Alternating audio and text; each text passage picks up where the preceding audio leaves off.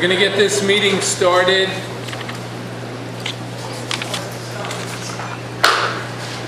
We are on the record. Good evening, everyone. This is a caucus of the Jersey City Municipal Council. Today is Monday. And if you can believe it, it's September 9th, 2019. We had a 5:30 scheduled start.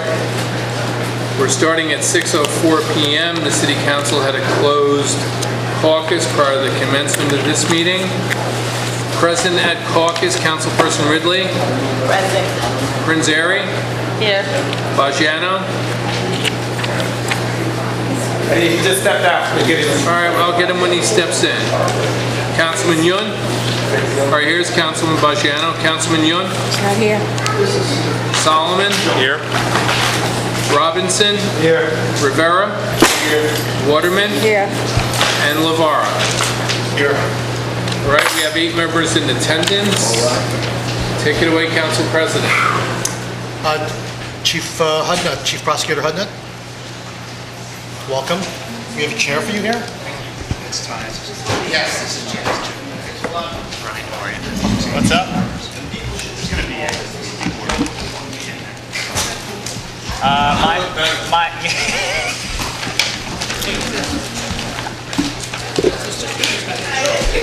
it's the ordinance on the public safety headquarters.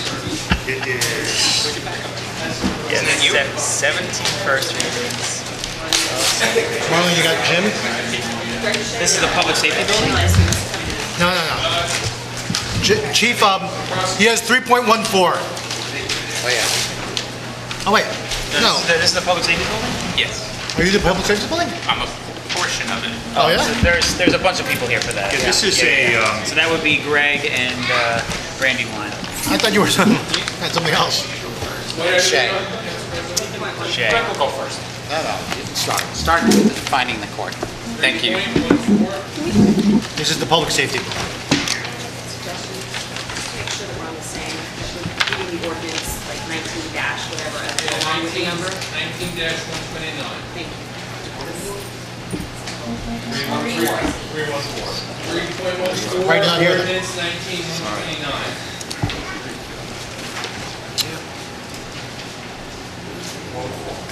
Okay, who's going to take the lead? I believe I'm going to start, and I appreciate the accommodation. I'm on my way to a neighborhood association meeting. I'm going to speak about one component of the proposed public safety headquarters. Councilman Solomon, I'm going to pass these out for the members of the council, as well as the director. I'm going to speak about the component of the building that would house our community court. For those of you that don't know what a community court is, it's a non-traditional court that takes a problem-solving approach. It tries to solve the problem of why a person offends.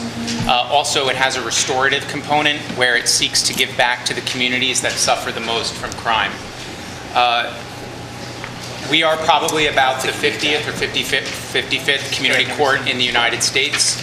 The very first one was the Midtown Community Court in New York City. Subsequently to that was the Red Hook Justice Center, which is sort of the flagship community court for the United States. Whenever a community court is launched, location is important. The New York City Midtown Community Court was a response to the high crime in the Times Square area through the 1970s and the 1980s. The choosing of the Red Hook Justice Center was a response to the unique rates of high crime in that area of Brooklyn, which is isolated from public transportation and surrounded by water.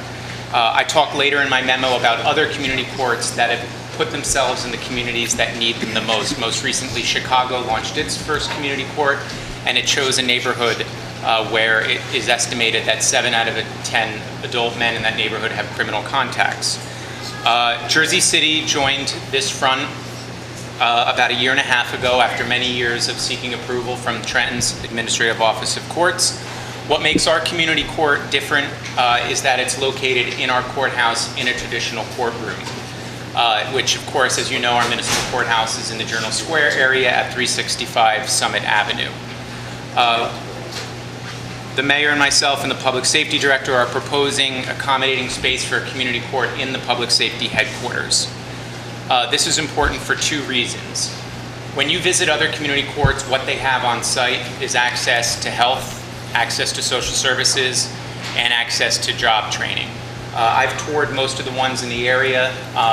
Like I said, Red Hook is kind of the flagship. You can go upstairs and start your GED right on site.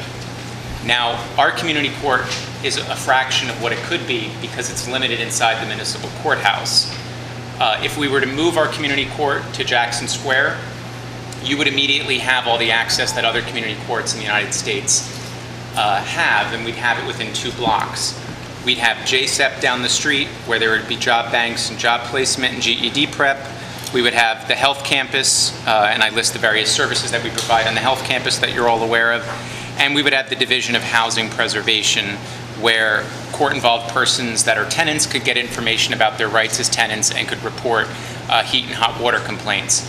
These are all things that other community courts do because they want to change the court from a place of punishment to a place of restoration. Restoration for individuals to get back on their feet and to not recommit crimes, and restoration for the community by having sentences that give back, such as community service, to the areas that are most affected by crime.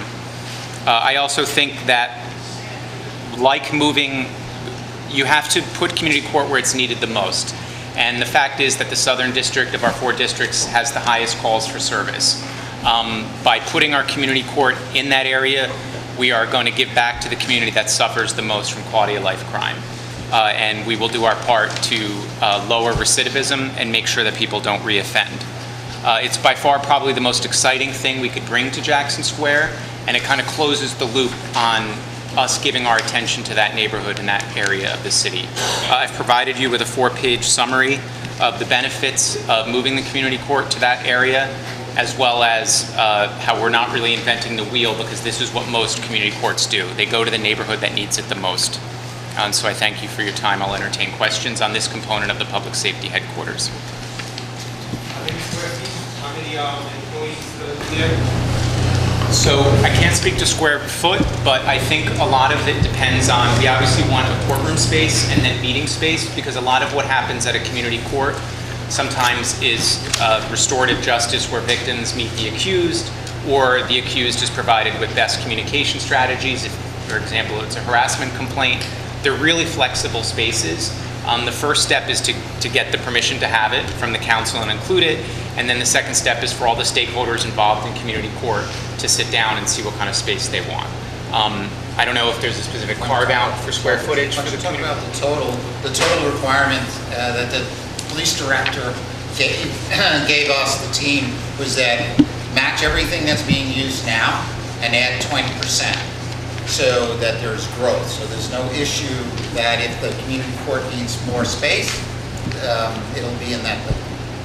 If that answers your question. And you're not really increasing sizing of staff, because we have all this in place through our community court solutions, and we would essentially be either dividing them or moving them entirely to Jackson Square, where they'd be much more effective. Now, the community court, I know they doing it in the courthouse now. Do you have like a bullpen, or is this like, what kind of criminal offenses would be able to take place there? We serve only low-level nonviolent offenders. Also, it's important to note that if an offender has a violent conviction in their past, they're ineligible for participation in community court. So we're treating those that commit crimes that are possessory offenses, where people are hurting themselves and I guess hurting the community at large. Shoplifters are quite often put through this, and harassment and disorderly conduct, where people instigate fights with others or law enforcement on the street. So again, this is, I think the important thing to note, and I think it's a good question, Councilman, is this is low-level nonviolent offenders, and across the country, community courts are used for low-level nonviolent offenders. Yeah, and there are no associated detention facilities, which I think is what you're asking for this. This is voluntary participatory court. So people that are referred to community court, they wouldn't be arrested and taken there. This is kind of after the offense court. Yeah, our community court is voluntary. No one can be sentenced or forced into it. Once you're deemed eligible, the paperwork is sent to my office. My office has the first veto. Then the judge has the second veto. Assuming a person makes it past those 2 vetoes, they're presented with either the course of traditional prosecution, what their offer would be, and then they're presented with what their diversionary prosecution would look like if they were to enroll in community service and or community solutions, and quite often they do. Yes. Well, Jersey City Community Solutions currently has a director and I believe 2 support staff. So we would ideally be moving them, and we would be moving them there. The question remains if our Community Solutions judge which is Judge Cynthia Jackson, who's been very proactive in touring the country and talking about what we're doing, whether she would be there full-time or whether she would be there on certain days and in the building other days. I think it would make the most sense to have the community court judge there 5 days a week. With that, you'd have the community court judge and the 2 administrators. Council members, questions for everyone else? You shouldn't team together, right? Yeah, you can ask anything. Everybody should have. You want to do presentations? I'll do a quick, Yeah, we have just just quick slide. Just real quickly, since I've spoken to all the council people about this one-on-one, so you're all familiar with it. The first page is the picture of the proposed building's location in Jackson Square. Second page is, Greg will talk about, that's some of the construction things. Yeah, let me stay there real quick. Page 3 shows the successes we're having now in the campus as the civic center is coming together. This page talks about 342, which is 3 Jackson Square. It was completed by Eric and What page you want? Brandywine 16 months ahead of schedule. page you want? Page 3. So it was completed 16 months ahead of schedule. They were, by that lease, they are not required to give us this building until next fall. But the city requested that they get this building finished faster, and they did it so quickly that we're already in it. And as per the lease, we will not be paying rent until next fall, which means we're in that building with no rent for 16 months, which is a savings of $800,000. That's line 3. If we had to stay at 30 Montgomery.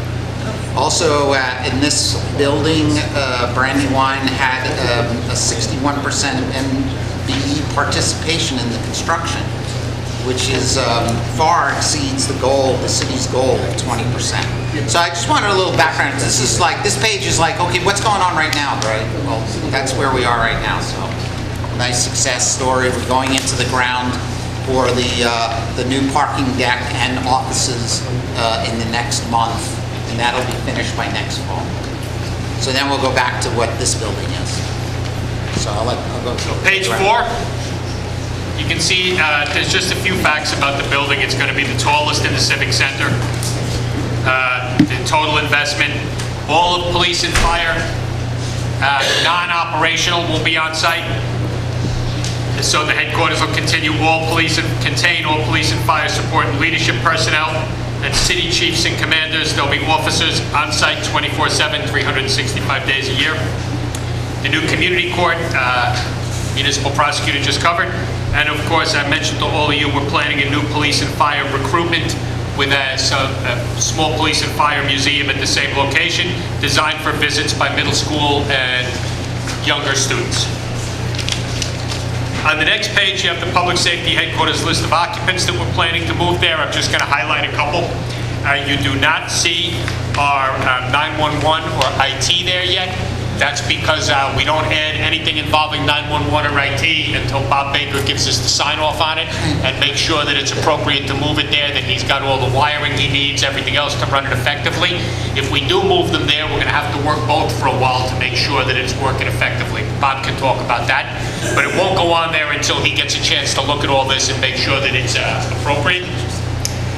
Internal affairs, we do plan to move them there. They're with headquarters right now, but some of the people in the council have heard me talk before. Eventually, our idea is that's one unit we'd like to have its own location. Best practice across the United States is for internal affairs to be separate from all other police locations, so the complainants aren't afraid to come in. So at some point, we would like, but that's years down the road. And then, that's about it.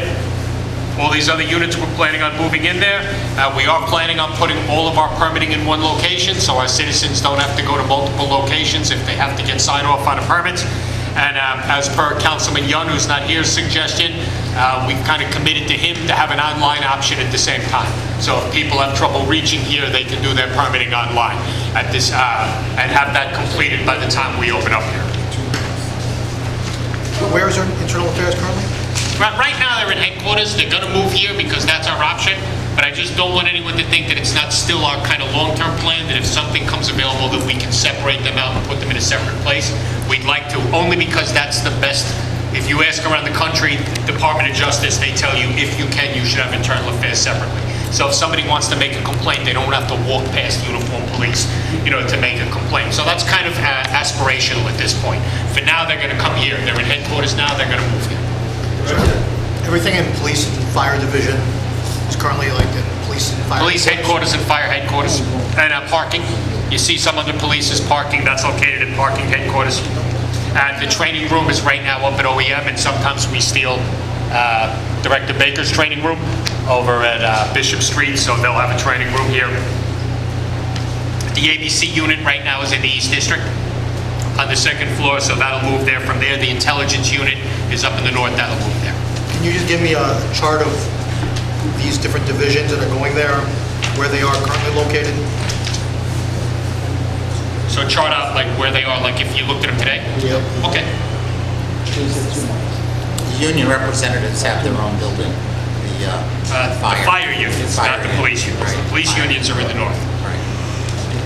The old, what I'm hoping to call the Old North. Huh? They're staying in the Old North currently? No, we plan to bring the unions, by contract, we have to provide them office space, we plan to bring them in here. They had expressed some concerns about that, didn't they? Or- Yeah, some of them expressed concern to me, they're waiting to see what it looks like, what the entrance looks like.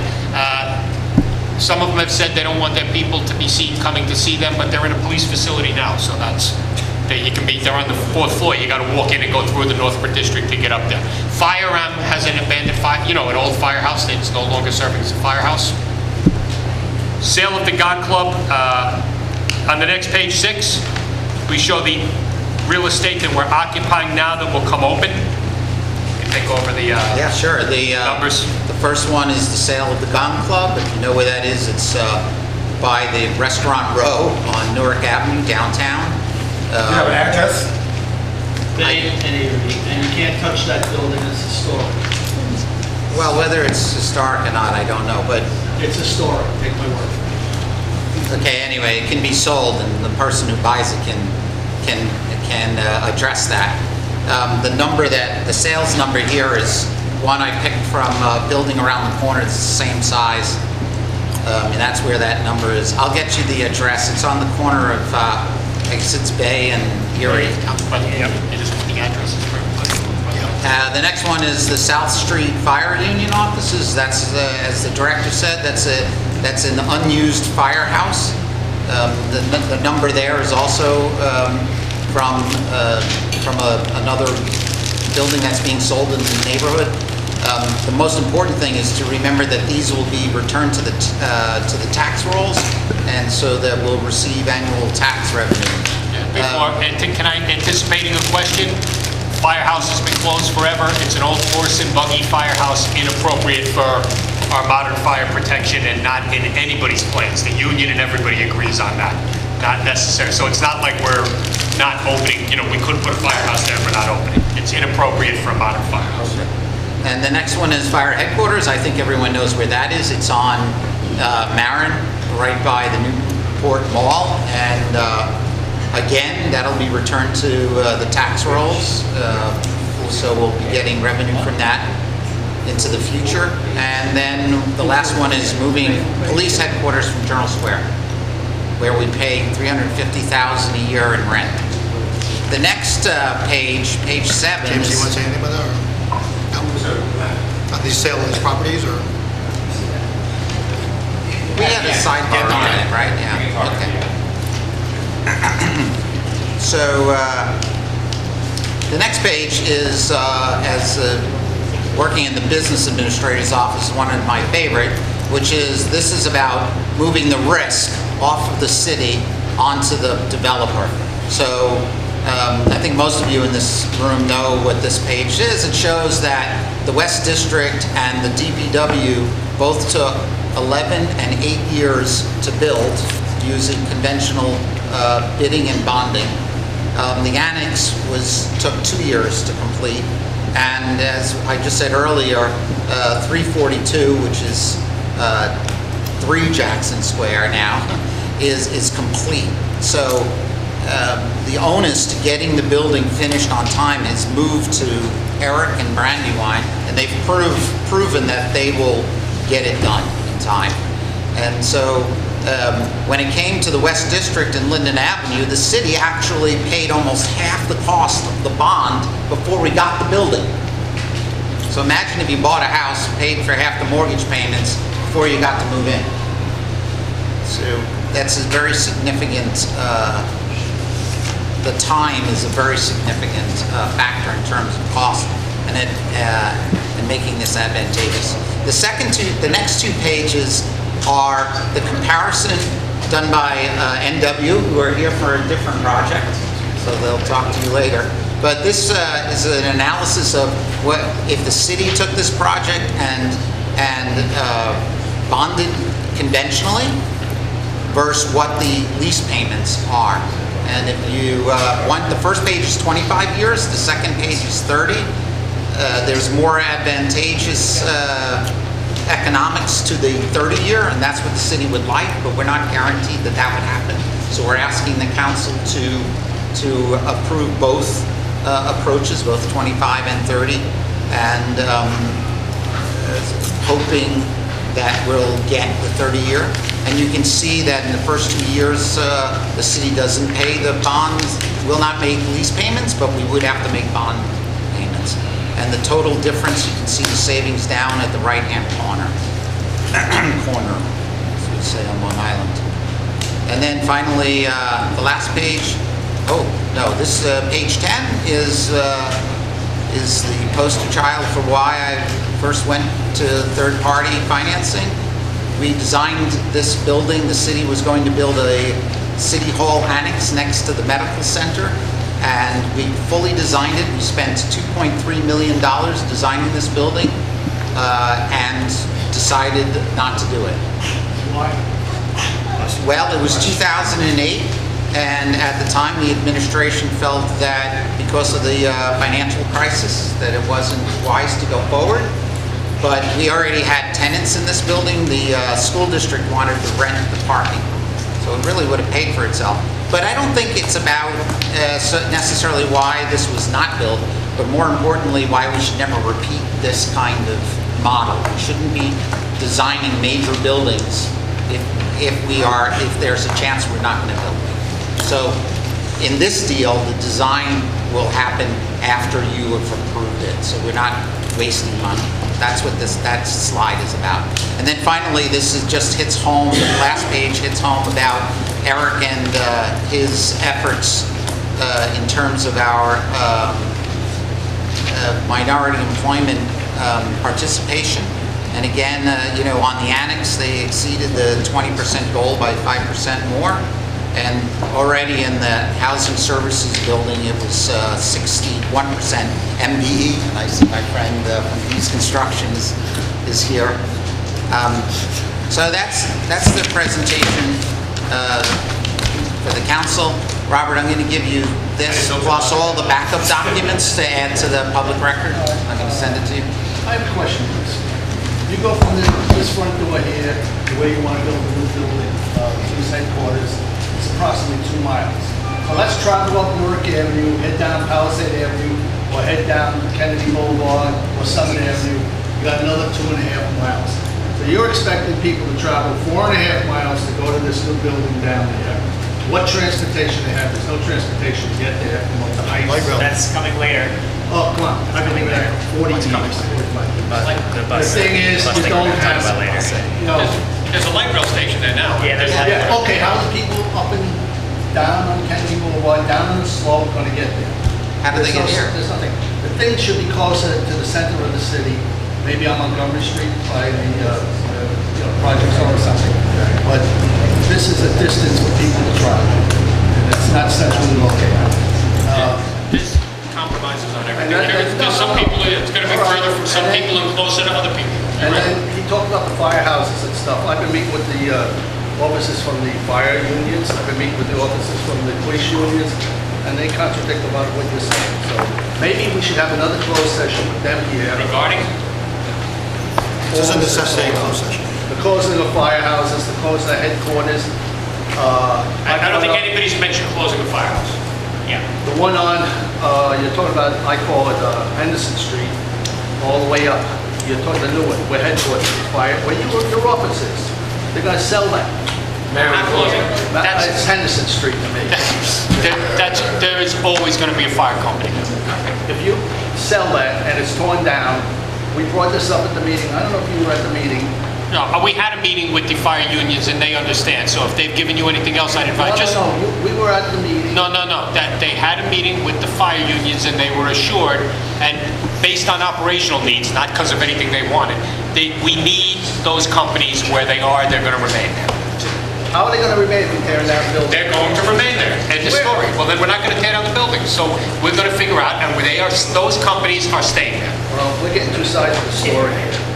I'm just telling you what myself and the fire chief is saying. The fire chief tells me where he wants the companies, that one has to stay there, based on people's safety. You get attention, very important. Listen, I think we should all sit down. I said with Jermaine, we talked about it, and I think we should sit down, and all this should be discussed further before any more of this is done. I mean, you say all these wonderful things. I've been around a long time, like the West District. I've seen all these wonderful. They sold 8 Erie Street, sold 325 Palisade Avenue, and it's been a horror show. And so I don't trust anything that comes out of City Hall until we see it black and white and it's done correctly. Okay, other council members, comments? Council Robinson? Okay. So just comments, I do want to know more about the financial aspect, but I've spent the last 2 months going around to the entire area where that's going to be. I've met with Jackson Hill Main Street. I met with the NAACP. I met with the community. Friday night I had 3 block associations, Rose Avenue, which is the Jackson Green Homes, Orion Avenue, and also Claremont Avenue, block associations and the committee people there. And everyone seems to love the idea of what's coming to this part of the city. They believe that it's going to help change the narrative on the tale of 2 cities, and they also believe that they're going to change the narrative on the crime that has been plaguing us in that area for the last 20 plus years. And not to mention that we have a lot of people working and a lot of people seeing their friends and family members working on these projects, which is giving them a better light on the project. I still want to, make sure we look at the financials to make sure that the financials add up, but the project itself, the building, is something that I think the community, even the NAACP, is really behind. So I thank you, but of course the financials is really important to all of us sitting here at this table, and not just us, but the community as a whole, all constituents. Other comments? Let me ask you one other question. Before you, anyone else have comments or questions? I have a couple too, so. Ready to go, or? Sure. I mean, can you guys provide the full breakdown of the financial analysis? So you know what the assumptions were on the bond numbers that were used to use? Sure. Well, what I'll do is I'll send you the source document. Sure. This is obviously the presentation. Right. So NW did the analysis.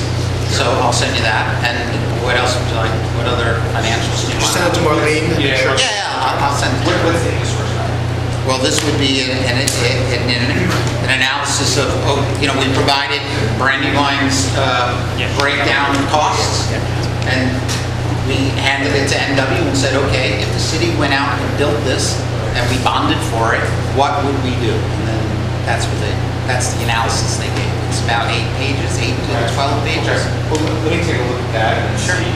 I think that the second topic I wanted to bring up, I mentioned when we discussed this ourselves, was during the budget hearings, particularly when we went to the public works budget, we noticed the number of increases in contracts, some of which were surprising to me because they were related to things like HVAC systems, which in a new building I wouldn't expect us to have to spend money on. And in that conversation, some of the things said in that as a public meeting, as a public transcript, were saying that we had to spend more money than we expected due to issues with the construction.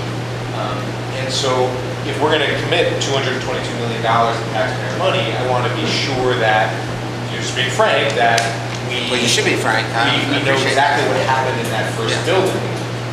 Also, that this financial analysis picks up the fact that we may have to now be spending potentially significantly amount more money on the ongoing maintenance of the building, starting whenever it's open.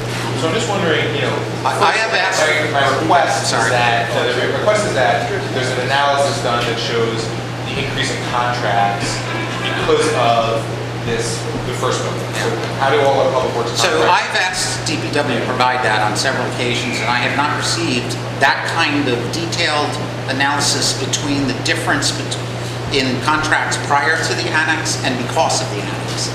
So I'll follow up on that again, try to get that.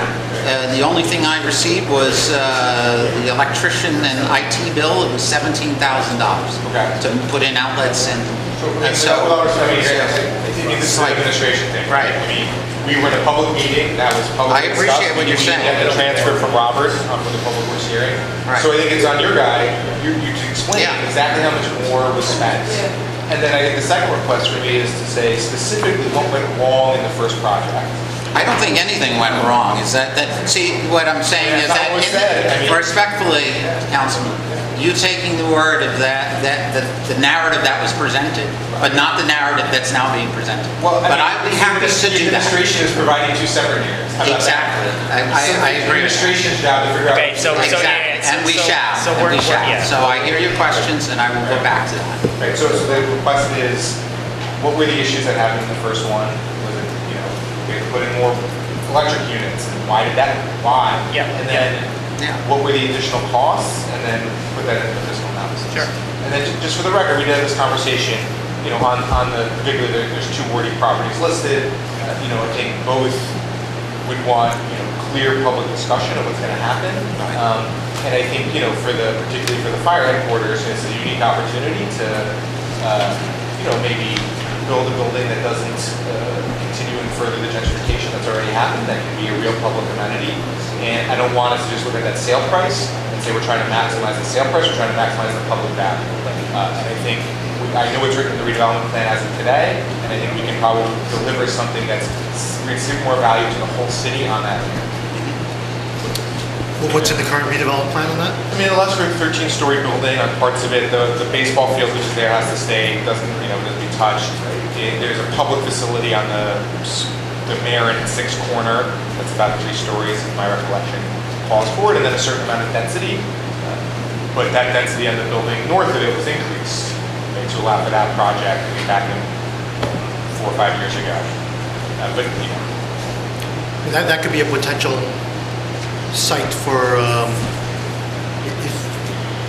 actually, I don't know if I should bring this up. It's I just want to be clear that we should think about it. Conversation. Yeah, just think about that site thoughtfully and not in terms of dollars, in terms of public value.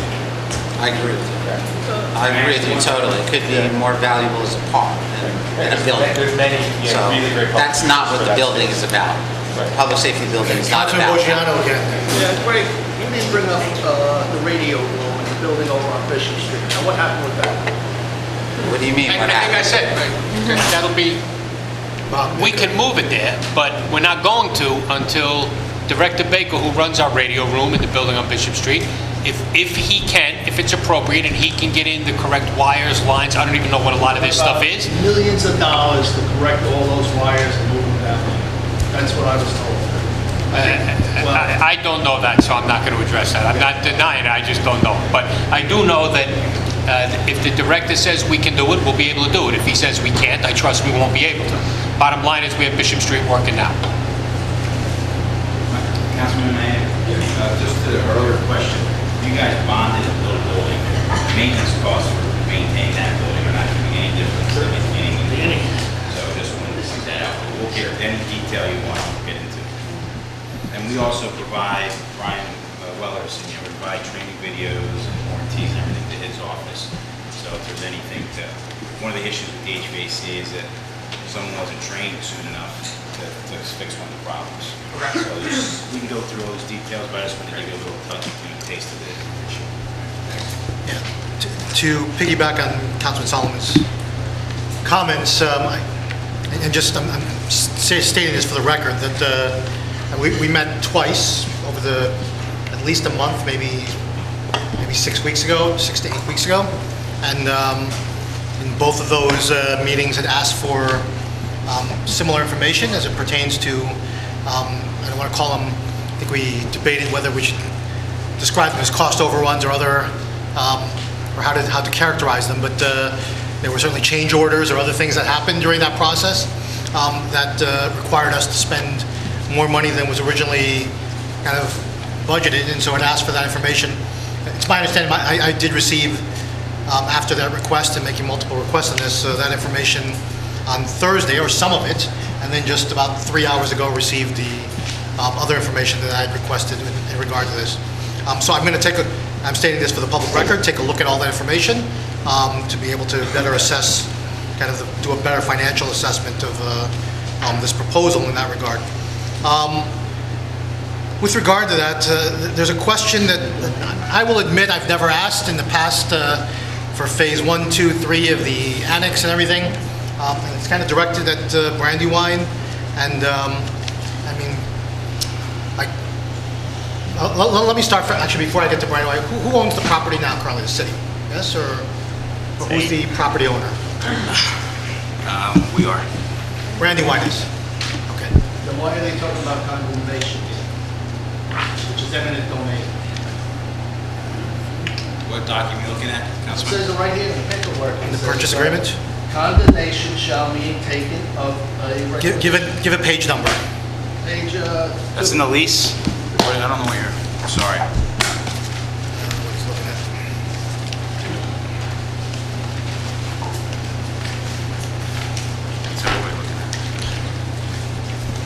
What document are you looking at, Councilman?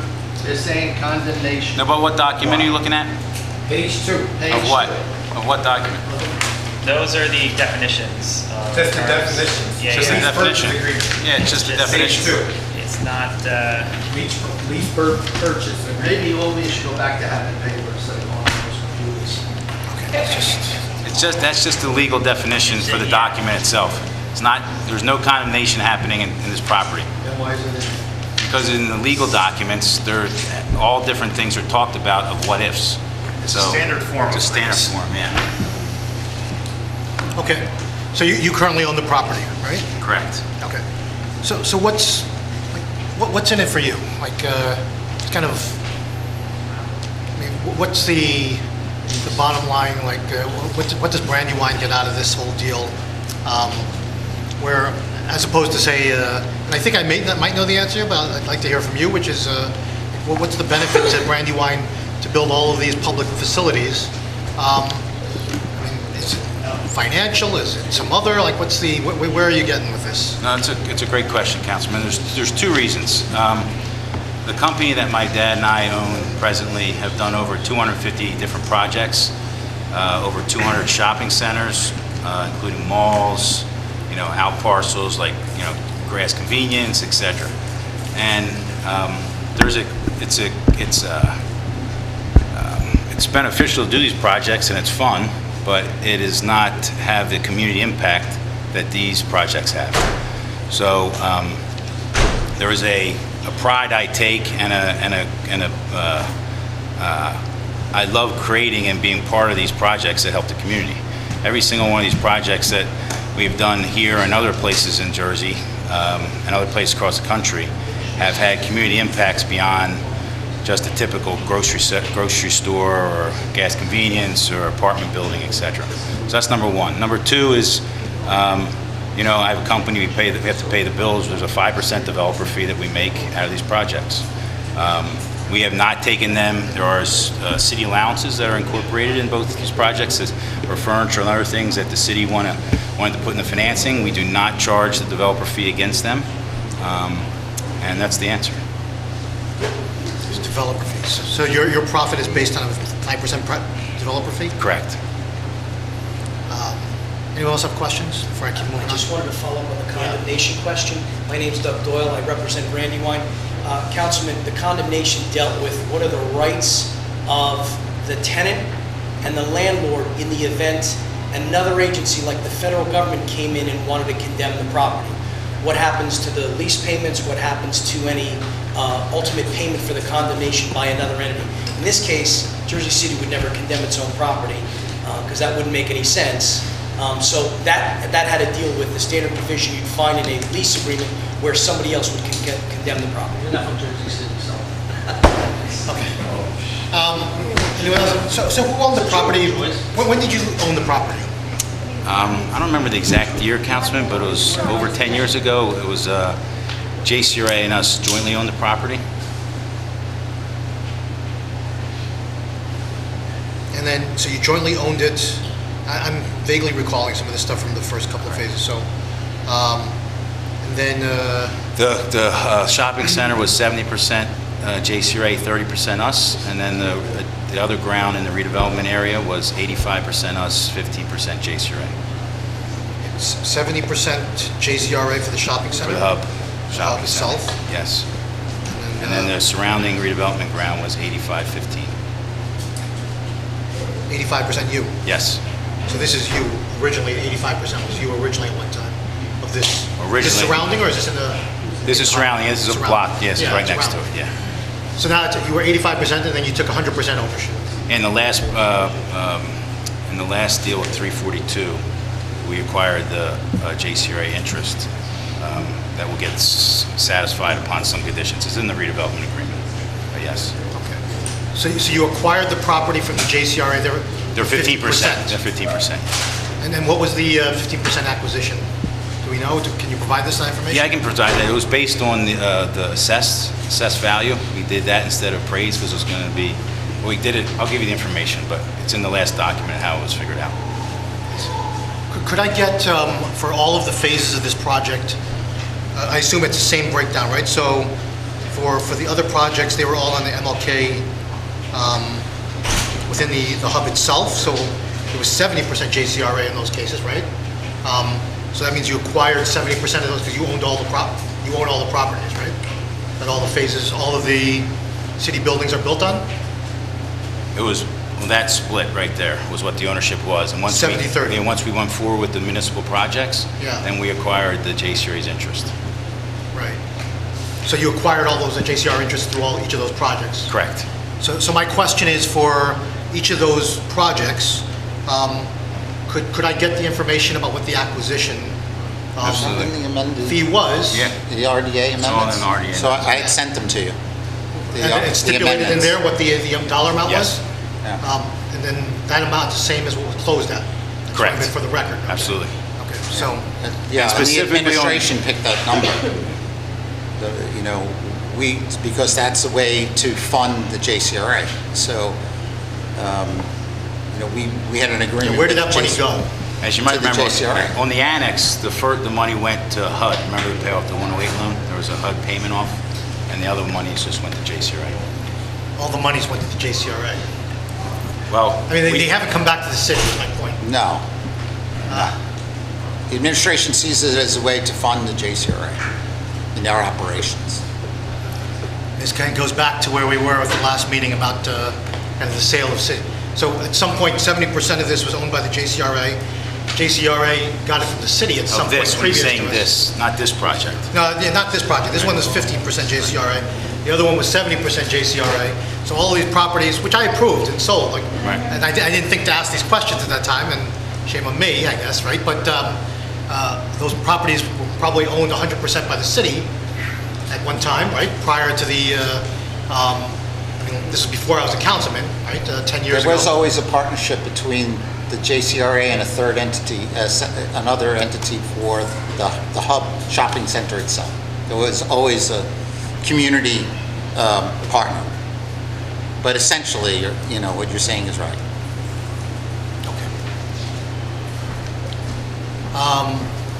Any other questions here on this? I still have more, so. So just to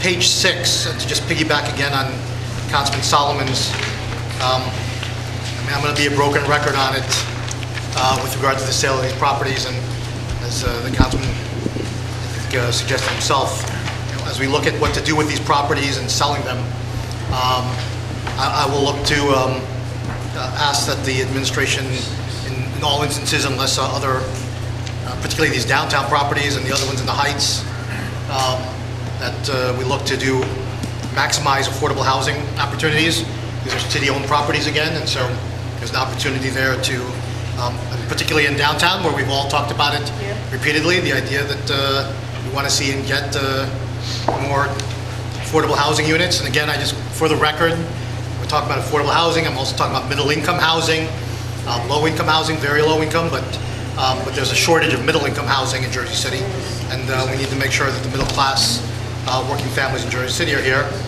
And there's opportunities there, particularly with the fire headquarters on Marin, to really to leverage that property with maybe some other developments in the area. I won't say too much more than that, than to leverage other developments in the area to be able to maximize some affordability and find some funding in the process. So I'll leave it at that. And Tomorrow, you've got senior housing. You have And senior housing, absolutely. Low, middle. I'm all for senior housing too. Yeah, we gotta have senior housing. All of the above. We had 2 people in here before that can't get into senior housing. Absolutely. You're absolutely rich, right? Right, Rich. Other questions, council people? Go ahead. Okay, nothing? Okay. Oh, I have one request also, just on the hirings, could you give us a report on that? Yep. I know you gave us a number, but I'd love to see not just the number of percentage of participation, I'd like to see percentage of man hours, right? So,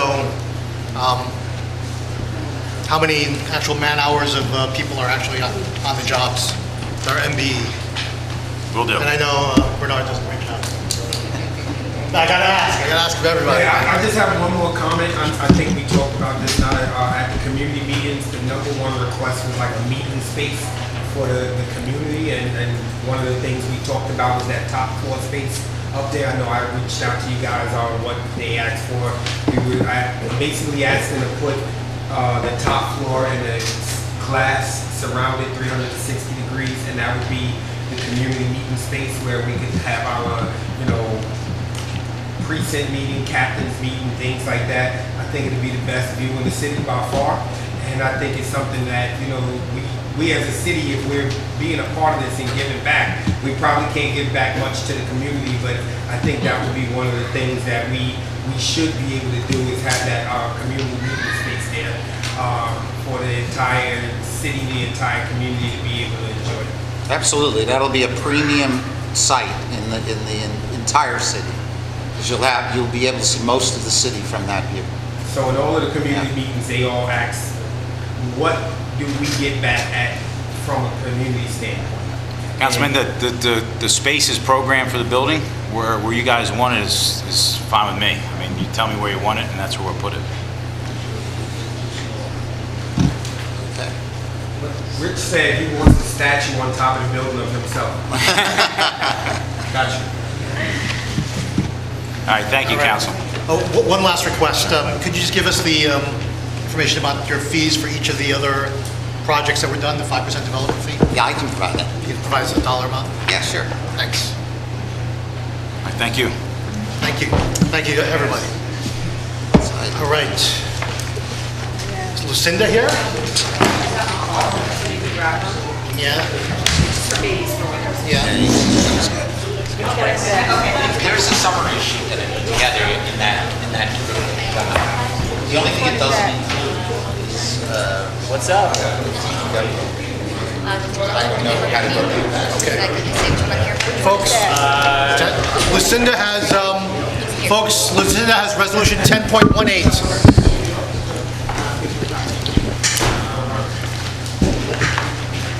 I don't know what that number is outside of it. 1907.5. Sorry, I can't, it's not written on the form, I don't have it.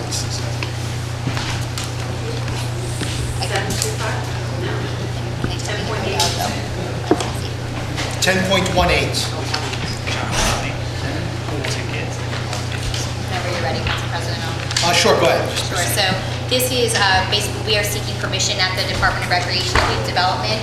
We're just seeking your permission so that we can apply for a grant, because if we were issued the grant would require matching funds from our department. So the maximum funding we're seeking is $20,000, and the maximum will be $4,000. The funds that we're seeking are to support inclusion recreation programs here in the city. so that we can have programs that incorporate both our special needs youth and our regular needs youth together in true inclusion. We are actually launching our first inclusion program this fall on the 2018 version of this award that we were given, where we were given $10,000 with a $2,000 matching.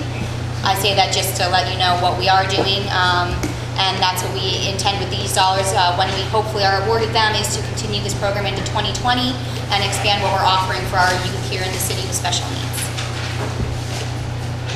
Council members? Yeah, Lucinda, I just want to thank you for the meeting the other day. What's her name, from Senior Affairs, is going to go over to help the people at 36 Kennedy Boulevard. Looks like it's going to work out. Thank you. Excellent, Councilman. Thank you very much. You know, we're all here to serve the city, so I'm glad that that's what we're doing. Thank you for the feedback. Any other questions about the Roy grant? None? Thank you. Thank you very much. Thank you, everyone. We have the tax assessor here at Tolosa. You want to come on up? I'm so discombobulated. No, it's okay. 10.31, which is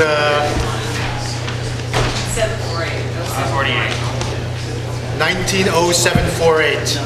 It's a resolution authorizing to settle assessment appeals filed before the tax courts of New Jersey on various properties. Good afternoon, Councilman. 10.31.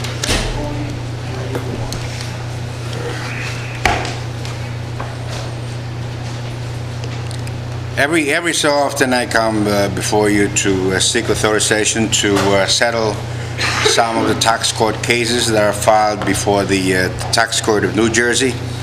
On the schedule that's attached on the resolution, we have 17 parcels. Basically, these are all commercial or industrial and some vacant lands.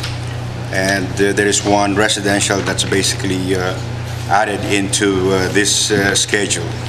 The same what happens here is that this is more of some kind of resettling of some of the values we have from various years. If you look at some of the big ones we have, where property is owned by 30 Jordan Square Partners. These are multi-year settlements. What happened here is that one thing, the building basically are in need of major repairs. That's basically calculated in just how much you could value the property. So these, the first one that you're looking at the 122 Newkirk, although we have value before at 3.8 million, we're reducing that on the basis of that both of these properties would need some kind of major renovations.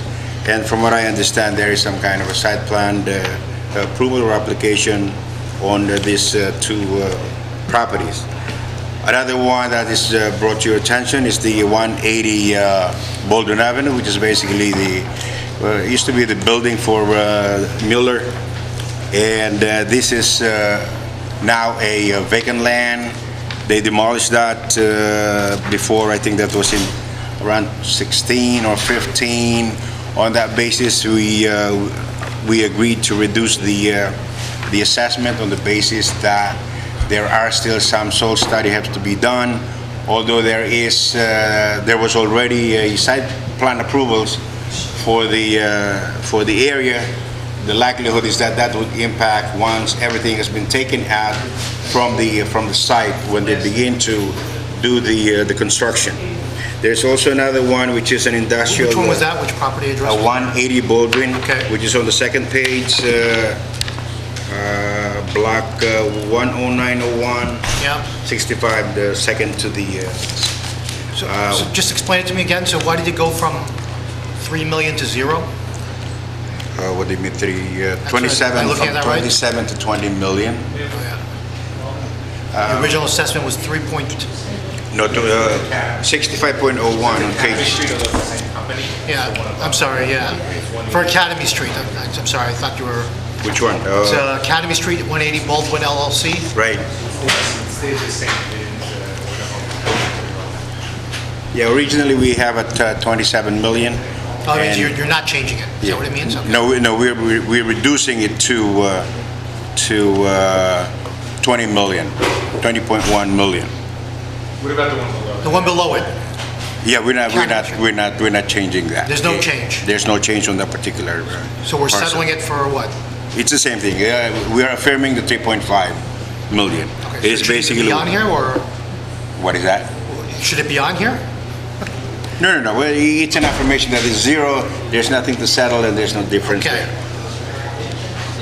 Okay. And there's another one on 45 Linden Avenue. Same thing, that we have a multi-year settlement on this particular property. And also some of the bigger exposure we have is the 100 Polar Way, the free store. This is basically a refrigeration company, where what happened here is that the calculation in terms of what the potential income of the freezer, which is 140,000 square feet, when we had the reval even with that, there's some kind of a discrepancy on what could be the potential income on a freezer warehouse like that. Usually when you deal with the type of commercial properties, the bone of contentions all the time is what vacancy you're going to use, what capital cap rate you're going to use, because that would make a substantial difference in terms of the value that you can come up. So ultimately, from 2011 to 17, we were able to settle this particular refrigeration company's property. I have a couple of questions. Anyone else have questions? So on the apartments in particular, so your assessments are based on what again? Is it based on income? On the apartments, remember... These are residential apartments? Yeah, these are residential, like for instance, anything that has 5 units and up, we call them Residential apartments. rentals? That's correct. We call them apartments. So not knowing when they were built, Right. are you checking to see if there's rent control applications here? All 5 units and up are under control. That's basically one of the, not exactly error, but the miscalculations on when we value the property, not considering what restrictions are imposed on this, on the affected properties, or the 5 unit and 5 and more apartments. On this particular one, during the reval here, what happens is that the reval firm calculated it on the basis of market rate.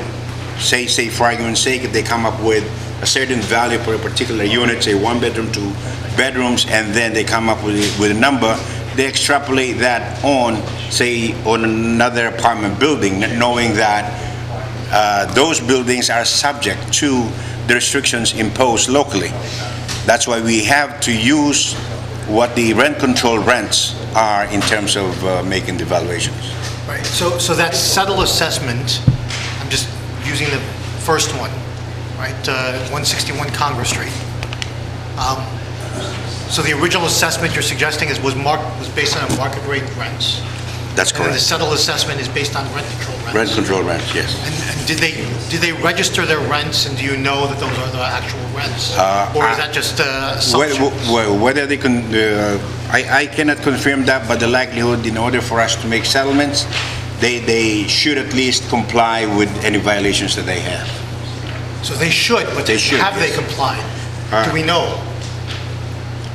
I cannot confirm that. I don't have the document right now, but as I said, when we settle, we look for I would those want to know for all of documentations. these apartments that fall under potential rent controls. I don't know when they were built, which ones are eligible here, but all of the residential rental apartments, I would want to know that they're registered with our housing preservation, their rents, and to make sure that these numbers that are based, these settled numbers, are based on actual registered rents and not just rents that they just submitted to you and said, this is what we... I'll send a confirmation on the registration on this apartment building.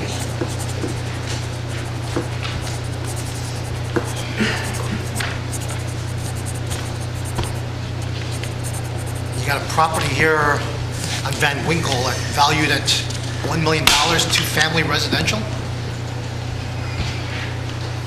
What item is that? It's 133 Van Winkle Avenue.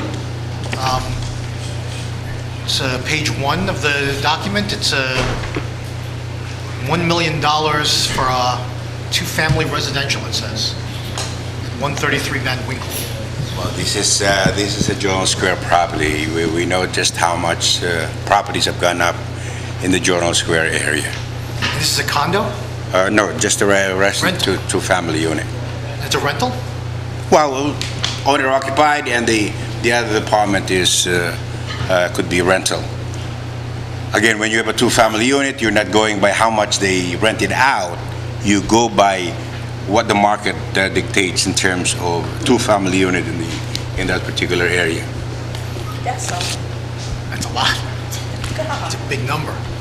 No, I mean, I know you'll be surprised, but within that Journal Square 2060 redevelopment area, vacant lands alone, sometimes they can command like 920, just a vacant land for a 25 by 100. You have like 50 by 100, you're talking about 1.6 million. Oh, wait, yeah, it says 2017, you valued it at 200,000, and then 2018, 1 million, the same property. Which one? 133 Van Winkle. So you're saying because of the reval, it went from 200,000 to 1 million? One thing, 200,000 is basically that's where you have the ratio Pre-reval. applied. Yeah, in other words, 100%, apply the ratio. So they saw 5 times increase because of the reval. Oh, yes. So, the change in values basically fluctuated between 3 to quadruple, whatever. Okay. Wow. Council members, any other questions? So you'll provide us that information? Yes, sir. On the rents for... Yeah, whether they registered, yes. Any other questions? None? Thank you, Dennis. Thank you. We'll bring up Jeff and Sammy. We've got the one resolution, or we got more than one? What's that? Trying to sneak it all in? Okay. Which resolution? All right. Since you guys are coming as a team, I'm gonna go with somebody else. Because you got multiple items, so there's a bunch of folks who got one item. I wanna be fair. That's generally been the rule. I'm sorry, guys. Okay. I'm gonna bring up Carmen then. Come on, Carmen. She looked at me with her eyes were sinking like plates. Wow. Carmen's at 10.25. No love. Sorry, guys. Sorry. That's a resolution amending the annual action plan to reprogram community development block grant, CDBG money. 10 what? 10.25. Does anyone have any questions in regards to this resolution? Or what was proposed? So can you tell me, Sure. where was this, the source of the monies previously that are being reprogrammed? So you should have gotten in the memo in the chart where these funds are coming from. They're coming from fiscal year 15, 16, 17 of community development block grant funding, and the different sources are either from summer program monies or an agency spent some money, because again, my programs are reimbursement, and so if, let's just say example, we awarded $113,000, but the ending balance is $47,000, we reprogram those dollars from unspent years to get to this plan. So ultimately, this is a practice that community development should be doing in regards to trying to carry forward its balances. And so in the chart, it identifies what fiscal years we took the funding from. Yeah. I need a ladder. Isn't Wow, it? okay. Is that why you're here? Yeah, that's why I'm here. I want a tablet too. Actually, everyone gets the tablets. Yeah. I am the only one with the laptop. Yeah. So. You want to look at it? No, I brought the paper. I know Rich could appreciate that. But I think the big bulk of where the funding came from, I would say would be from my demolition grant line and the HIP HORP program.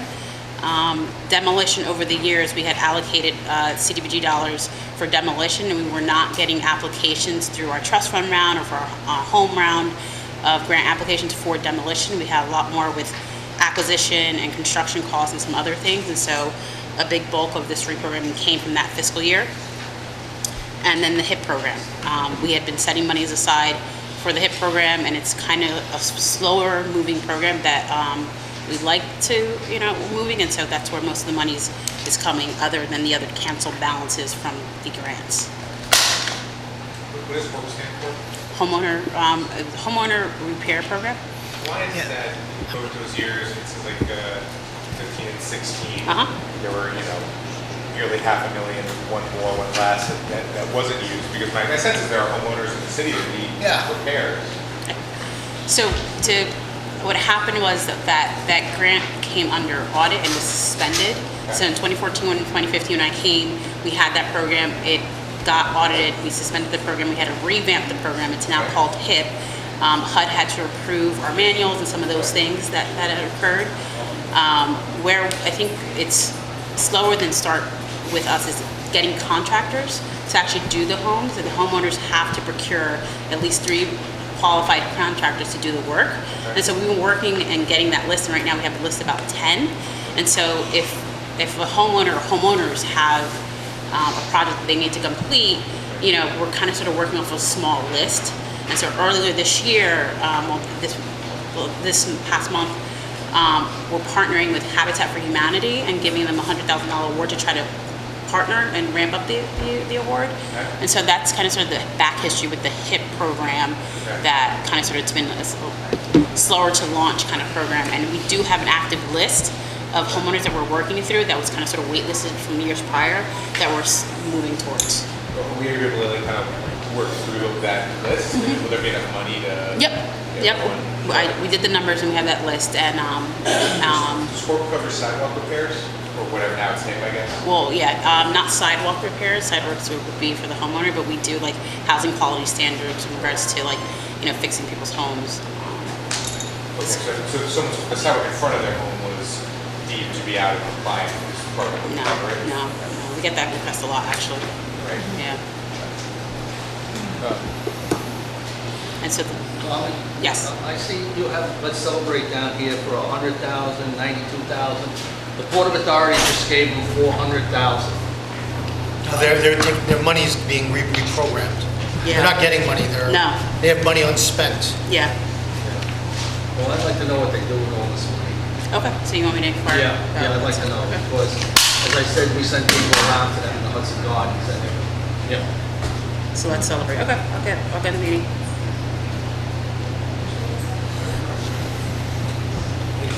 So I myself and other council members, Councilman Yun at one time with this HORP program, are familiar with the challenges, and so my experience of it wasn't that there's a lack of need for applicants for this HORP program, but that there's and frankly I haven't followed up on it in a little bit of time now, but it was never a lack of need. There was always applicants for this, or people who needed these funds. I find it hard to believe that we're not able to help people stay in their homes on these stuff. Like that's what that whole program is for, right? Like it's preparation, do the rehab on their homes, and most of them were seniors and homeowners in Jersey City. So I think it's just timing and deliverables, right? I came in 2014, 2015. I was prioritizing the budget based historically how the division was doing it. And when it got suspended and we had to stall it for almost 2 years and kind of sort of relaunched it last year, we're like moving it. So I have monies on my balance sheet that I need to move. It's not like we're going to cancel this out, in fiscal 20, because fiscal year 20 hasn't been decided. We could allocate more funds for the program. So when I ran the numbers, the existing client list that we have that will be left will still be covered and we'll still have an active program, right? If you go back to the prior years, I was putting aside, I brought those numbers. in HIP, in 2015, I set aside 500,000. In 16, I set aside close to $1 million. In 17, we did not, I don't know, 400,000. In 18, another 400,000. So ultimately, I've got something on our balance sheet that needs to move, and these two parks have been identified to spend the funding quicker. So I do not want to be in a position where, come January 31st, HUD is saying, you got to take this money back because we're not moving the funds. So, and it's only a portion of. Let me ask you, what else could you use these funds for? What other purposes or uses would be permitted or allowable? For CDBG? I mean, there's various sources, right? So youth centers, senior centers, public facility improvement, tree planting, I have the list here. Affordable housing? Yep, but when it comes to affordable housing, again, it's, you gotta be a CDBO in order to use CDBG funds for affordable housing. But we set aside monies in acquisition for development, and that's how we arrange our capital stack for affordable housing. Mental health, tenant landlord counseling, neighborhood cleanup, security deposits. So there's a whole list of CDBG eligible activities that we can. All of that is eligible, everything on the list? Yeah. Could I get a copy of that? Yeah. Sure. For the entire council? Yep. Email it. So I'm just going to suggest to the council, I've said this before, I'm not going to belabor the point, that while certainly wanting to see the funding for these two parks, and I know it's not a popular thing for me to say, but I'll say it anyway, which is that because I just think, again, given the kind of the city's affordable housing needs, that CDBG dollars are intended for these sort of purposes with regard to addressing the needs of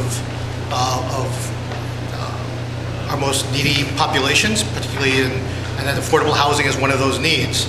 It's not something that you can find other sources of funding that are readily available with facilities like parks and other spaces like that we have an open space trust fund, we have a capital dollars, we have other sources of funding, grants that are available from other from the county and from the state and others around these things, and affordable housing is limited in its resources to fund that stuff, and so I would hope that we would prioritize these whenever we do this. I've said this before, so I don't want to belabor the point on it, but we're talking literally $1.5 million, which is not a small chunk of change that could be used for that purpose, and if we think that there's truly a need and affordable housing crisis here in Jersey City, which I do, and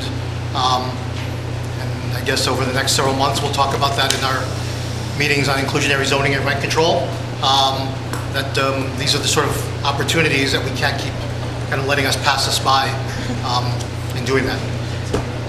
I said my little speech. I'll let it go at that. All right. Anyone else? Okay. Thank you, Carmen. Thank you.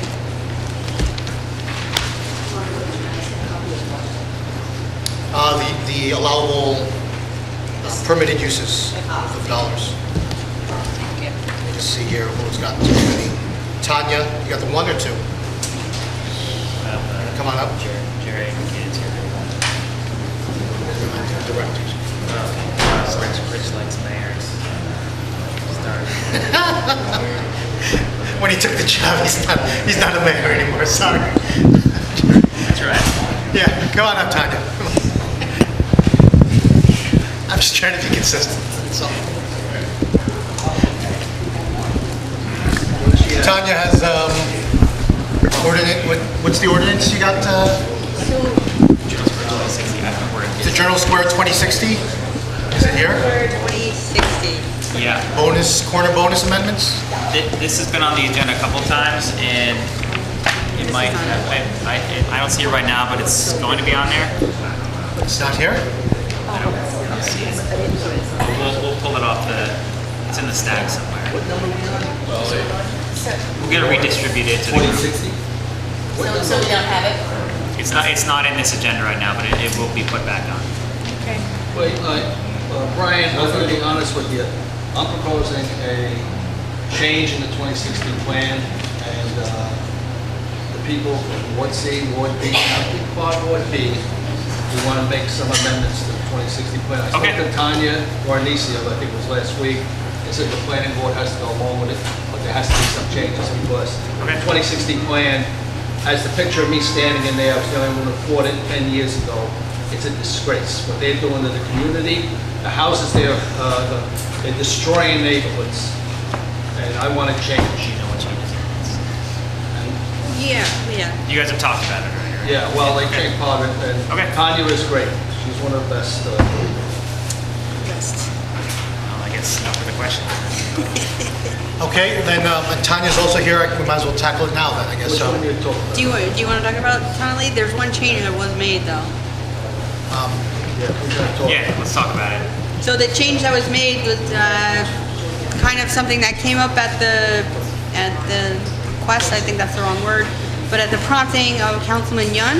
And so the applicant has added in the amendment that the site has to be at least 20,000 square feet. And so that takes away the idea of creating a precedent because all the other sites that are zoned corner bonus B, I think there's only one other that's that big. You were at the meeting with us here, which was several community meetings. Yeah. Right? Was Michael there at that meeting? I don't think he was. I don't think so. But changes have to come to the 2060 plan because it can't continue the way it's going. so what's going to happen with this item? Yeah, we'll get it to we'll circulate it ASAP. It's the same as except for the one change. It's the exact same. Yep. So the 20,000 square feet was the only change that The only thing I We said. can go back to an old agenda and find it now, but we'll get it to the council tomorrow. Is there a financial analysis? We sent something to NW and I looked this afternoon to see if we got anything back and we haven't.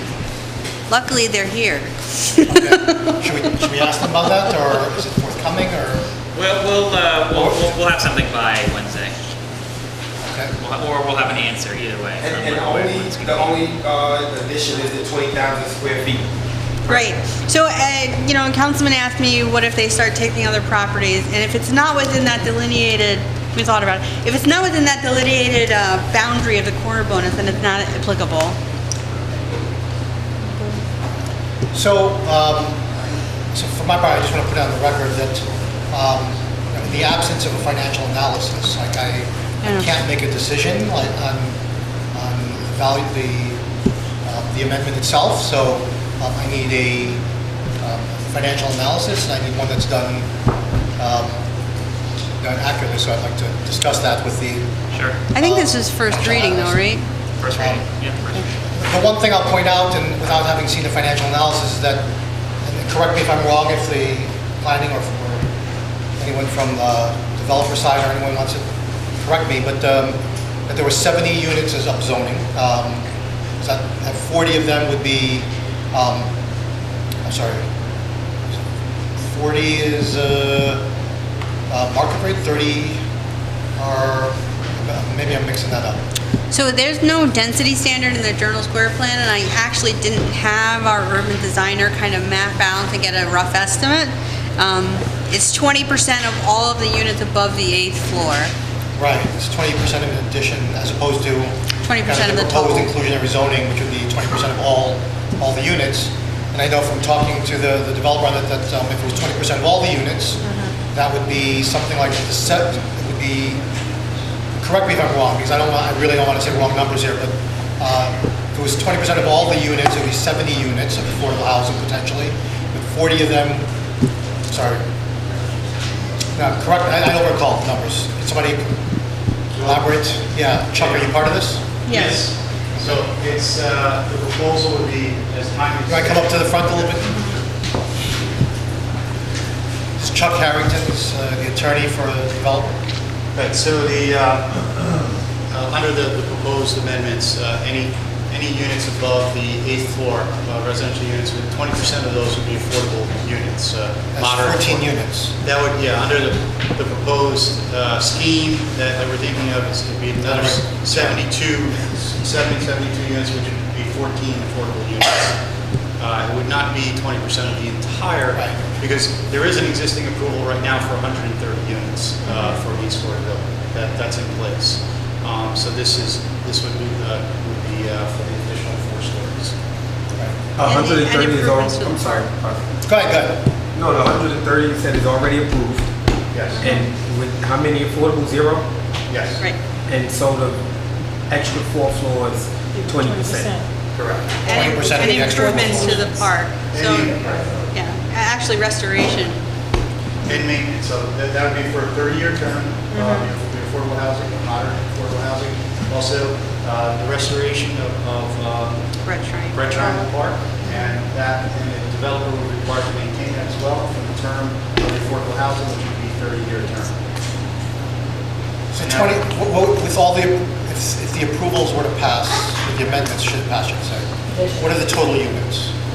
Affordable and market? It would,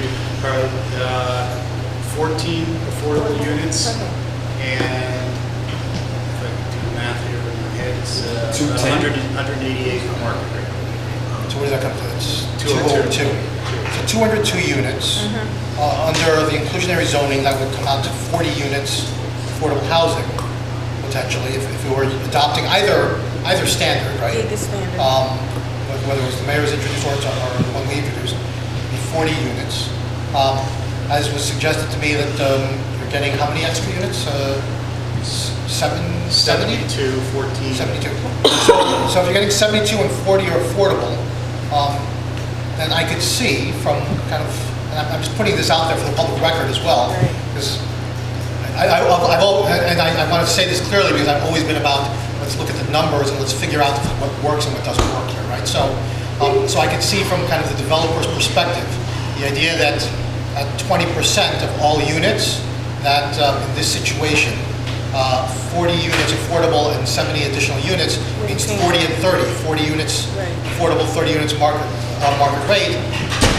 Without having done the financial analysis, it probably seems like it would be upside down, or as they say, the numbers don't pencil out, or whatever the case might be, right? I don't know for a fact, but given that one side is 40, the other is 30, it probably doesn't work out in that developer's favor. It probably makes more sense for them financially to say, you know, I'm better off just kind of keeping all market rate, and even if I'm doing less, financially it works out better for me long term in that sense. So, but the downside is we don't get affordable of any sort. So At all. Yeah.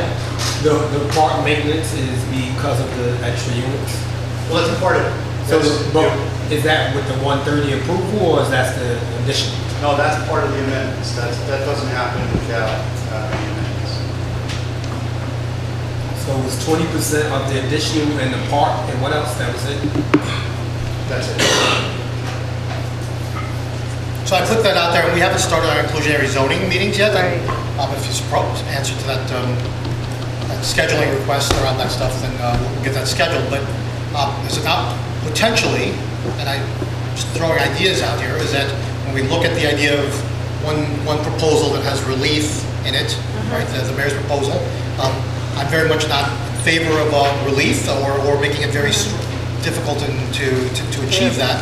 But this, under some sort of financial analysis, it might warrant, in my eyes, potentially some relief, where it is maybe potentially a park or something like that, because the numbers, you want to make sure that they work and that they work for the developer to be able to get the project off the ground with, given that their existing approvals and so forth around that. And also note, if I could, that it's the approval in place is for 130 units. And as Tanya said, there's no density standard maximum in the general square plan. So you could actually go back and amend the plan if you wanted smaller units. You may end up with 150 units in an 8-story building. So we're not maxed out at the building, the unit count that you have right now. Okay. Any other questions on that? So we'll look for the ordinance and the information that was requested. Yep. Okay. Thank you. Great. Thank you. So we'll talk about this W here.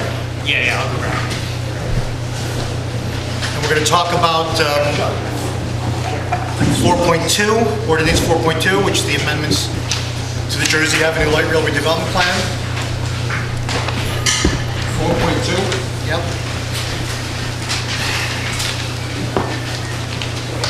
Can I make a recommendation before we start? I don't know what the best way to do this is, but I think we should either do the fiscal analysis piece first, or some of the, I don't know if there's additional, like if there's some of the planning comments. I just think that it's important to have maybe separate conversations on Do you have a preference as to which one to do first? I don't.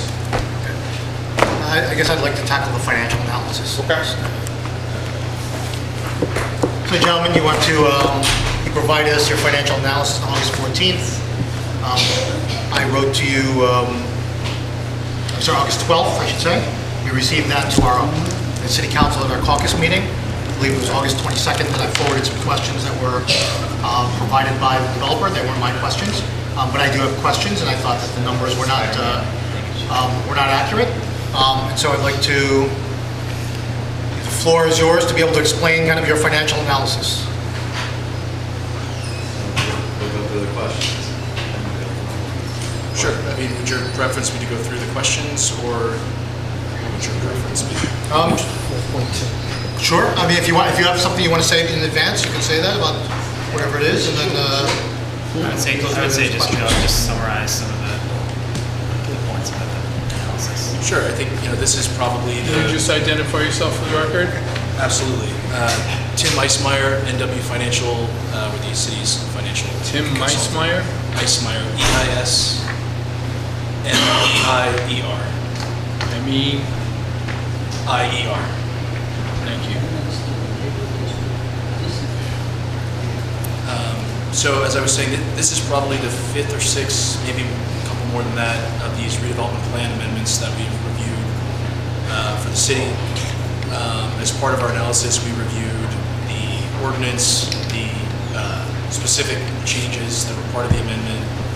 We also requested and received numbers from the developer of the site. We approached it the same way that we've approached all of those other analyses. We relied on, commentary from the city's planning division in terms of their review of the amendment. We relied on the text of the amendment, as well as the numbers that were provided in terms of coming up with project cost estimates, unit counts, things like that. To summarize, I think what was in the report, the way that the amendment sort of played out was there would be a large increase in density as a result of the amendment, and a change from a 10% on-site affordable requirement to a 20% on-site affordable requirement. And after going through all the numbers and all the assumptions, the sort of net benefit at the end of the day to the developer that our analysis produced was something over $20 million, which was significantly higher than the other projects we've reviewed in terms of a plan amendment review. And I think that summarizes what we did and what the report showed. So questions for the council members? I mean, I have plenty, so I will allow for folks to other. No, go ahead and roll out. I guess before we go into the details, and we should go into the details, let me just make a broader statement to start, which was I was really concerned by this analysis, and in every prior work that I've done with you guys, I may disagree here or quibble here, but I felt like things were above board. On this analysis, I read it, and it struck me as so off from your previous analysis that I couldn't figure out how we got to this result on this analysis and not on the other one.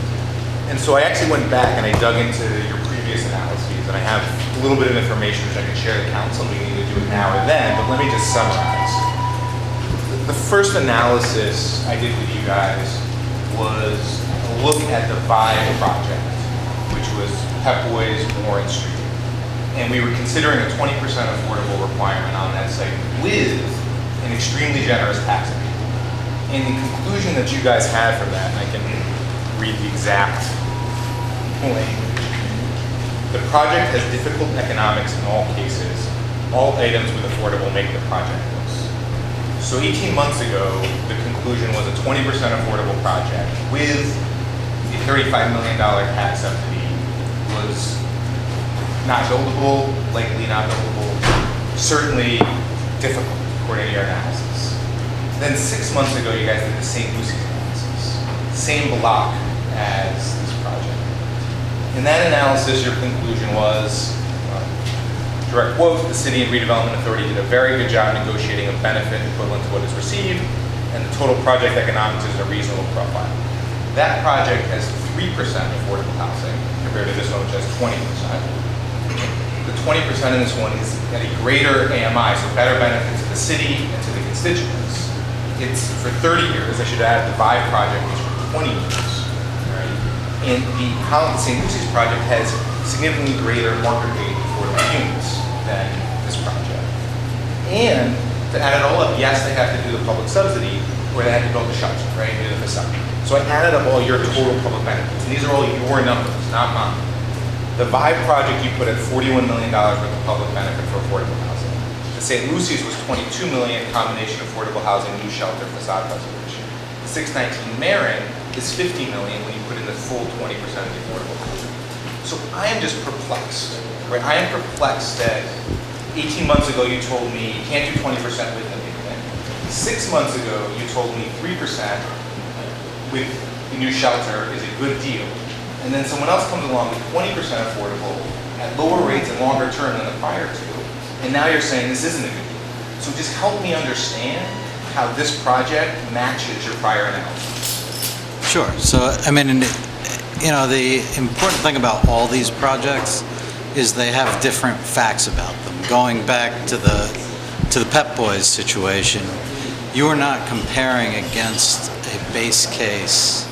Could you speak up just a little bit? Yeah, I'm sorry, where they didn't have any right. Mike doesn't, it's just for the TV. Oh, It just, yeah. No, it's not. Got it. So in that case, they had two choices available to them.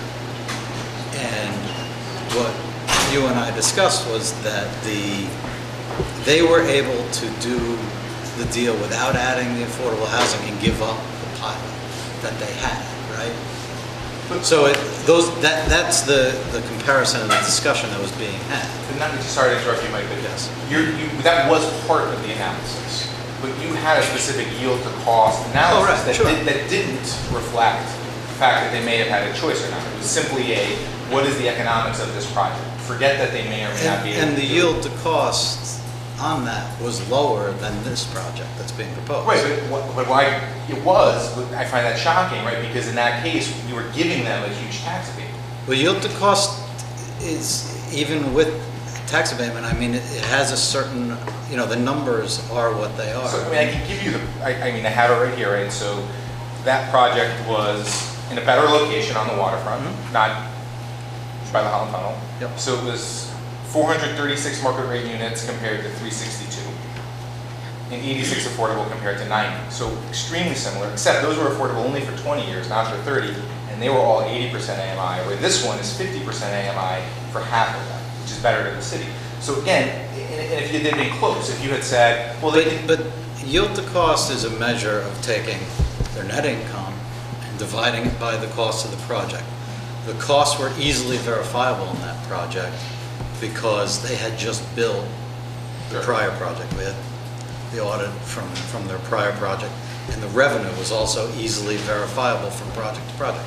So despite like the items that you're picking out, there's no debate about that math, really. The yield to cost on that project was lower than the project that's proposed here.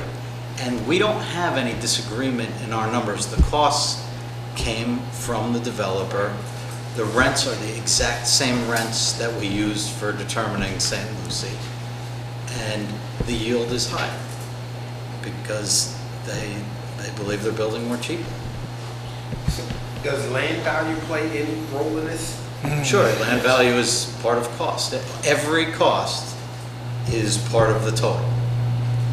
And, you know, in each case, you can go back in each report, there are line item costs. That's what you're saying. I mean, what we should do, and part of what I request is that there's a point-by-point comparison between each of these projects. We have to feel confident these analyses are above board.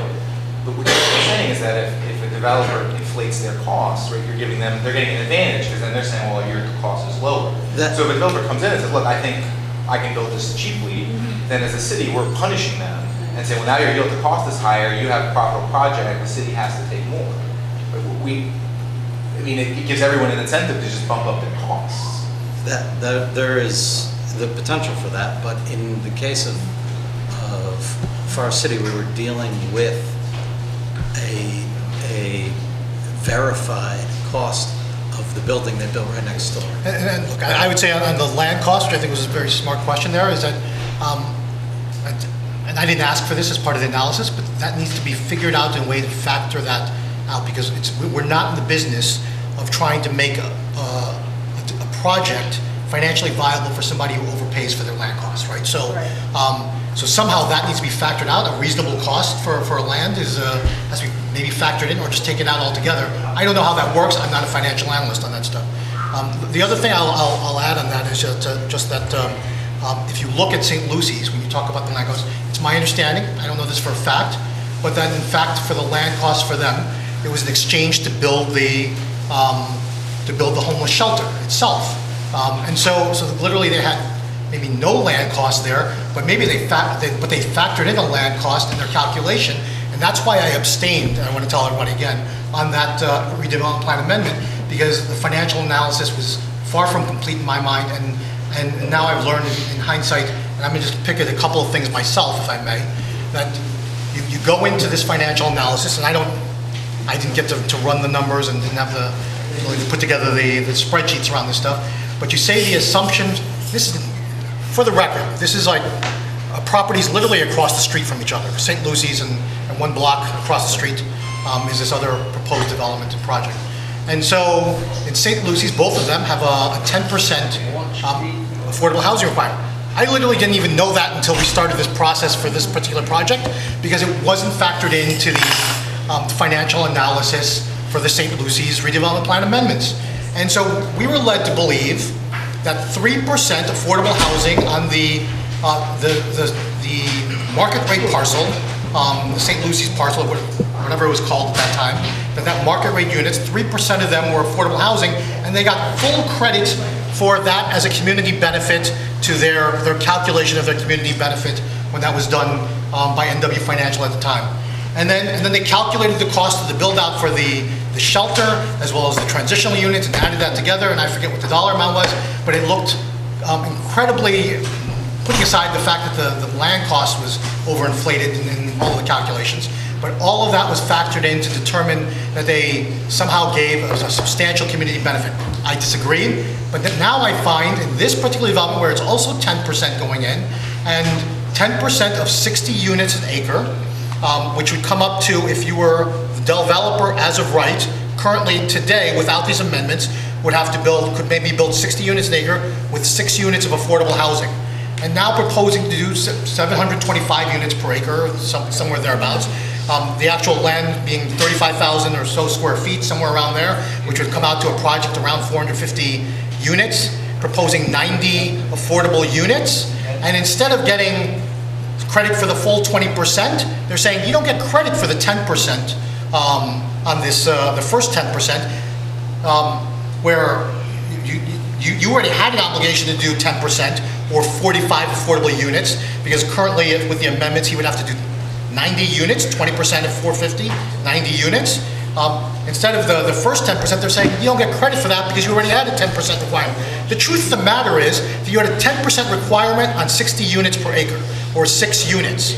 So at the very least, there's a community benefit added value to the upzoning of 39 units on the first 10%, and then the additional 10%, which is another 45 units, which would again, according to Councilman Solomon, push that number up closer to a value of about $50 million, which would basically make it a wash, similar to what we did when we did Morris Canal and the development there and passed the amendments and that thing where it was a one-to-one basic wash on the community benefit to the profit.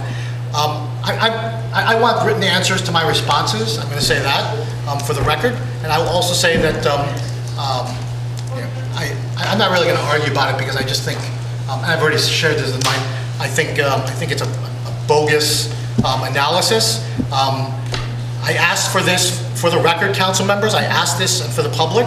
I asked for this back on August 22nd. I proposed questions.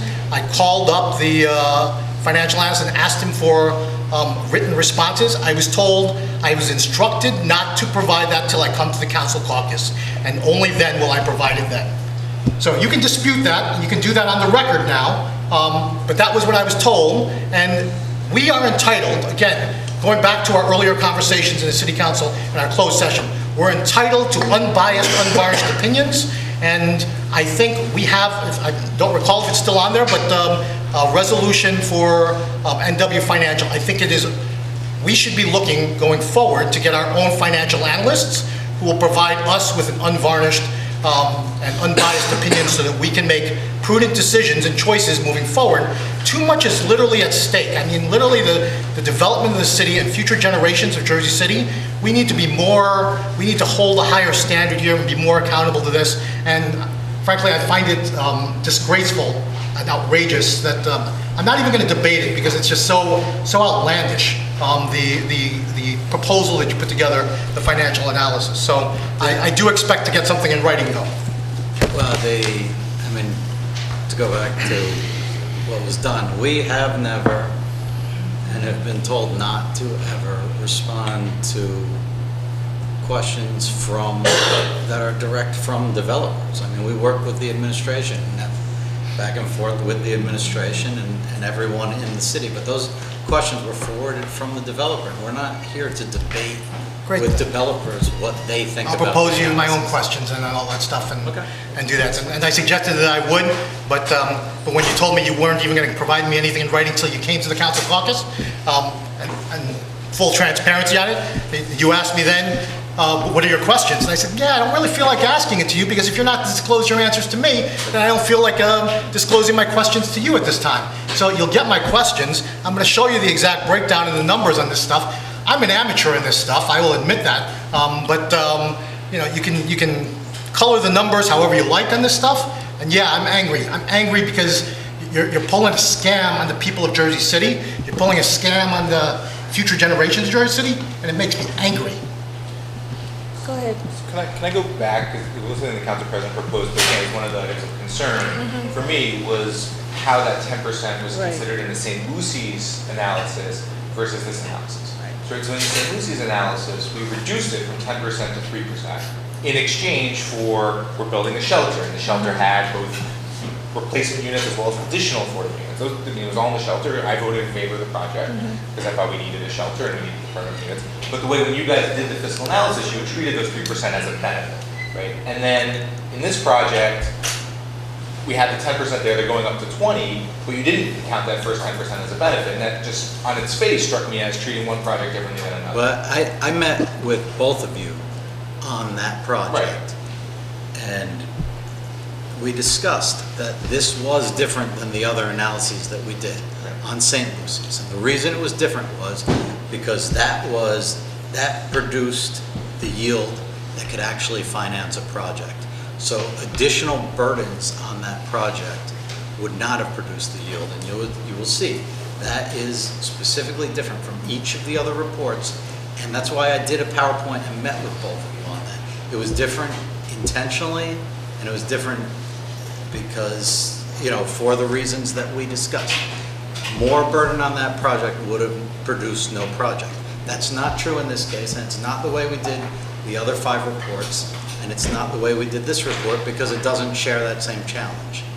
And that's why they're different. It's very clear that they're different. It was transparent in every way. In fact, I didn't even do a memo like this initially. I did the PowerPoints because it was different. And it was discussed with both of you. None of this is hidden. None of this is secret. It's not hard to figure out how we did this. It says right in it what we counted and what we didn't count. You all found it because it's written right down. So you can say, I don't want to count it that way. I think all 20% of a benefit is, that's your prerogative. That's a policy decision. But the math is the math. And it's not fair to be offended by what was written. I mean, it's just not true. But the decision to discount, the decision to discount in St. Lucy's 10% affordable housing requirement, that you're discounting it, when I say discount, you're eliminating it from their requirement versus the other developer. How is that a math decision? That's not a math decision. That's a policy decision. That's a bad policy decision, I would argue. But it's your policy decision, and you're making. Okay, but you and I sat down and discussed what it was and. Yeah, I didn't. So for the record, I wasn't saying that. I wasn't saying at the time that because the project had challenges. I said I was saying, I get that the developer, we may want to allow for a greater benefit to the developer because they're building a shelter across the street for them. And so the future value of those units and so forth may not be as appreciable as somewhere else in downtown Jersey City.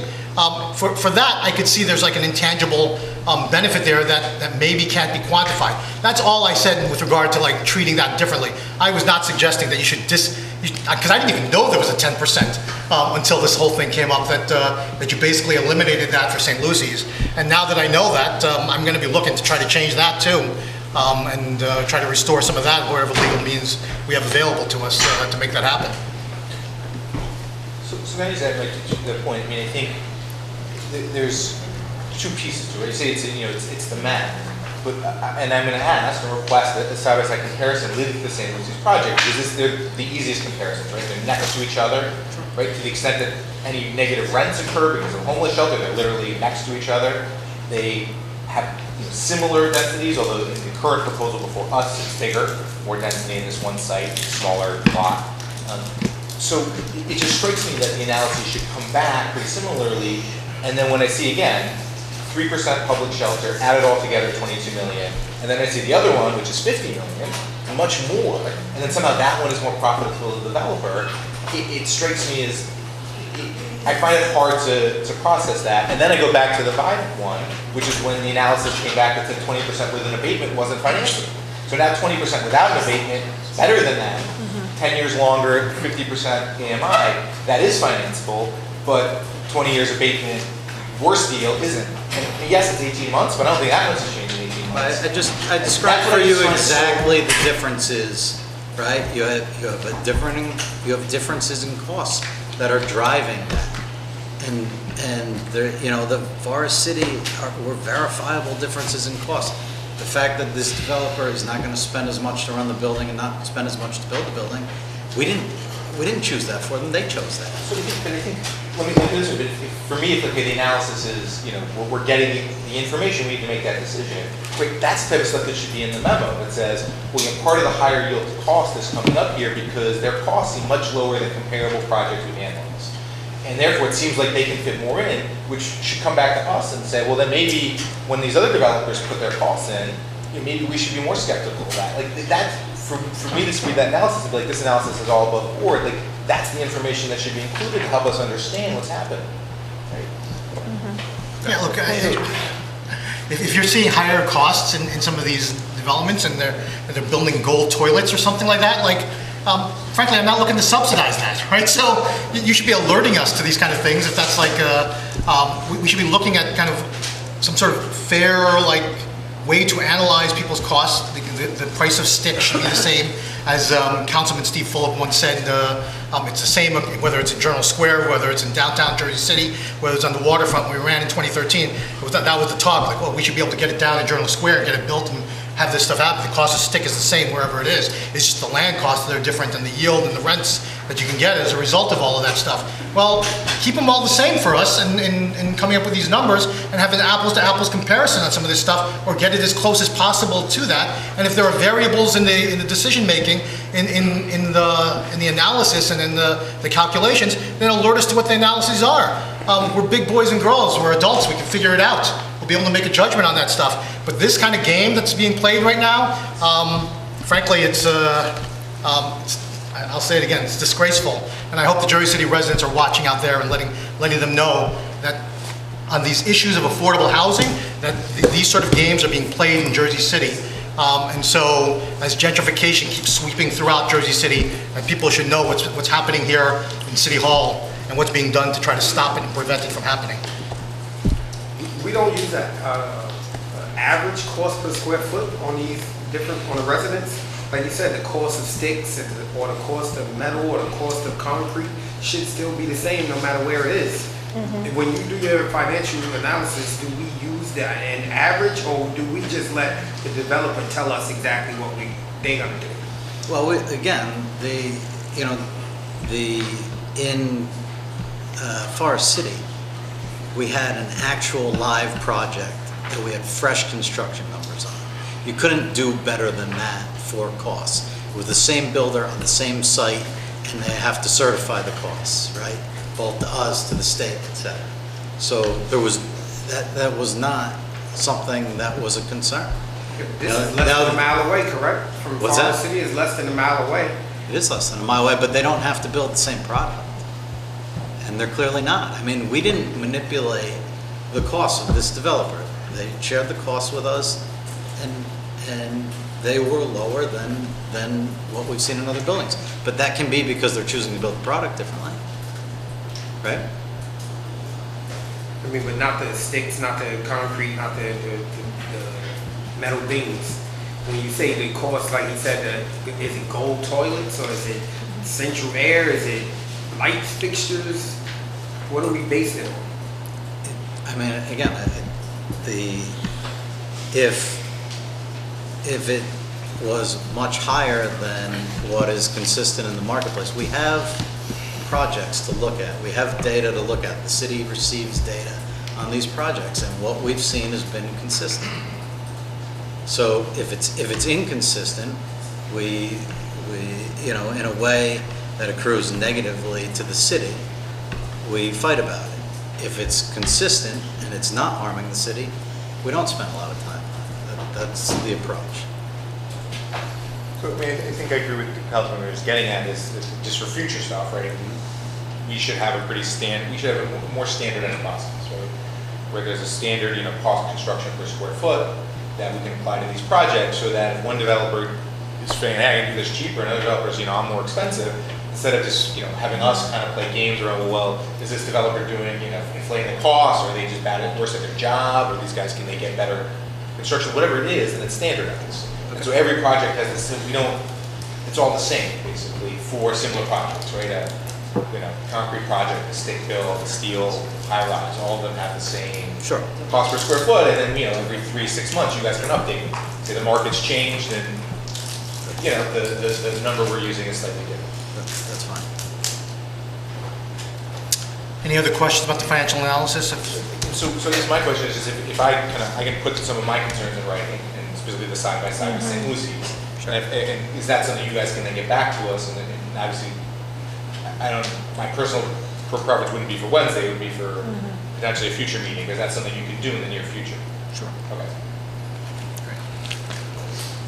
Did you want to raise some other questions or regarding the planning issues, or you suggested there was something else? Sure. Well, I mean, I don't know, the planning department did a report, and Tiny gave it to us at the August meeting. Before discussing, I think. You know, if Tiny wants to take the lead on that, or which Rolando, or you guys want, but I think it's worth discussing. I know you had some ideas on.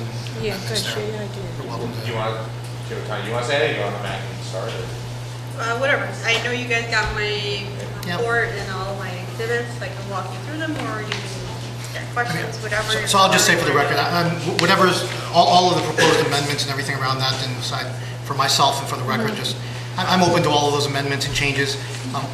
For the record, just, and we have folks who are here for this specifically, so they may have heard me in the planning board, they may not have, I don't know exactly who was there and who wasn't, but you know, how we ended up getting here, because there's been a lot of talk about, you know, the fact that that the city council, and particularly the sponsors of this ordinance, have kind of circumvented the process. We've actually utilized the tools that are available to us by law to be able to effectuate zoning amendments and changes. These are our powers and authorities under the law. No one disputes that. It's clear. The fact that we haven't done it in the past, it's only because, frankly, we weren't aware of it.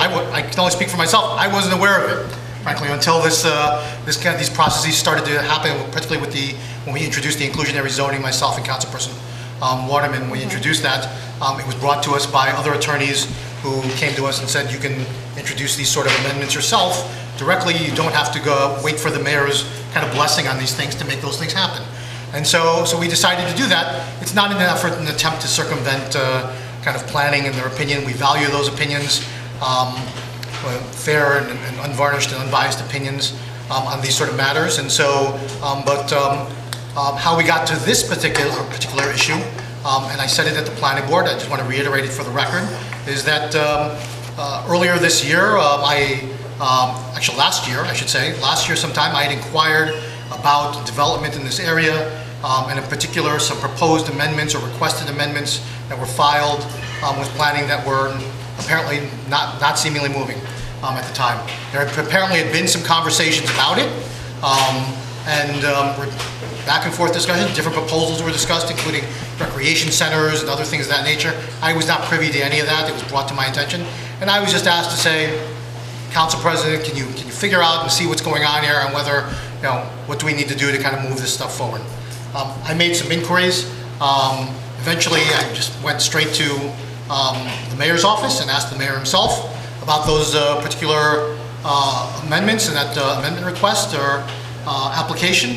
And after some discussion about that, I was told by the administration, by the mayor himself, he said to me at that time, we have other plans for that property.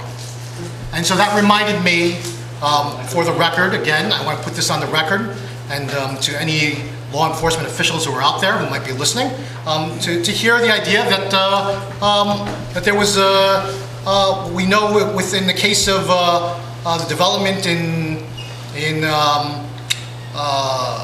Bergen Lafayette with Nima and Katera, Gotham West and Katera out there, that there are issues there with regard to eminent domain and properties being taken and so forth around that.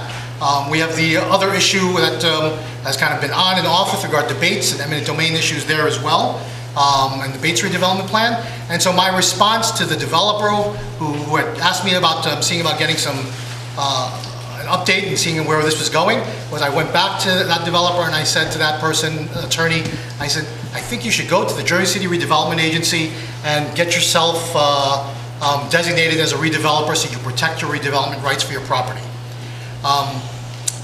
After that, I don't really know exactly what happened after that, although I believe there were inquiries and attempts to do that, and those were unsuccessful. And so ultimately, when we were doing this inclusionary zoning effort, myself and Councilperson Waterman, and we were asked to consider putting 20% on this property to see if it would move through. I was more than happy because we thought at the time, and if I'm overstepping my bounds, Councilperson, that we wanted to see as we tried to contemplate an inclusionary zoning ordinance and how that would look. We would say, here's an opportunity to get a financial analysis on a real project, real world project that we could do something to say, let's see if this works and what are the pros and cons here, and be able to do that sort of analysis. And every step of the way that we've gone through this has been kind of just roadblocks and stymied along the way. And frankly, it doesn't, well, I will admit it's gotten me tired and exhausted. I am at the same time more resolved to seeing this get done, because clearly there's a lot at stake here, and there's and I think the people of Jersey City, particularly our most vulnerable populations and Jersey City residents, longtime residents, are in need of us to make sure that we stand up and we fight for this. So I implore all of our council members to consider that as we continue to move forward, and ask for your consideration. I'm open to a lot of things. I'm sure Councilperson Waterman as well, as for amendments to these plans. What we're looking to do is just make sure that we have a fair inclusionary zoning policy, and that we're applying the 20% affordable 80-20 standard fairly across the board, and ensuring that we get real affordable housing, not just promises of it, and that we get that as well as be able to continue to develop, because we need the revenues and the ratables for the city in order to continue growing as a city. And with that, I'll just turn it back over to whatever planning issues you wanted to talk about. I agree with what the council president said. That's our goal and objective. So based on what we put forth, we do have challenges, because every time we try to put it forth, there's always a hindrance. So what we're trying to do is understand why. And this plan is not even requiring like a tax abatement or anything. So we need you to explain to us why, to be perfectly honest. And I understand what you said, the material and all of that, sometimes is different, but I can't see why, based on just 18 months, was such a great difference. It's difficult to hear you. Oh, okay. Okay, thank you. I just got one question about, so the unit per acre, right? So how much does a unit per acre play into the financial analysis? And is there a different one with St. Lucie compared to the Pet Boys location or the 619? I mean, the units per acre don't really matter to us. It doesn't play in. That's a planning issue. I mean, if you think it's appropriate to have more or less units per acre. That's really about the infrastructure. So there's no value at all to units per acre? The values are in the numbers of units, and that's where the developer sees value. I mean, the other thing is, these analyses were developed because you were concerned about,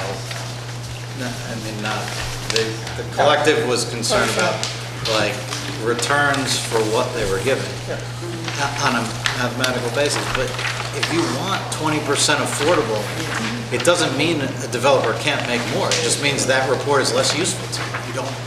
You don't have to take that as your policy decision. I mean, you can make policy decisions for reasons other than what this tool is built to do. Is there one more copy of this? I do not have another I copy. only made 9, I'm sorry.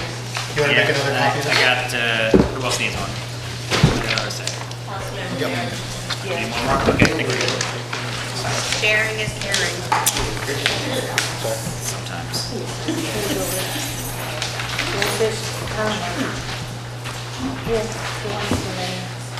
Everybody have one of these?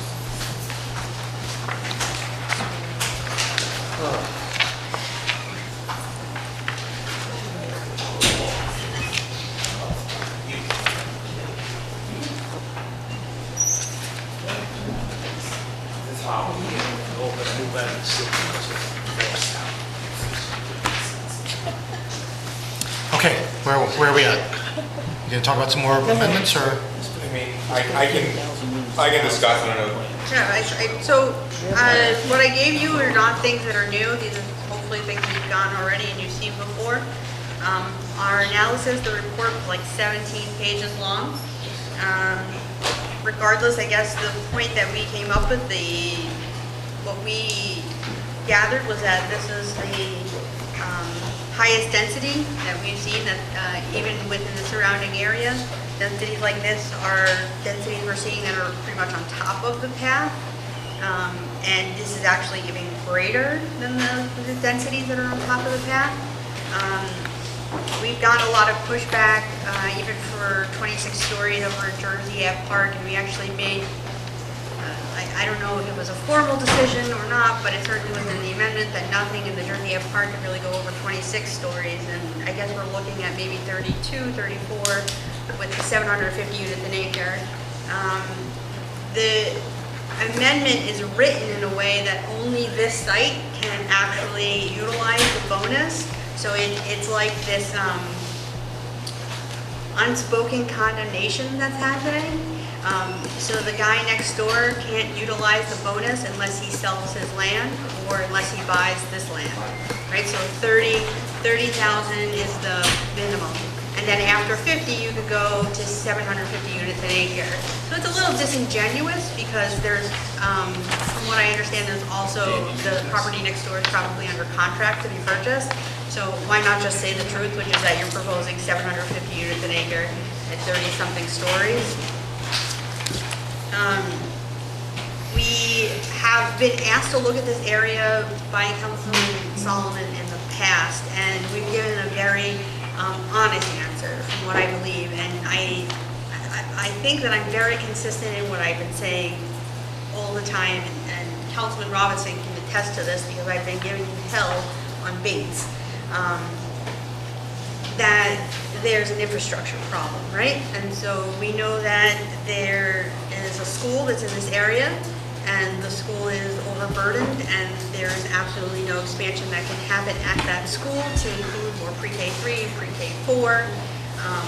They need 105 students on a waiting list that didn't get in for pre-K4 this year, and 59 for pre-K3 that were either sent to PS3 or PS22. We have been to Holland Gardens, we've spoken to the folks who live there, we have spoken to the former superintendent and have heard their request to have an annex in this area that would be on the north side of the Holland Tunnel, because if you ever cross traffic, crossing from on 16th Street over, it's crazy. I'm a 39-year-old adult, and I was beat at, and I'm glad that I'm alive, and that was at 5 o'clock or 6 o'clock in the afternoon, crossing over. So on top of that, I have gone to the site 2 ways, right, which is that I went first from my office on Jackson to Newport, walked it to see how far it was, and then on the way home, I went over to 2nd Street and then came back. So as I'm sure you do know that there is even in the plan, there's a proposed light rail stop that would catch probably a lot of the population that's coming from this area. So in the recommendation that we made to Councilman Solomon, we asked that you, and you did, I'm not going to say that you didn't hold up to your part of the bargain, because in this last budget you gave us an extra $50,000 to do a fiscal analysis that was for, I think, citywide though, but we can get onto that later. And we asked you to basically take a step back and to make a holistic change to this area, because we weren't talking about a couple dozen units, we were talking about thousands of units. We were talking about an infrastructure that was already overburdened, and we have also in Matt's report, and in a lot of our plans, and this is a big problem, Councilman Boggiano's not here, but there you are. We talk about how the traffic studies are really important, and what's becoming more important, what we're learning, is that we don't want a traffic study that just says, well, it's going to go from this to this. We more and more want a traffic study that says, well, if you're decreasing the amount of mobility, then what are you doing to mitigate it? And the Marine Corridor is really a perfect example of what we've been trying to figure out.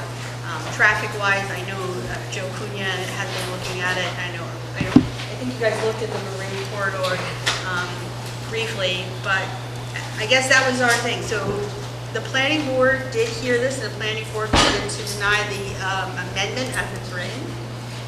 We do believe that it's too high and too dense. 20% affordable housing is important, which is why we put an inclusionary zoning housing ordinance in front of you, which would be citywide and would hit all amendments. And if you even decide to not take ours and to use yours, it would also even include, I believe, any variance. It's been a while, but so my professional suggestion is that if your goal is to create affordable housing, then you should really implement a citywide policy and not just the one site that is too dense and too high.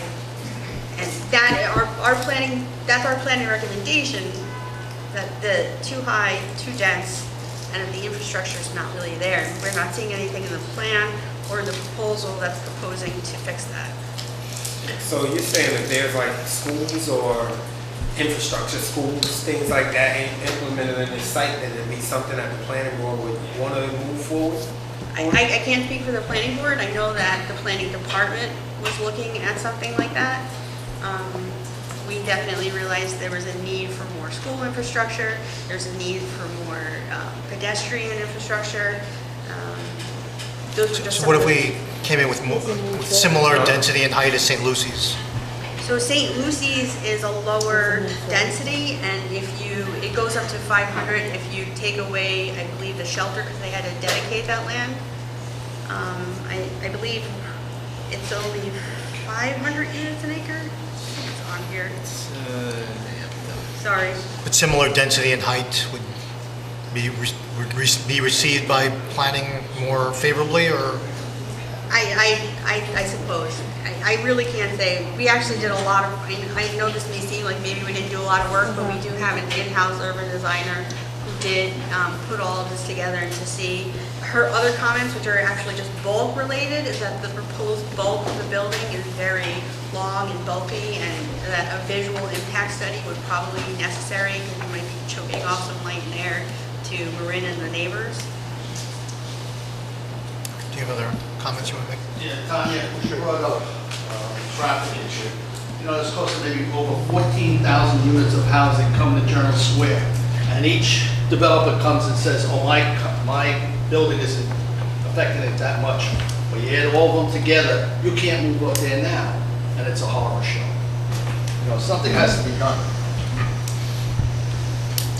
Other questions? Yeah, I mean, less questions, but, you know, I think there's a lot I agree with what, you know, our planning director said here, and so I'm concerned about the density proposed on this site, in part because if you look at the surrounding comparison sites, it's way more than anywhere else, except maybe, you know, right next to the pass station. And while we want to grant, I'm in favor of granting more density in exchange for community benefits when appropriate, and I do believe affordable housing to be one. I don't think we should move forward with the density at this level, because I just don't think that, you know, you should just put in a space that's, you know, out of proportion with everything else. At this, so I agree with that, and then there are the infrastructure concerns that Tanya mentioned, which are real, as well as the height concerns and some of the bulk and design stuff that if you read through the planning report are all thoughtfully mentioned. Where I would maybe slightly disagree with what Tanya said is to me, there are no other projects. Maybe there's one other project I can say that has seriously been offering affordable housing in downtown. And, you know, many of the sites are already developed and zoned, which is part of the problem here. And to me, there is a sort of crisis and a need to act soon, because these projects take a while to get built anyway. So even in the best case scenario, you're talking years before, you know, something gets built. And, you know, I confess to real frustration at the pace of trying to get more comprehensive plans in this area and moving it forward. So, you know, my recommendation to us as a council would be for us to do what we did last class, which is my teaching brain, last council meeting, which is you know, delay consideration. So we just did no public hearing. We just pushed it 2 weeks. And in those 2 weeks, I think we can do two things. The first would be to work with NW on getting, at least from, in my view, some, you know, clearer analysis that is compared to St. Lucy's, and then looking through whether there are potential amendments we can put together that meet many, if not all, or the very most of what planning has listed as concerns for that. So that would be my recommendation to us as a council, and to sort of go from there. And I also encourage everyone to read the planning board report, because I think it lays out things very thoughtfully around what are some of the concerns with what was written and proposed, which is, you know, what we want. We want the planning board and the planning department to look through what's written and identify issues of concern. For my part, as far as, I'm amenable to all of that stuff and moving forward, and we can carry it over to the September 25th meeting. The one thing I would just say on this map is I'd like to work with Tanya and see if we can, just want to look at your underlying numbers. At this point, I'm going to be asking to look at all of the numbers on all of these assumptions and so forth, and make sure that... assumptions, they're actual projects that got approval. I just want to know... Assumption. Okay. Well, for my part, I still want to question all of them. So call me difficult if you want. I'm not calling you It's anything, fine. I'm telling you that That's what it there's is. actual approvals that have been happening. Okay. Folks, sorry, no public comments in this caucus.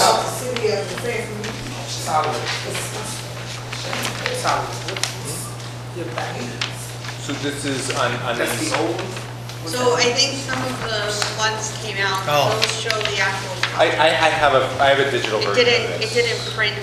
So Yeah. I can forward you a digital version. Is this updated since the last one you gave us, or no? This is from February 2019. Okay. Yeah, but the only thing that changes is the overlay of the unit count. On the back are the actual, that's what we give to anybody who asks, and we're trying to get a development Okay. map. So this will be carried over to September 25th. My recommendation. Do that officially at the next council meeting? It's 4.2? Yes, 4.2. Okay, thank you. 4.2 What else? This time you have 188, right? October 5th, you said? Chapter 188. Are we doing that? It's on the agenda. When it's gonna be carried to? Let's do it. September 25th. Is it on for first, or is it off for second? We're gonna hold a public hearing on New Jersey Avenue? No. My recommendation is speak to Asking, colleagues, just but not gonna include it in the end. What else you hear for Tanya? I don't know.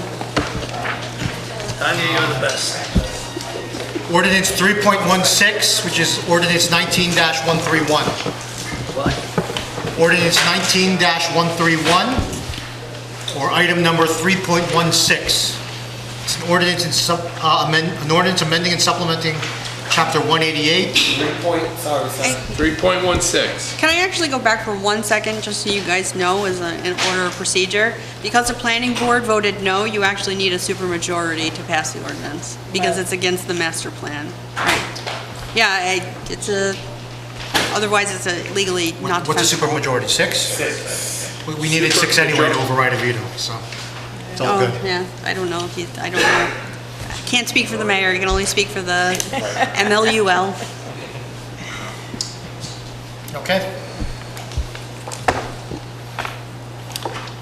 All right, Chapter 188, ordinance 3.16, item number 3.16. Housing accommodations and affordable housing compliance. I'm totally prepared to speak on this. Okay. I gave this to you guys months ago. I don't even have it. I didn't know we were going to be speaking about it. But just so you know, I guess 188 is your chapter on your affordable housing requirements. It is the Office of Tax Abatement and Affordable Housing Compliance. And the way it is written currently is actually very weak. Let's just say that, right? I think if I can give you the best example, right, is that your Morris Canal redevelopment plan actually has a affordable housing requirement in it. A gentleman has just finished his project, and he has spent the last month talking in circles to people, just trying to figure out how we can get an affordable housing agreement together to get these units online. That's it. So because there's no infrastructure in place to do that, there's no enforcement, there's no guidelines, even adding any affordable housing is useless, I guess, really. So the idea would now be to have a division that's just created for affordable housing enforcement. With obviously whatever inclusionary housing ordinance you pass will need somebody who's going to be looking and figuring out what's going on. And so that would be within the HEDC. We just thought that that was an easy marriage because that's what we do, development and affordable housing.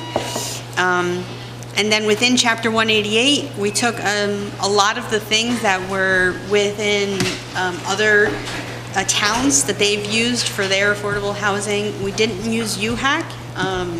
We can talk about that.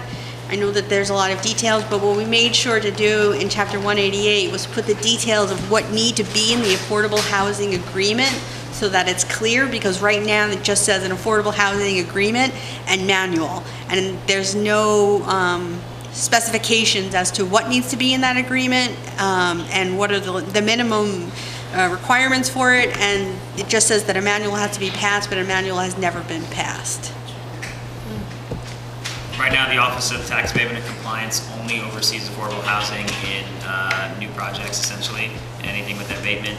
There are tons of units out there that we don't audit on a regular basis that we need staff to focus on. We also need people more focused on policy and providing guidance to both the council and administration as to the direction we need to be going and the gaps and doing analyses on that. We anticipate that well, this office will absolutely go in the Jackson Square complex area. We're not sure exactly where their desks are going to be. We anticipate there might be a hiring need for this, depending on how many people we think we're going to end up with. The budget component of it we'll talk about starting next year when we go through the budget. But this just creates the framework for it. It also, just to follow up with what Brian is saying, is that it also creates like a policy base. So every 5 years, there's going to be a study conducted on the kind of the state of affordable housing, where our weaknesses are, things that we think are really important now, right? We always say that we're kind of shooting in the dark at a lot of the stuff. We know there's a problem, but we need to be able to put our finger on the problem and kind of come up with the solutions better. So I unfortunately, I don't have 188, so I can't go through line by line with you. Just kidding, I have it right here. I have some questions about it. Yeah. So I guess a couple questions on my end. The first is, for doing the wait list, this all envisions having the developers run their own wait list. Have we thought about having the city run its own wait list? Just because, it creates in some ways more of a, we have to trust them, we have to audit them, and just make sure that, that everything is being done appropriately. Yeah, we've done a study on affordable housing needs through the Office of Innovation with a partnership with Housing Authority and is it Goldman or Chase? One of the banks. Morgan, no, I don't know. Chase. Yeah, anyway, okay. So we are in the beginning stages of that sort of thing. So we're thinking there's an opportunity for an affordable housing portal with something like a common app for colleges where you apply one place and you get thrown on every list, and if a developer needs tenants, they can go to this one list. But we need people to manage it, and that's where this would come in. They would manage that whole process. You'd go to one place for affordable housing instead of each individual development. Absolutely. This is one place where we can copy from New York City. Yeah. It's like In New York, New York does this really well. Yeah. New York? You do. There's one concern with this, if you pass the ordinance as drafted, it then says you have an agreement with the developers to maintain them. So if we were to pass this and then subsequently change, I just want to make sure we're not tying our hands. I mean, I hope we could just change the agreement and say, well, you were running your own lists and now the city's. Yeah, that's a good question. So I just want to make sure legally we're able to make that change when we're ready to do it. Yeah. Lawyers, we'll get back to you on Sure, that. Yeah. okay, fair. The only other thing too is just to be sure, and this may be a legal question as well, in 18810, provision 2, each AHL shall provide the specific information about each affordable on-site unit. The information shall be the minimum of the following: number of bedrooms, income restriction on that unit, and location of unit. And I just want to make sure for income restriction, we're very specific in the definition, and we talk about the annual permitted rent increase, because we've had issues in some of the powerhouse arts where they have a 10% artist affordable, and some of the renters have seen like 9% increases annually, and I guess they're saying it's because the AMI has changed. And I'd love to see if we can write into this, both just make it clear that that covers rent increases, but can we establish even for these that there's a, rent cannot go above whatever CPI. Once you get that affordable unit at 80% AMI, then we just restrict increases to CPI, because they don't want, if someone gets that unit and then AMI goes up 10%, then they're priced out, Okay. So I don't know if we can do that in this ordinance. That's interesting. That is. Well, look, I know sometimes these things are governed by, there's some state law provisions that supersede. Correct. I think we would just need to make sure that anything we would do would not conflict. Right, I think some of the ones have like a state or HUD subsidy, and then some don't. Right. So State or federal. Yes, okay, agreed. So those would be the two things that I would note. And the last one is, I assume this is kind of irrespective of whatever inclusionary zoning ordinance we end up passing. But I was trying to confirm that. Either way, so this office, we want to be there if there's inclusionary zoning or not, and whatever version comes out, we need somebody to manage the whole process, the whole thing. So. Like I said, you have plans now that require it, and we don't have the ability to enforce it. Are we hiring someone separately to be the director of this? Affordable housing? Yeah. Yeah, I mean, we can definitely have those discussions. We haven't identified anyone for any of these positions yet necessarily.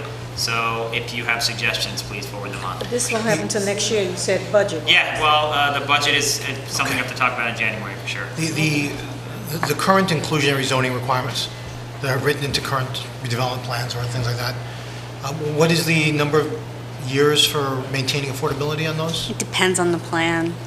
Okay. So I have is this a feeling a lot of standardizing the it across plans. the board, or is this? Yes. Sorry. Go ahead. Yes, it would. Yeah.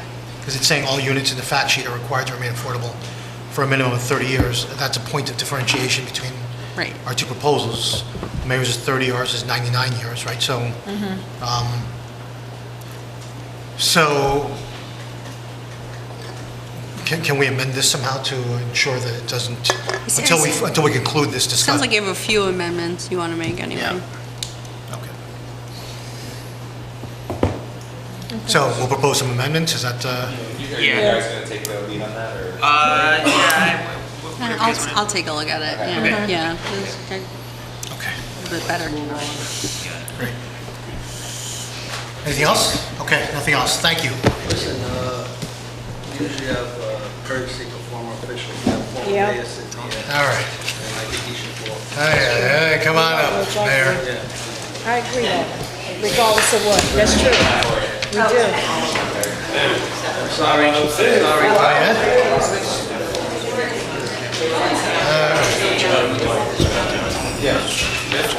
The whole gang's coming up with you, right?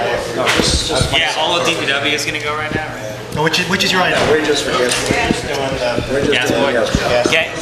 Gas Boy was a, We also have a former freeholder too, so I guess if it applies, it should apply to all. They can sit next to each other. Sorry, Jim. Okay, tell us what numbers you're working with. 190760. It's a walk on it. yeah, What number? yeah. To walk on. It's sort of a walk-on. We were trying to get it through the digital agenda system. We had a It's couple not only issues with it, but it's here now. It's a good reason for it to be on. Which one is it? 0760. 0750. Oh, mine says 60. It's either 06 or 75. on the Is it Gas on the Boy? web it says 0750. I don't have it. Did you just pass It may it not be around? in your paper. We don't have it. Yeah, Water contract to Ian Grant. We don't have it. Stop looking. We don't have it. it's on the web version. It is also 0750. I just got handed four. it's on the portal. It's on the portal? Yep. Portal. 1033. 1033 0750. 1033. This is Gas Boy. Gas Boy, yes. Gas Boy. Yes. Okay, what about Gas Boy? Yeah. Want to start? Go ahead, start it up. Okay, so the system that we currently have is the Gas Boy system, and it's been in place for over 20 years. So it's not something that we're bringing in a new system. It's actually an amendment or an upgrade in the current system. A lot of it has been initiated because of the business administrator looking at the increased cost of gasoline between 2017 and 2018. So we had a recommendation from the existing company to put rings inside all of our vehicles. Now, the ring, it's a two-part upgrade. The ring would go into every city vehicle. That would read the amount of gasoline that goes into the tank. The nozzle also reads the amount of gasoline that goes into the tank. So you would upgrade the nozzle system and the ring inside the vehicle. That would read the amount of gasoline and the mileage of each one of the vehicles. So it would allow us to monitor the amount of mileage that each vehicle is being put on for maintenance purposes. So when we need to do oil changes and things like that, we would know that because we would have a monitoring of each individual vehicle. The problem that we have with the current system is we have a fob that's being used to read the vehicle. The problem with the system is, and Joe Coleman, who's here that's in charge of it, we on the average have claimed that we've lost, the employees have claimed that they've lost over 100 fobs each year in the last 3 years. The problem with that system is the fob may be lost or it may not be lost. The problem is all of a sudden the fob shows up with some other usage with an employee who doesn't even get gas, and a vehicle is getting gas. And we don't know how, other than changing the existing system, which is to put the rings in. So the only vehicles that will have rings are city vehicles. Right now, technically, if somebody has a fob and somebody uses a phony ID number, you can go in, get gas. We only have one camera on our tank, on our system. We have cameras at DPW.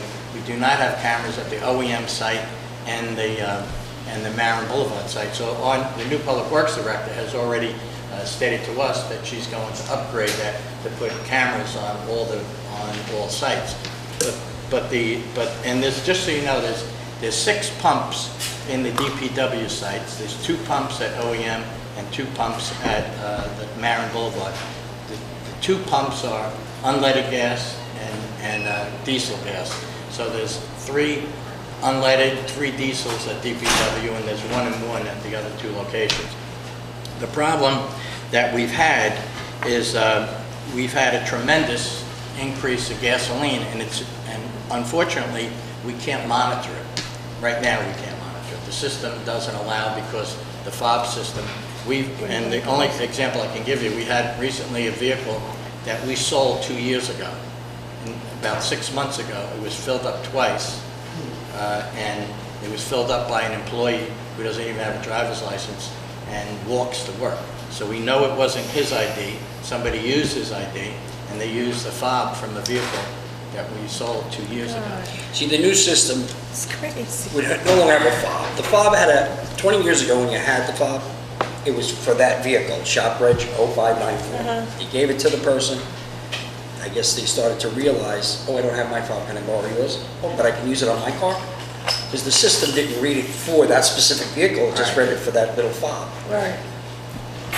And then I guess it got out of hand, so more people asked for Part of the fobs. problem, I'll give you an example, it's kind of a minor one without naming names. During the snowstorm, somebody went into the pump and said, I can't get gas, I don't have a number. One of the employees over the radio that went citywide says, okay, use my number. And so he gives his number over the radio, and the next thing you know, that number's being used all over the city in vehicles that have nothing to do with, you know, the person who uses the vehicle. So we had to gain control over it somehow because of the increased cost. The business administrator recommended that we upgrade the system. The recommendation came from Marty Valenti, who's the director down at Automotive, to come up with the existing system that we have, but to put rings in each and every vehicle. Now we have about 1,200 to 1,300 individual vehicles, so we'd have to install the rings into each vehicle. But once it's installed, the gas will only work in that vehicle. And the other thing that it does is it monitors the amount of gasoline that's going in there, and it monitors the maintenance of it. So after we see a certain amount of mileage being put on the vehicle, we know it's time for an oil change. Yeah, we'll get alerts. We'll connect the tool into the new Duke Solutions, the fleet management system. Now, We'll pass it on to that. In the long run, the total cost, I think, is like $70,000. The rings are like $56,000 of the 70-something thousand dollars. So the rest of it is just upgrading the software. Now there is some cost of upgrading the pumps because there has to be a reader on the pump. When it goes into the tank, the reader on the pump and the ring records, you know, what happened. You know, And just because that guy was there, as soon as you take that gas thing out, even if another car came up and you went to put it into his, yeah, it won't work.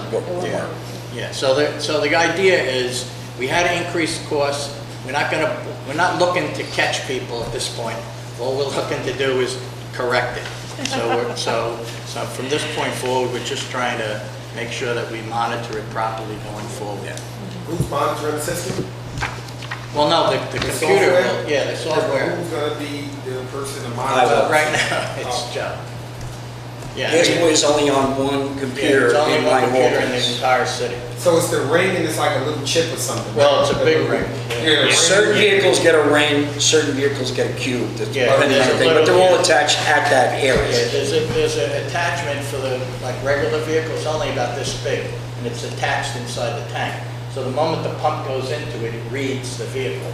Yeah, I spent some time with Marty this week. He showed me the ring. Yeah. Yeah, I asked him about this. Yeah, I think that in the long run, it's going to allow us to.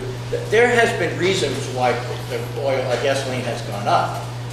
We added the school system to our cost, so all that added cost is going to the current budget. But at the same time, there's the potential. We're not saying anybody did anything, but there's the potential that the system could be taken advantage of. And this is really aimed at eliminating. We think it has been taken advantage of it, but at this point, we're not pointing any fingers at anybody. When you say taking advantage, you mean personal vehicles? Anybody. You can drive the trucks and the security walls in this system. Yeah. Based on what he said, you could That's see the it. dilemma. Anybody Could could somebody use do it? Yes. Yes. So therefore, we concluded somebody has done it. And we can use, I'm using this one example of a guy, the Fab was a vehicle we sold 2 years ago. We don't have the vehicle anymore.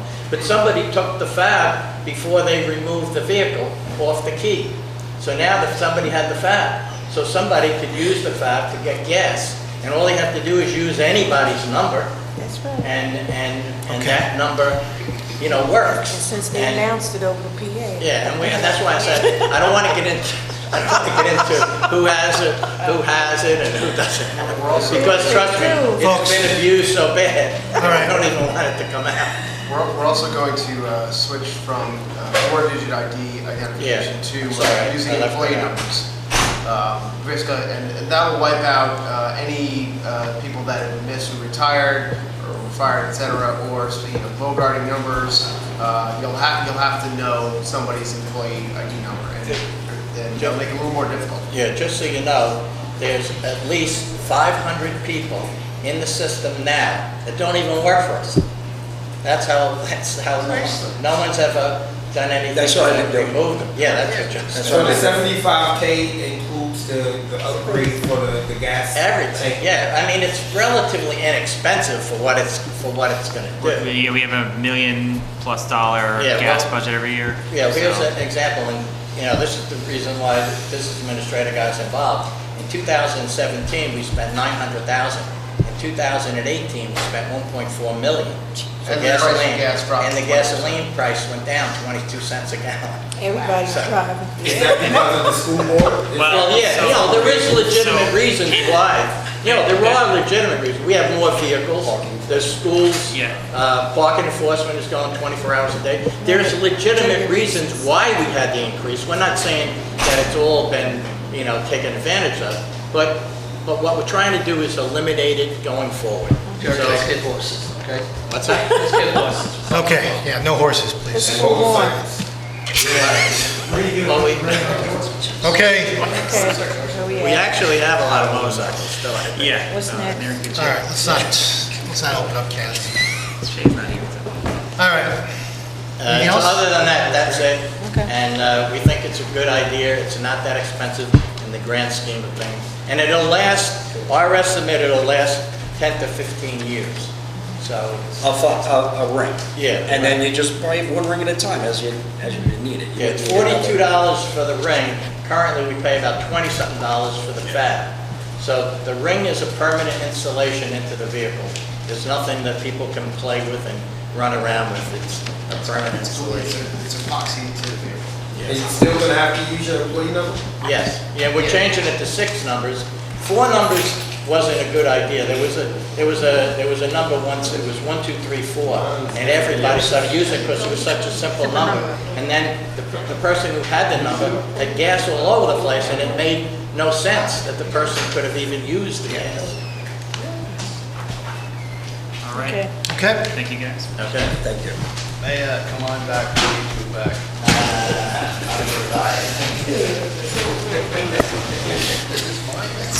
Margaret?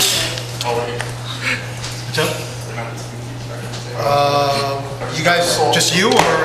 I gotta go. All right, all right. I got school tomorrow. All right, Jeff. I don't know, you got 3 guys with you before, so it's just... They do, I mean, it's all DPW related, so. All right. Sammy's here too, he got one thing. All right, I'm just here for the, What number? Reso 190738 for the, rock salt. Oh, what number is that? Okay, yet. It is There's also 1021? One more time. 1021. No, I don't have 1021. Talk about it. Okay. 1021. It's renewal of the contract with Atlantic Salt for rock salt through the cooperative agreement between the city and Hudson County for public works. Yeah, and it's just basically, we're a part of the county custodian and so whatever the county negotiates is the municipalities use. So right now, we had $54.50 per ton. And the current amount for the contract is $800,000. We spent $648,000 in 2007, 463,000 in 2018, and in 2019 we spent 493,000. So we have a balance in the account is $861,087.08, and that's the account also funded for the snow contract we proposed or due on 8/29/19. But as Any questions about this one? any question about the So the balance, is the balance after this expenditure or balance with, is this factored into the actual cost of the account? Because you suggest in your fact sheet that the snow contracts are also part of this account.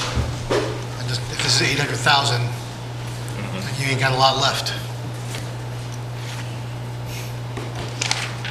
It shall not exceed 800,000, but in years past, we only spent 400 something thousand. So we're preparing ourselves for the snow in the upcoming season. So we get the. My question is, you got it? Enough money, that's. Yeah, is there enough money? So it Right. says the Yeah, balance is 861,000. That money only takes us to December, the end of December. And then we'll be working on 2020 contract. But right now, all our sort facilities packed to the brim, so we should be able to handle a couple storms in 2019 if we get any in November and December. So just so I'm clear, so you've got, whatever the account is that you're using on this? Right. It's used for salt as well as, according to this, contracts for snow contracts. I assume it's snow removal contracts, right? So you're saying you have enough for the rest of the year, yeah? Only to the December. Through December? Yes. Yeah, if we have a light snowfall. Yep. So we all pray in this room that we have a light snowfall up until the 31st. Or November 15th. It's gonna be a bad winter. There's acorns on oak trees. That's the old Indian superstition. On top of what they Okay, I don't even know what he said. Anything else?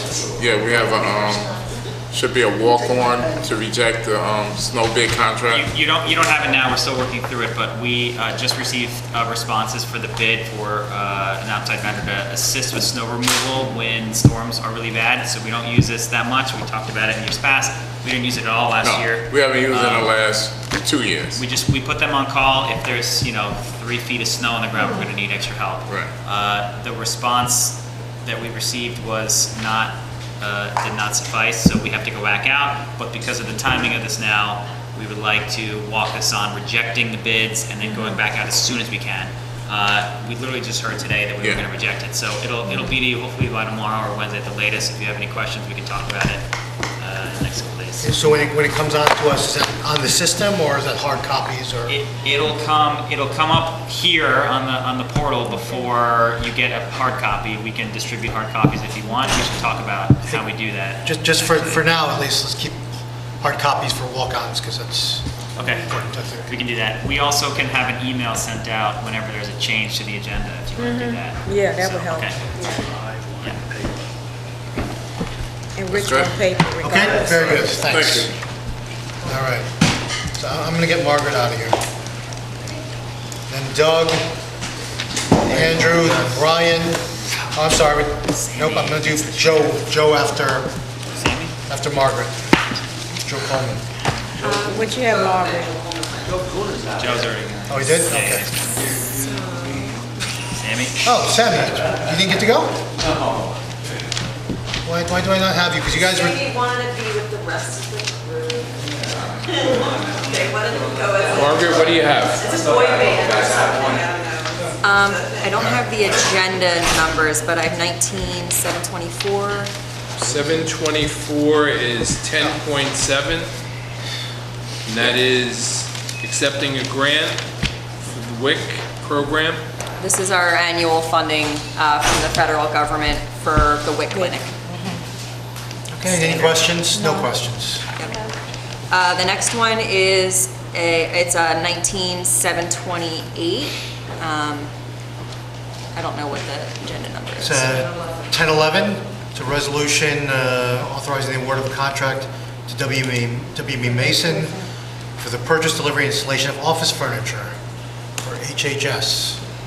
So this is specifically for our Bureau of Healthy Homes, which is primarily does lead prevention work. And this is just to reorganize the office space so that there's more room for our workers to have their desks, and it'll also clear up the space in our office so that there's a private meeting room on the first floor of the annex. It was built too small? Wow. I know, and it's all my fault. You want to grill me about it? No. It's my fault. Yeah, it's my fault. Okay, and then the third and final resolution I have is 19733. And that is a resolution authorizing the city to accept grants from the Community Collaborative Learning Funds grant program. So this is New Jersey Department of Health. a $20,000 grant that we received, or that we were eligible for because we were a Robert Wood Johnson Foundation Culture of Health Prize recipient. And it's $20,000, there's no matching requirement, and it's to facilitate collaboration with the City of Newark on violence prevention work through the Cure Violence program. And this is Paul Bellenboyer and the Division of Injury Prevention is going to be responsible for implementing this grant.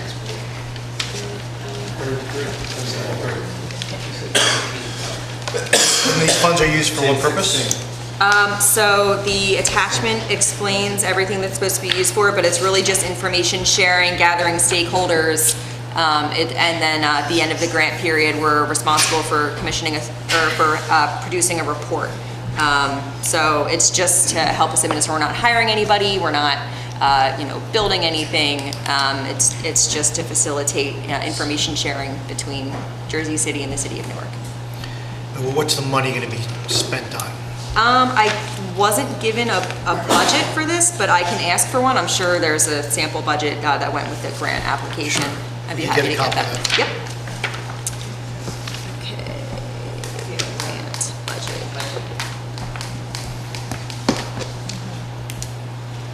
Is there any match in that? Nope. Okay.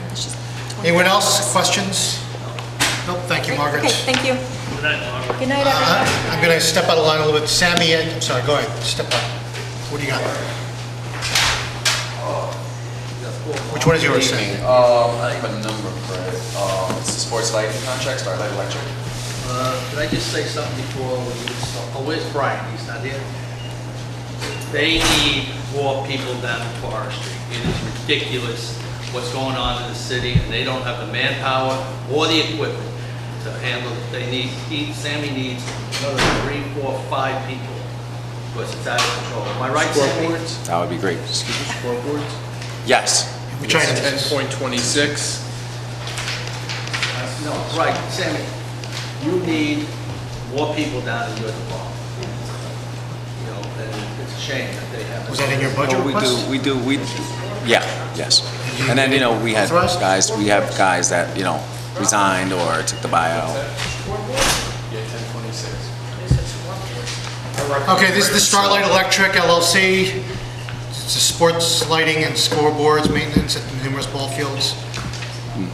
Okay. Yes. We've seen this before. Yeah, you asked me to provide numbers. I was just assuming that maybe you didn't get the email I sent to you all with the numbers that we spent for 17, 18, and 19.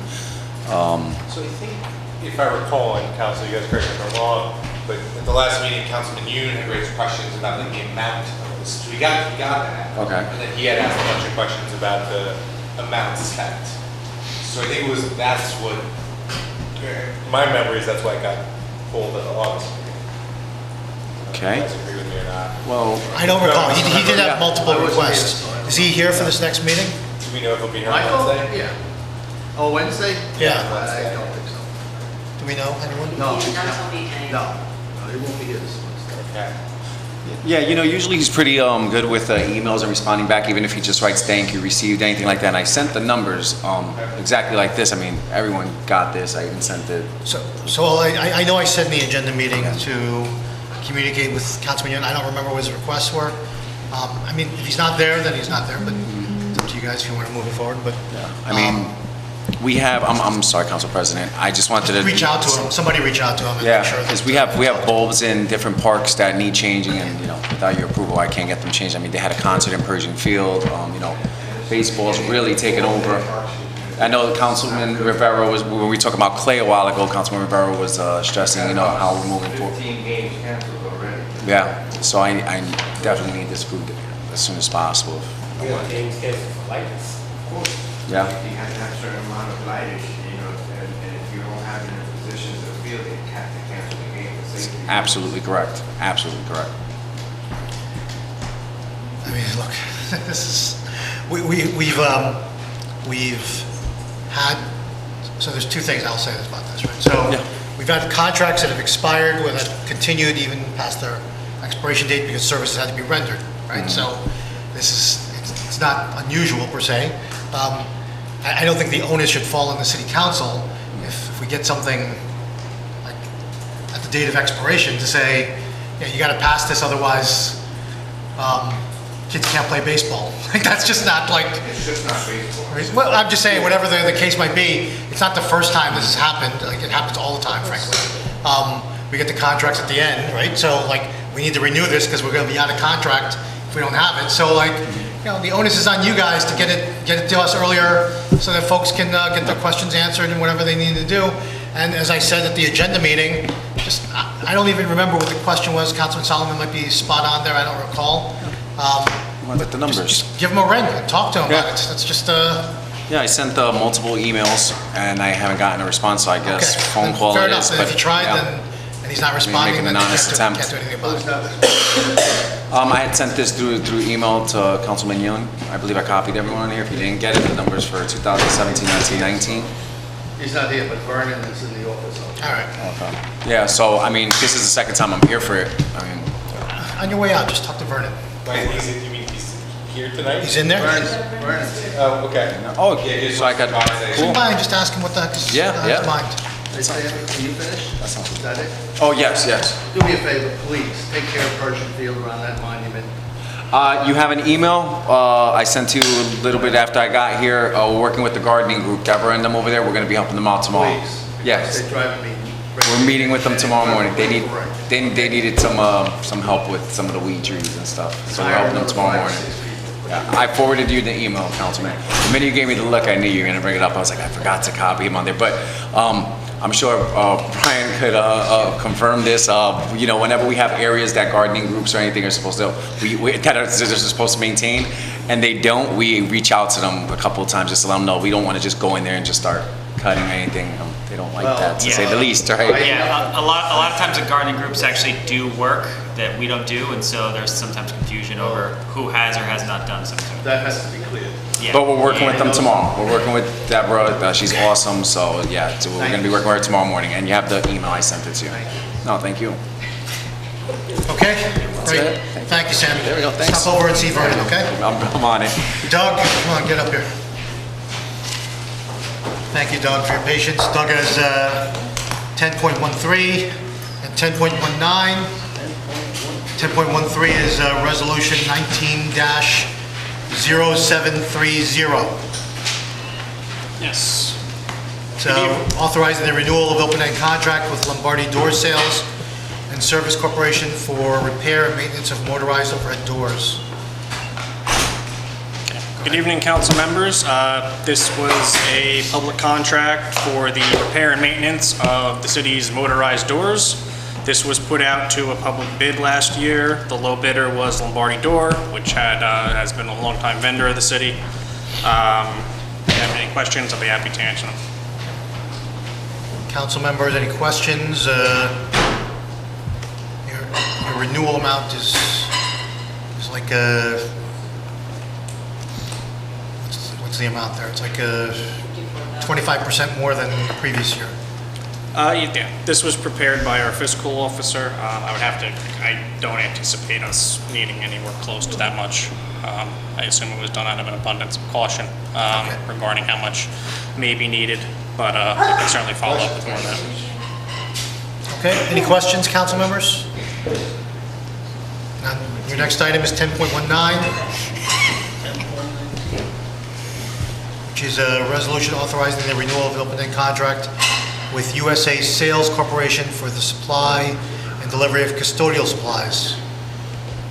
Yes, this contract is for basically paper products for the city's public buildings. This was done by public bid last year. United Sales was the low bidder. They were granted the contract. Any questions? Any questions, council members?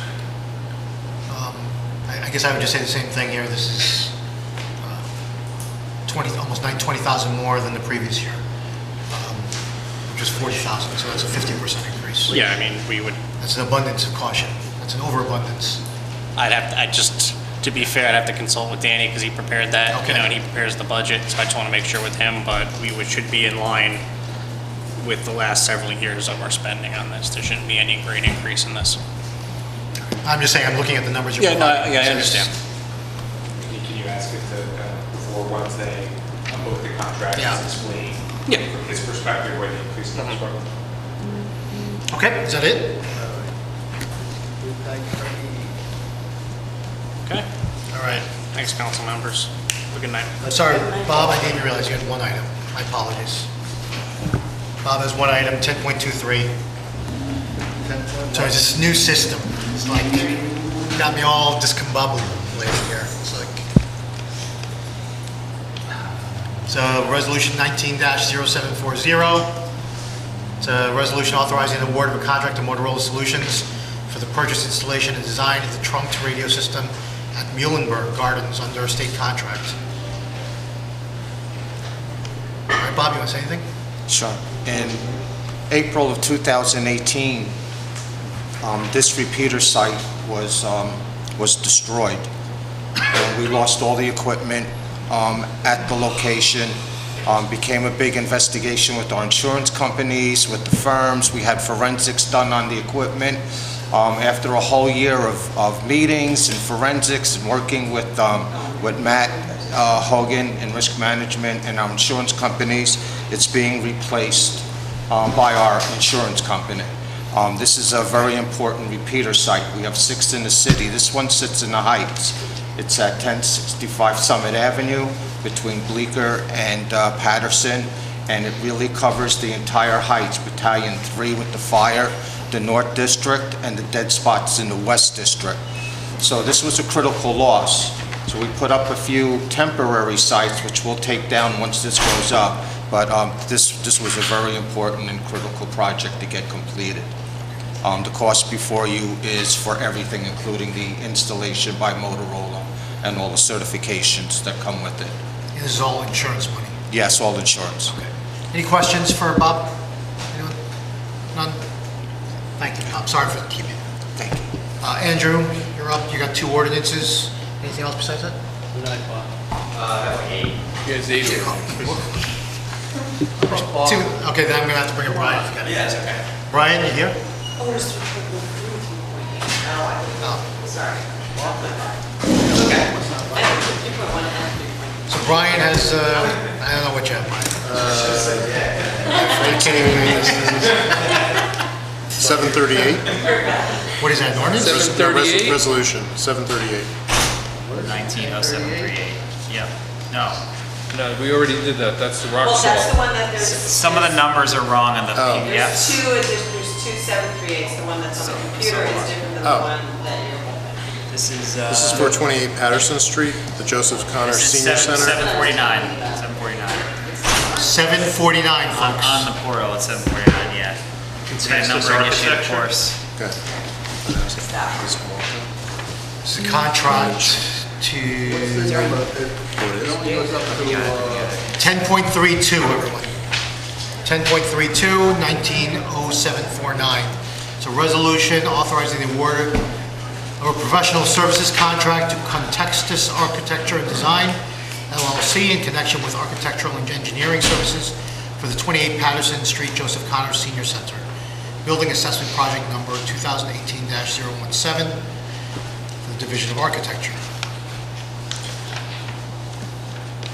Okay. So the condition of the building has numerous issues, and it's basically to the point of being out of the scope of DPW. So we're going to get an assessment of the entire building so that we can prioritize and make a cost-effective way of improvement. And what, do you guys have a vision for what the improvements are going to be, or is it just kind of maintenance stuff? There's a lot of issues that have been brought to our attention over the last couple of months. Windows, building masonry, a lot of things are just outside the scope of DPW, and they're kind of underhanded right now, so we need to just develop a priority and a plan moving forward. And I'm sure that based on this report, you'll see an action plan that we'll have to implement with the capital request. Are you talking about the firehouse? No, the senior center, 28 Patterson. I don't have 1032 here. Oh, okay, it's the senior center. We're going to do a assessment with an architect and engineer. There's a lot of building related issues, so we can develop a master plan how to move forward. So you expect you'll have to do some capital, do capital dollars to address that, or? Yes. Are you in consultation with the councilman yet? No, not yet. Just DPW. Okay. You probably want to do that, I think. Okay. Did you get after him on the firehouse? Same problems you just described. The firehouse, where we had the meeting last week? Yeah, that's under construction though. Well, I know, but it's supposed to be finished September the 10th. When do you think it is now? 2025 or something? I would have to give you an update. I mean, that was last week we met. You went through the building with us, right? Correct. I can't believe. Well, we'll be able to enforce liquidated damages if they don't make that deadline. Because the people over there want that firehouse open. I understand. So do we. So do we. Oh, God. Okay. All right, so you'll talk to Councilman Yun about that? Absolutely. I am, so I'm just kind of curious if it's beyond general maintenance, or if there's, if you're looking to do something larger in the scope there, I would certainly be interested as well as to what your plans are there. Sure.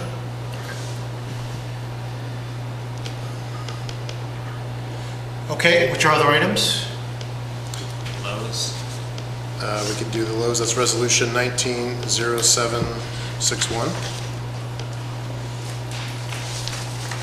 61.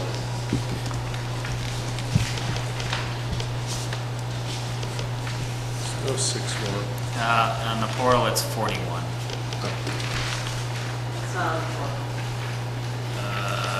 1024? 1024, you have it.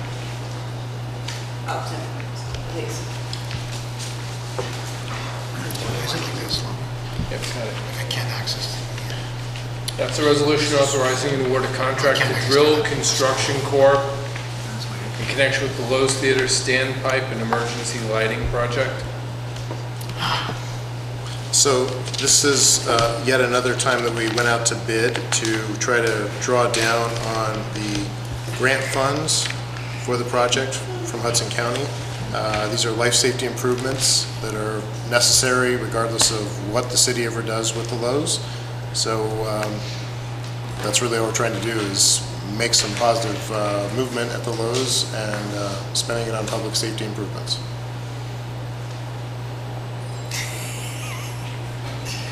$2 million. It's coming. Yeah, I heard that for 5 years. Well, I haven't been here as BA for 5 years, so I know. I had a good meeting with Colin Patty today. I'll tell you about it. Can we approve prior money for this standpipe repair in the last year or two? This project has been out to bid 3 times previously. Okay. That's why you've seen it before. The same dollars. But every time it's greatly exceeded the budget. Okay, And so so we the city basically did. bid it every time? Yeah. Got it. Same grant. We've extended the deadline on the grant. Yeah, We're good about this bid? Oh, well, this is the recommendation to award to a contractor to actually do the standpipe, to actually do work. We're good. The issue's been that the bids have come back way over budget, and there's all these changes, and it's a historic building. There's been a lot of challenges with it. And also, the longer-term backstory of this grant is it was originally for something else, the air conditioning years ago. Yes. And that was 5 times the cost of the grant. So this grant has been one of those lemons, I guess, right? Yeah, well, I mean, yeah, basically. It's been a big They wanted job. air conditioning, and we figured life safety was more important improvement for that building. Can the council get an update for the whole Lowe's thing at the next caucus? Maybe one more caucus, if that's okay. We had a very productive meeting today. We're working through some stuff, but we're getting really close, and I just would like to do a little more finalize with some things, if that's okay. Rich, you okay? Yeah. He's saying, I asked for next caucus, September update on what? 22nd, to give an update. First one in October. Yeah, October would be He's better. suggesting I'm also not October. here for that next caucus, so I'd like to be there for it. That's okay. But we're getting to a good place, I promise. Rich is okay, I'm okay. Are you okay? Yeah. Okay. I trust you. And with that, What else you got, Brian? resolution rejecting bids for Riverview Fisk Park. I have resolution 19740. Is that the right number, everyone? Nope. What's the number? 726, item 10.9. I did Control F. Riverview. Yeah. It's so easy instead of having to flip through all the pages. It's- Yeah, you're pretty fast. And that's rejecting all bids, accepted on July 11th for the contract known as Riverview Fisk Park renovations. Why are we rejecting all of them? Well, because we don't have, they greatly exceeded the budget that we had available. All three? All three. What's the amount available? 1.8 minus contingency. So what it is, I met with the community group Riverview Neighborhood Association, and we are value engineering and reprioritizing what the community group wants for Riverview, and we'll be putting it out to bid shortly after we reject these bids. Do we have like a value engineer that we have on contract, or we have somebody in-house? We do it in-house. Value engineer? Yeah, You're the absolutely. value engineer, or who's the value engineer? We are, the Division of Architecture, myself, yes. Okay. Yep. All right. So, we'll get it next time it goes out. To that end, actually, as I think about this, was there any value engineering looked at for the public safety headquarters? 10.9. You mean the new one? Proposals around that? We didn't look at that. I would ask that that happen. Well, in Cost this, savings. in this case, it's more of removing features from the park, right? It's not, or explain how you. Oh, well, it is park improvements, obviously. And because we just put it out to bid, we have a pretty good feeling for, what the priority level is, and, basically the group wanted everything. And we can basically restructure the documents so that we'll have choices when we put it out to bid this time with the alternates that will be available. So maybe I misunderstand what value, I thought value engineering was like some engineer looking at it and trying to find the more cost-effective kind of Well, ways to do things. it's kind of a generic term that we use, but there's different ways of value engineering. I mean, for a park project, that's what we called it, and it's looking at things and trying to see how we can make it work. Make it work, does that mean cost work, or? Yes, all of the above. So basically cutting some pieces out of the mandatory requirements. So instead of doing every single thing that we ask for, we say, this is the minimum we want. If we want to do this piece, it's going to cost that much more, and then choosing not to do pieces of it. So for the building, I guess the example would be saying, we want a 10-story building, but we'll settle for 8, which is not sort of what the angle we want to go. Brian, is the track So finished at the Persian Field? The track, is it finished? Isn't there supposed to be another coating put on? I'm not familiar with what's We're- going on at the track. Mira, who just left the room, we're talking about funding that possibly through, Mira's back now, Open Space Trust Fund. There have been some discussions on that, but it's not something we're ready to do like this week or next week necessarily. Is this the Pershing Field track? Pershing Field track, yeah. I thought this was resolved already. Yeah, but they're supposed to put another coating. There rubber coating. have been discussions about, so it's been asphalted, so it's a smooth, even surface, but there's discussions around making it a little softer for running. It's good for walking, but not necessarily a Olympic quality running surface. So we're thinking about it, we're trying to find funding for it. That's really what it comes down to at this point. I thought we had $800,000 for it. We did already to do the asphalt. That didn't cost $800,000. I don't remember exactly how much it cost. But we'll follow up on that though. Money's there. Okay. Anyway. That's all I have. Thanks, Brian. Thank you. Thank you. Thank you. Andrew, Barca, and who else? Is there anyone else in the room that's, We have for the bus thing. Oh, I don't yeah. know if it's here somewhere. hey, come on up. Andrew can go there. Tell us which items you have. I actually have 18, I'm sorry, I miscounted. 18 items? Good. Good evening, council. My first is 3.2, which is an ordinance extending Zone 8 to include Dwight Street between Kennedy Boulevard and Bergen Avenue. This is a resident-only parking area near NJCU, and the adjacent streets of Stegman and Fulton already have Zone 8. Yeah, it's got 3.2 through 3.9 are all traffic. Okay, 3.3. Any questions on this? Anyone? Yeah, I had a really hard time, so. Okay. What was the next item? 3.3 is an ordinance designating the intersection of Reservoir and Nesbit as stop control. This is just formalizing how it exists today. It's a T intersection with the southbound approach of Nesbit, not having a stop sign now, but we'll formalize it and install a stop sign. Okay, questions on this? This one you're in, this is in Heights, right? So Yep, I think it's C. Councilman Yun's good? Yeah? This was at the request of the union. It might have been secret fix. I'm not 3.4. 3.4. Amending the street cleaning program to designating parking restrictions for street cleaning purposes on the east side of West Street.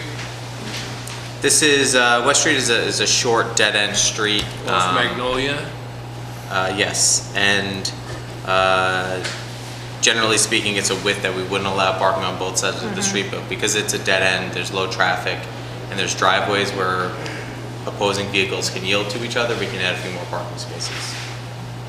Very good. So there's currently no parking permitted? On one side of the street. We talked about this in the agenda. Yeah, we did. Did you guys look into this? And whose ward is this? Yours? Richie's. Right off Magnolia. He said. So I'm not opposed to this. We went through something with Ms. Kara Habrowski regarding dead-end streets and like no parking, and the Yeah, do you remember this? the law department was adamant that no parking had to be maintained at dead-end streets, and that there were certain legal, there was like state statutes around that stuff at the time, and so after repeated back and forth with Mary Peretti and the parking division as well, it maintained the no parking. I'm putting that out there for you because that was determined several years ago, and kind of, you may be opening up a can of worms, and No, let's open up a can of worms, it has to be done. So I'm not opposed to it. I'm just saying that it was, back then, there was like presumably a lot of complaints about the idea that there was parking permitted, and I don't know exactly what the issue was, so.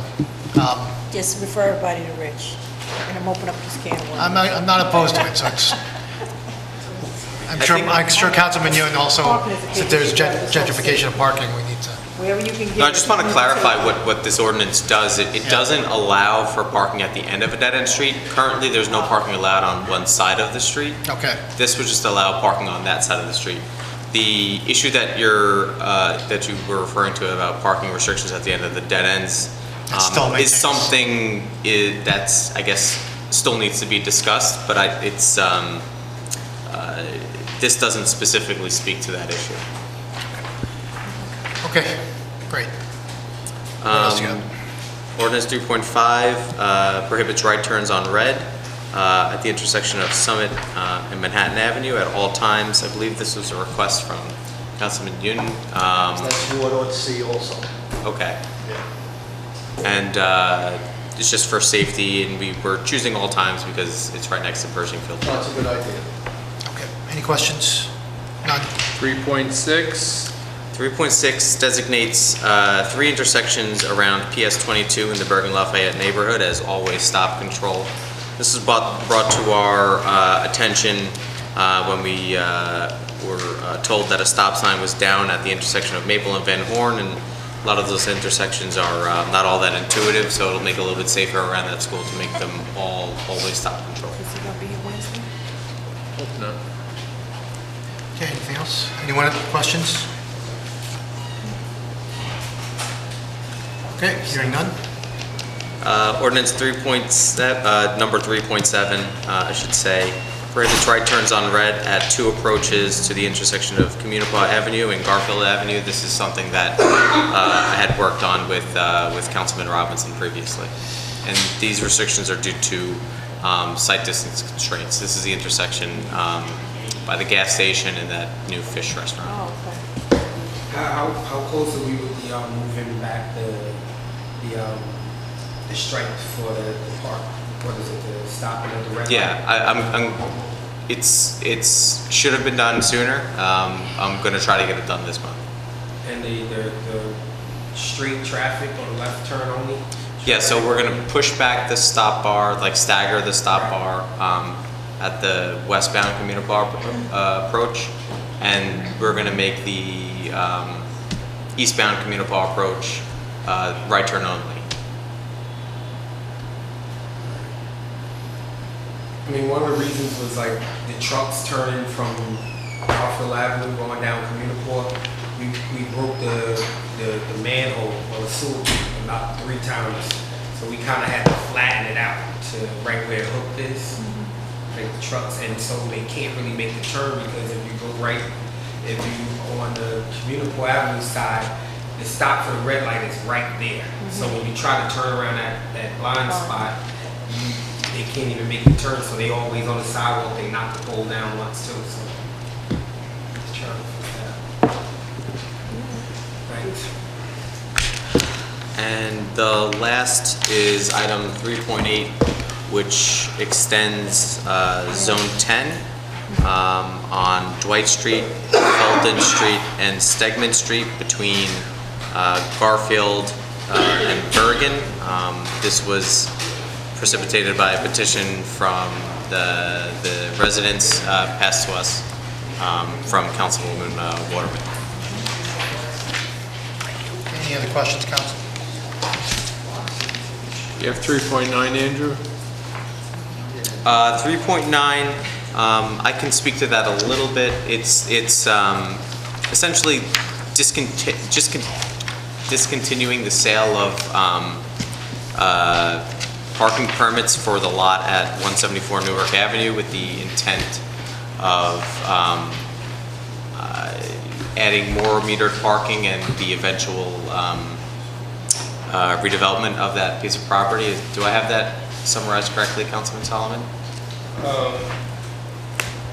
Largely, yes, I believe so. So basically, just a quick review of this, is the 174 Newark Avenue lot we talked about before. 9 people currently have permits to park in that lot. It's like a lot for a major commercial district. And we just wanted to clarify the rules to say that we're not going to issue any more permits. So it's going to be metered parking for the businesses, but no one can go and park there permanently. We're going to let the people who currently are there have them, but no more, and that just clarifies it. And then when we gave it to the parking authority to clarify, they found a whole bunch of other ones that just had been sold, and so they just wanted to like clean up the ordinance. So that's basically all it does. Which one is this? I'm sorry. This is 3.9. Okay. Anything else, Andrew? Just one more note, very, very quickly on our next bike lane project will be the intersection of Washington Street and Green Street. Councilman Solomon, we can discuss that a little bit more on Wednesday. And Councilman Rivera, as part of that project, will be converting Washington Street to a two-way road between Columbus Drive and Montgomery Street. We've been working closely with the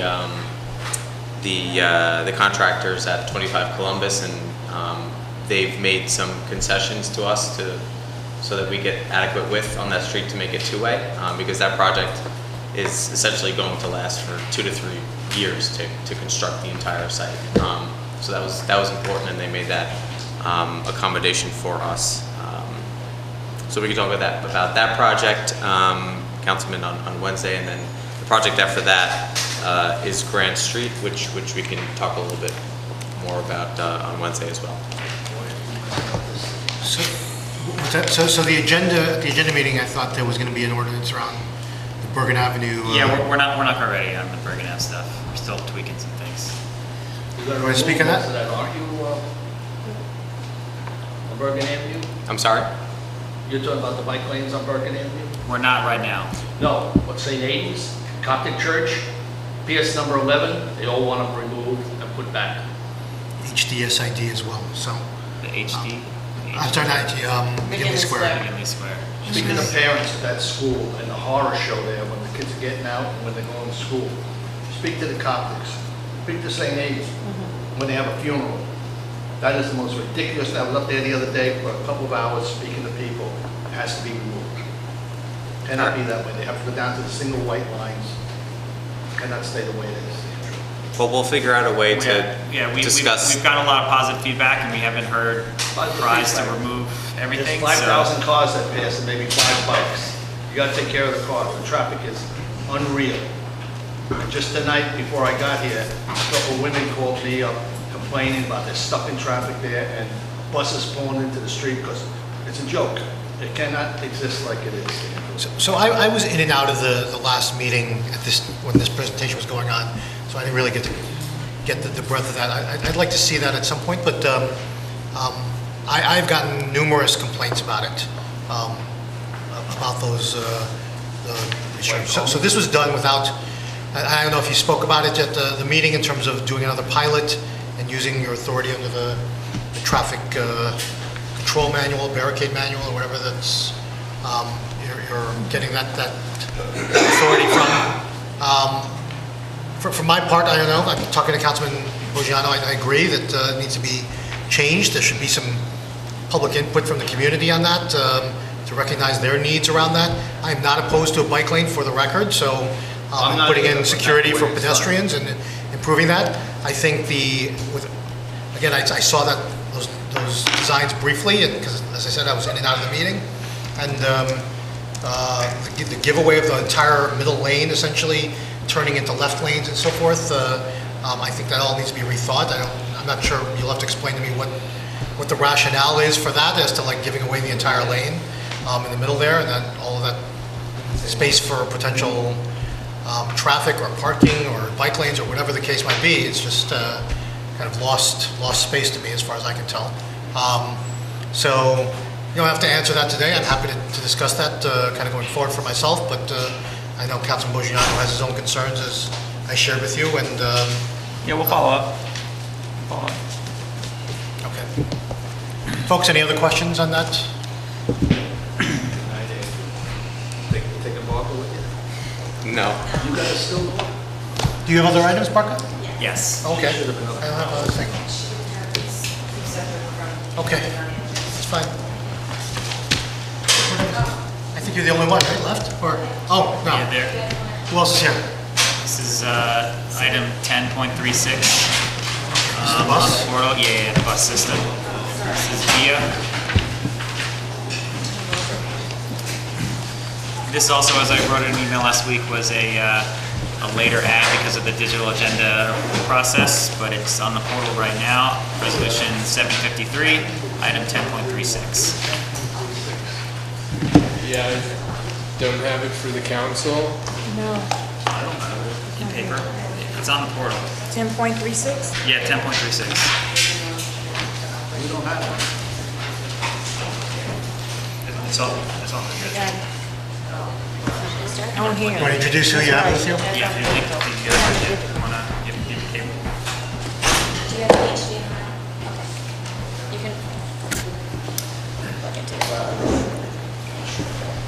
So we have the vendor who will be providing the service with us. The brand name is Via. They're going to introduce themselves and talk about their system. I don't know if you want to start from the back. As they're setting up, I'll just summarize that we. Let me get a long one downstairs. I have a longer one. 1 second. Yeah, I don't know how to do that yet. It's new. Marlene knows how. You can do it? Oh, okay. It's out of the Apple though, not our Apple Connect. Has Apple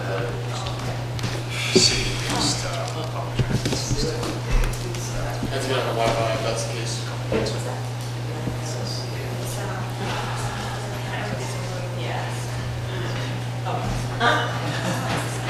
Okay.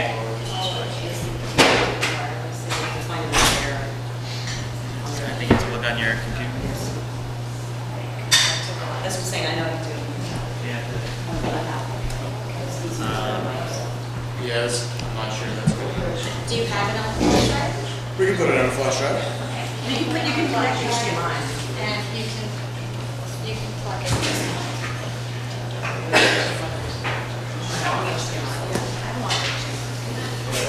I haven't.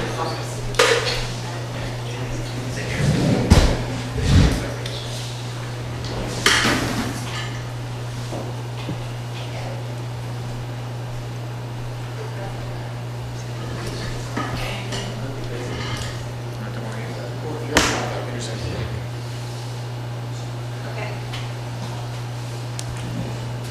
You can. Come back here. Yeah. Sit over here. Just put the computer over there. Yeah. We'll figure it out. Thank you guys for waiting.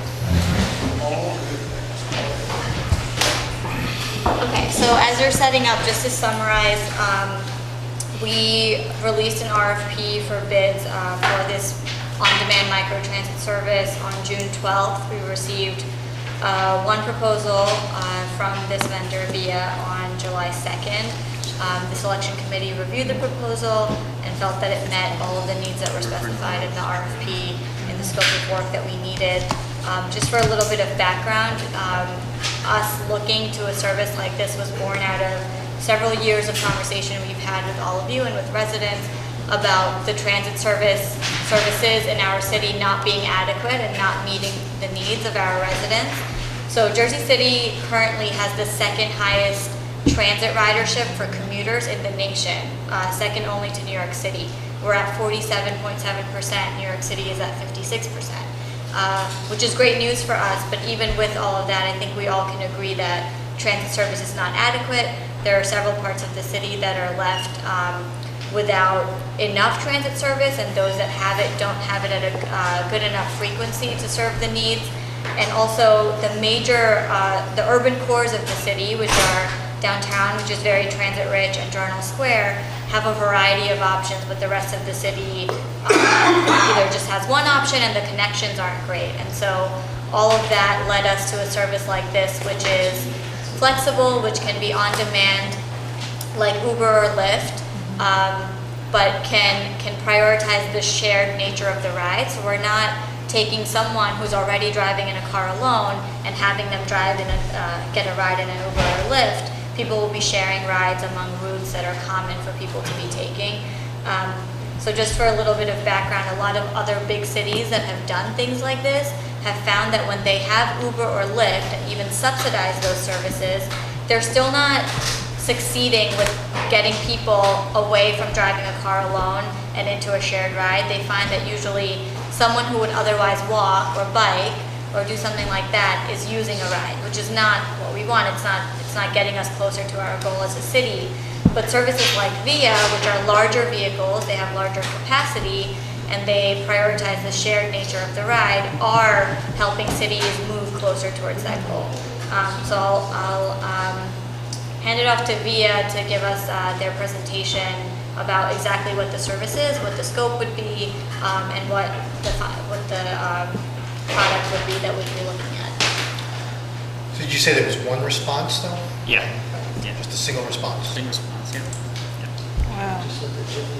We reached out to a handful of potential vendors, and the only one that responded. We got a lot of downloads and questions from potential vendors, but I think lunch fun. I can see that because New Jersey Transit Yeah, has we a extended the problem time. hiring. That's why I can see it. New Jersey has a problem here.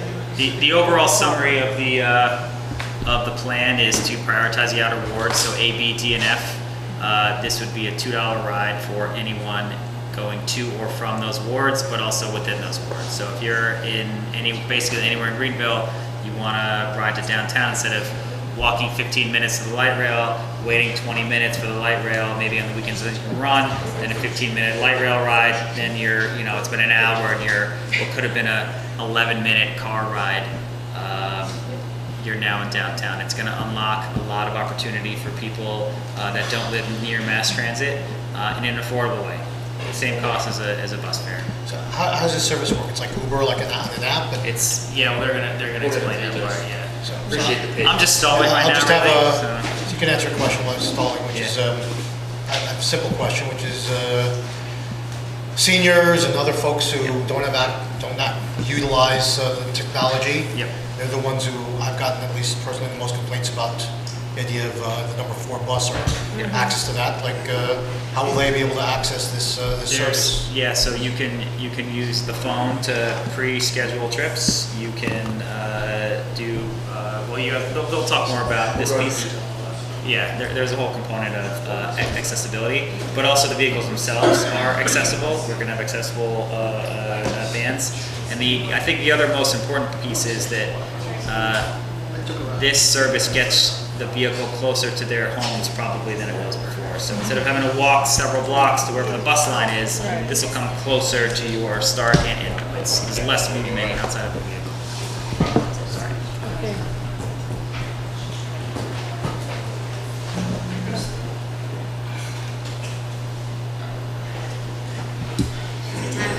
Time for screen.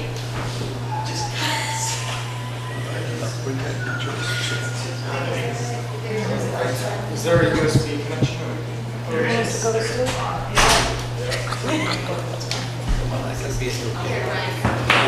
Yeah. Michael be here Wednesday? No, he's away. Looks like my desktop is still stuck.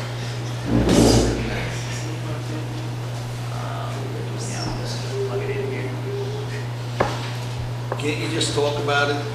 It's 9:30 at night.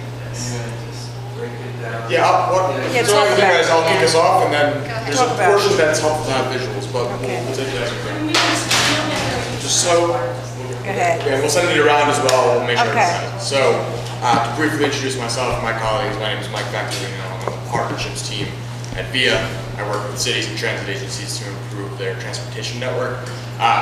We have Ellie Green on the strategy team, Monica, Vice President of Launch, and Rubina, who's a general manager of our partner cities. So, as they do this, right? Transportation, for those of us working in the transportation industry, it's frankly an exciting time to be involved. Mobility has changed drastically over the last 5-10 years. For many of us in this room, it's become as simple as ordering a vehicle and getting to where you want to go with one push of a button on your phone. But what that means for the public transit sphere is that public transit ridership has decreased, and therefore states and agencies have decreased their investment in public transit. And who does that hurt? Right, that hurts the most disadvantaged populations the most. And it also contributes to congestion and environmental issues by increasing the amount of single occupancy vehicles that are being driven in any given city. What VIA believes is an elegant solution to a lot of these big complex problems is microtransit. Microtransit is a term that we're going to use interchangeably here. It means on-demand shared transportation of passengers who are traveling along a similar path. Okay, so what we've done at VIA is set out to partner with cities, transit agencies, private operators to improve their transportation network. And to do that, we've developed a pretty sophisticated technology platform that, at the end of the day, does 3 simple things. The first thing that it does, like Brian alluded to, is that it can find passengers who are traveling along a similar journey. The second thing that it can do is match those passengers with the most efficient vehicle for that shared ride, for that shared journey. And And the third thing that it can do is direct both the passengers and the vehicles to the most efficient pickup or drop-off point, which we call a virtual bus stop. And so in a city like Jersey City, we would lay thousands of virtual bus stops all over the city, making it extremely convenient to order a ride and to get to where you're going. So rather than walking a mile at 9 o'clock at night to go buy something at CVS and waiting for a vehicle that may or may not come, or if it comes, it's coming every 60 minutes, you can request a vehicle that comes between 10 and 15 minutes, about 2 blocks away from your house. For those who are mobility challenged, wheelchair users, seniors who can't walk 2 blocks, the algorithm is smart enough to know that that person requires to be picked up exactly where they request a vehicle rather than forcing them to walk. And so what we've done with this technology is grown a very successful business, and I'll wrap it up here and hand it off to someone to talk more specifically about Jersey City. But at the moment, VIA is partnered with over 70 cities and transit agencies around the world, in which we help them improve their transportation networks by licensing technology and operations to run a shared demand transit service for them. I'm going to pause there real quick. As we do that, any questions before I bring up the next person to talk a bit more detail? This is just not buses, is it vehicle cars as well? You said there's different types of vehicles. So yeah, it's different than a bus. What we are proposing is Mercedes Metris vehicles that are 6-passenger vans, leather interior, automatic sliding doors. It feels like a premium experience, but it's a $2 flat rate ride anywhere in the city to keep it comparable with public transit costs. We found that those vehicles are the best for a variety of reasons, but a big one is that it can make as many turns and be navigable in a dark, dense urban environment. And two is that they've been designed specifically for ride hailing, so that you're not climbing over people and getting into someone else's random car. They're branded for the city, they feel like a city service, and if someone requests a vehicle, they're taking a Jersey City Transit service rather than a VIA service. Let's say. You said you have 70 current cities you're serving. Yeah, so we're in over, if you go to this map right here, slide 7. We'll get there yet. And you guys may have heard of us. We operate a direct-to-consumer service in New York City. So I'm not sure some people may have taken via rides. We operate through up to 5 boroughs. It's an app that you can download on your phone. So that's really how we honed our technology. We've been operating in New York since 2014. I will stand so I can project a little bit better. We've been operating in New York City, our direct-to-consumer technology, for about 5 years, and through that experience, we've developed a keen sense of operating at scale. There are thousands of drivers on the road in New York at any given time. More recently, over the course of the past 3 years, we've started partnering with cities, as Mike alluded to. So we have 2 operating models through which we partner with cities, public transit agencies, operators. The presentation is out. So we have two different operating models with which we partner with cities, public transit agencies. The first is we license our technology if cities would like to operate themselves. The second is we run what we call transportation as a service pilots, in which we provide all turnkey operations, all marketing, a fully fledged approach to a rideshare service. And so that's what we proposed in partnership with Jersey City. This map shows our deployments around the world. As I mentioned, we have direct-to-consumer service here in New York. We also operate in Chicago, Washington, D.C., London, Amsterdam. We work with Transport for London and London with a public-facing service, and have a number of task deployments, which is what we would propose operating in Jersey City as well. So there are a couple of case studies that we particularly wanted to call out, services that are similar or have characteristics that are relatable to what we would run here in Jersey City. The first is our Via to Transit service, which we're doing in Seattle in partnership with King County Metro. This service is focused on first mile, last mile solution. So we serve a number of transit stops, as you can see here on the map. There are branded fleet vehicles. In this case, it's a Toyota Sienna. Passengers can easily access first mile, last mile stations and pay with their Ultra cards. We have integrations with the public transit fare system in order to make transfers to the rail line as seamless as possible. This was funded through the Federal Transit Agency's Sandbox funding, Mobility on Demand Sandbox funding. We also operate a first mile, last mile service in partnership with Los Angeles Metro that is the sister service to this pilot in Seattle. And we launched this pilot in May. We have thus far served over 50,000 rides, which are doing about 6,000 rides a week, and have a run rate of about 300,000 rides per year. Second project that we want to call out is in West Sacramento, or West Sacramento on-demand service. We've been operating this service for over a year at this point, and similar to the proposal for Jersey City, it's a full turnkey operation. You can see here the Mercedes Metris, which is the vehicle that we've proposed for Jersey City. We have a branded version for Jersey City later in the presentation that we'll show. In this case, it is not just a first mile, last mile service. We connect residents with local shopping opportunities, commercial centers, to schools, to universities, groceries. And I think one of the things that we really want to call out about this service in particular is the accessibility that it has promoted within the city. So in partnership with UC Berkeley, we have done a survey, a 6-month survey. Some of the statistics cited here I think are particularly resonant with some of the goals of Jersey City, including the fact that 66% of riders feel much safer getting around town. It's had a real impact on senior riders in the city who previously perhaps could not drive on their own. It was too expensive to call to take a taxi. They were too far from a bus. This service can either pick them up at their door if they need door-to-door pickup if they have a wheelchair or in a nearby corner. So we have much better accessibility to groceries, local commodities, and just to get around the community in a much more efficient manner. And some statistics on West Sacramento on demand, we were doing over 125,000 rides running annually. Average rider rating is 4.9 out of 5 stars. So it's really been a successful service for us, and we're excited to continue to grow. And that utilization rate, just for a point of context, means how many passengers per hour per vehicle that we're running. So it truly is a shared ride service where you're typically riding with other passengers and improves the efficiency overall, rather than forcing everyone to take one single ride. So we'll get into the Jersey City specifics. Thanks for listening to our show. Thank you.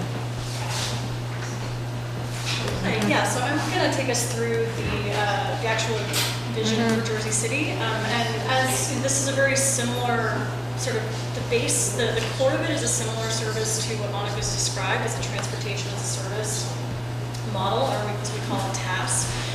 But that product is really deeply configurable, and so it actually is, it becomes more of a bespoke service for Jersey City. And so what we've done, so I just want to review, so what's included, we've said turnkey, we've said, from the ground up. What that includes is city-branded vehicles that we provide, and we also recruit and vet drivers to power those vehicles. Okay. We provide customer service to help customers, but also drivers if they're having issues on the road. We also provide a marketing push to make sure that we really get the buzz going and drive ridership, especially early on. And holding all of this together are a set of technology modules that allow this to function really seamlessly. Your rider experience, this is all happening, but you just see that you ask for a ride and it comes.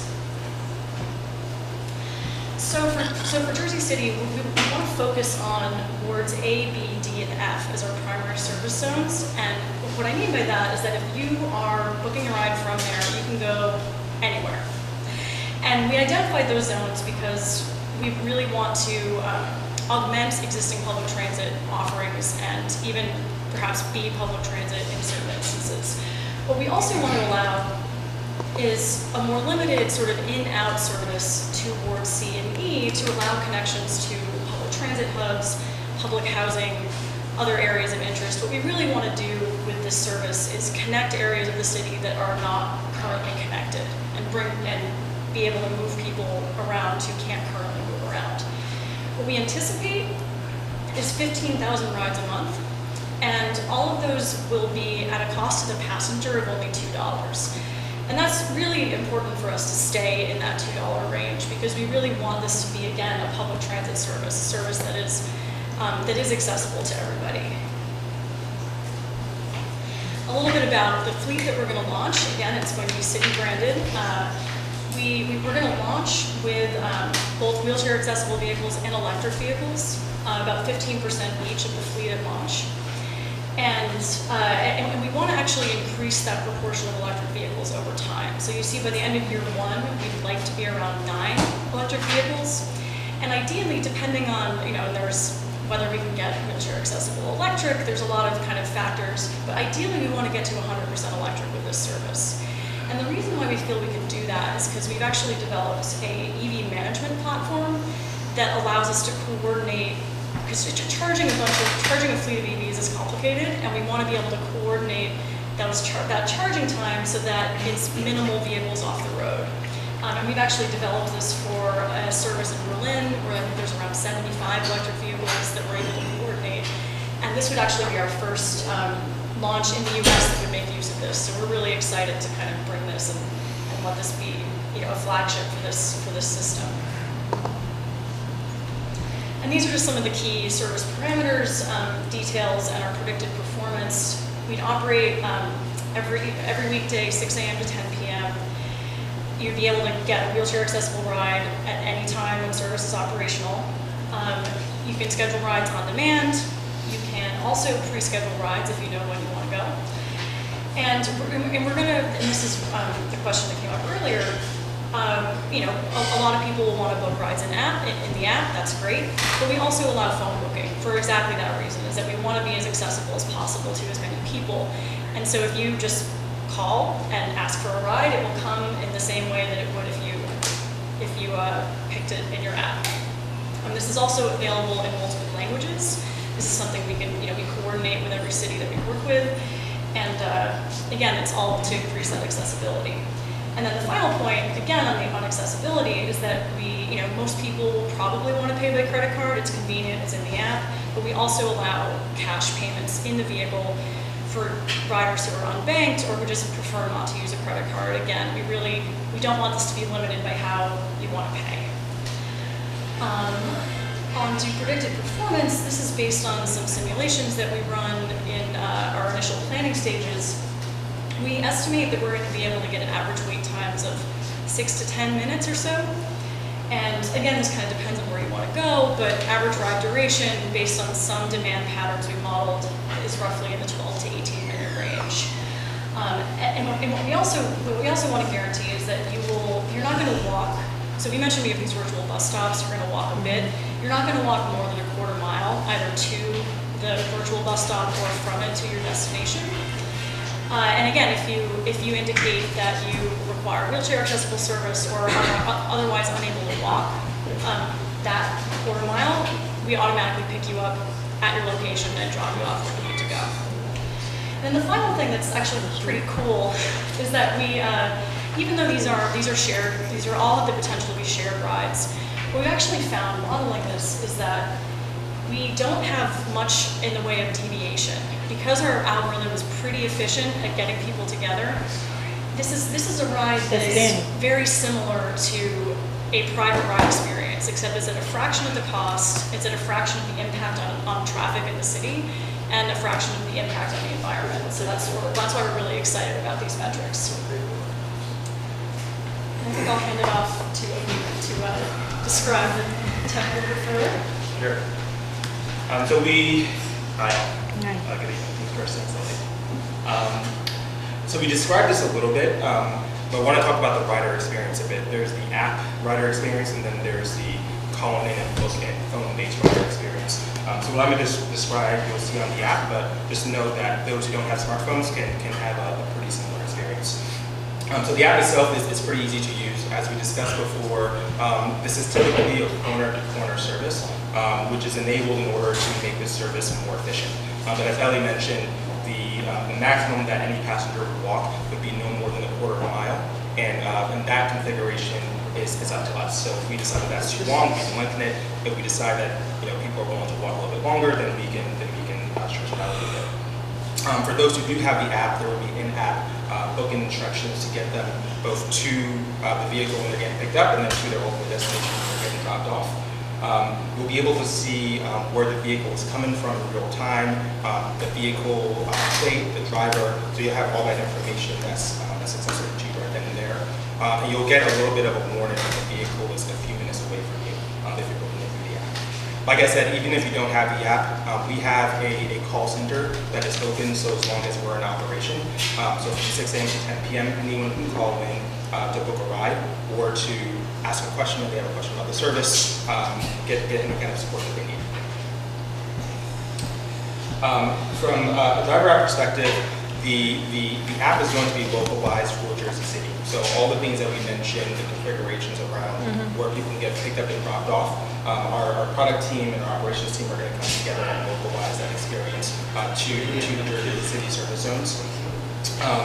The drivers will get automated directions from us. All rides are scheduled or assigned to drivers on an automated basis all through our algorithm. And the drivers, as with the riders, will be able to communicate with our dispatch system, with our customer support in real time. I want to talk a little bit about our operations. You know, this is one of our many elements that make us who we are and make us effective.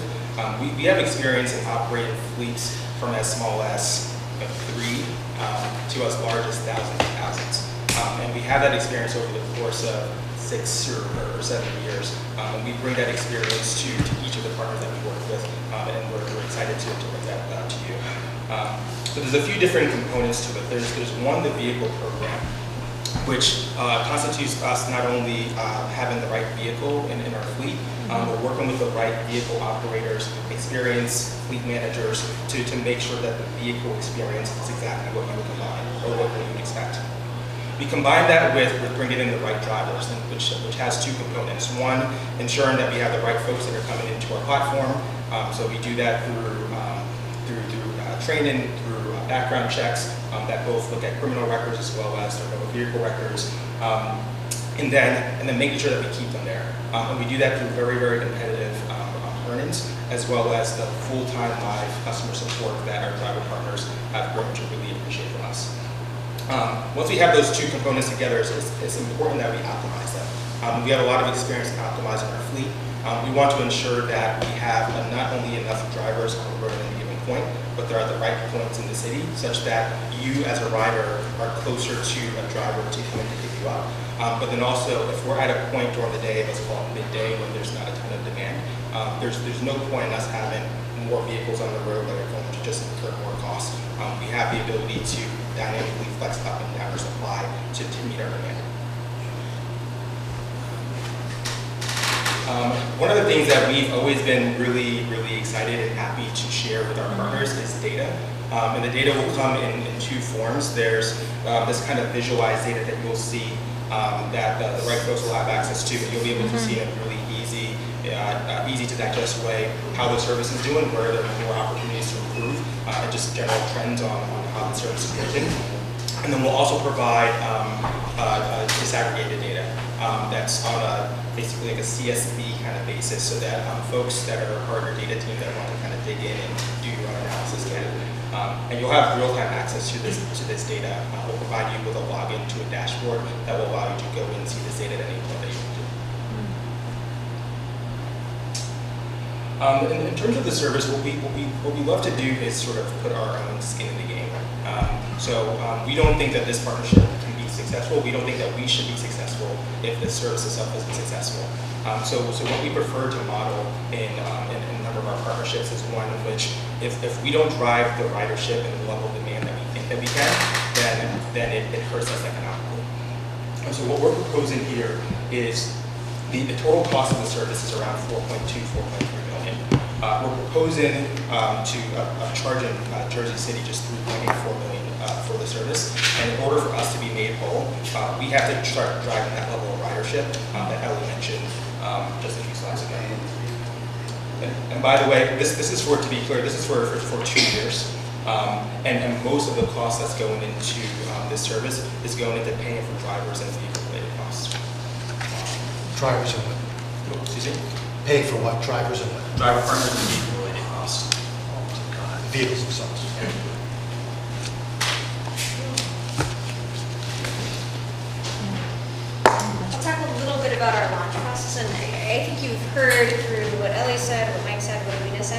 This project would be extremely personalized for Jersey City. We've worked with the city on branding, on the algorithm configurations that were mentioned with regards to walking distance, and specific pickup locations and drop-off locations to make it customized for Jersey City.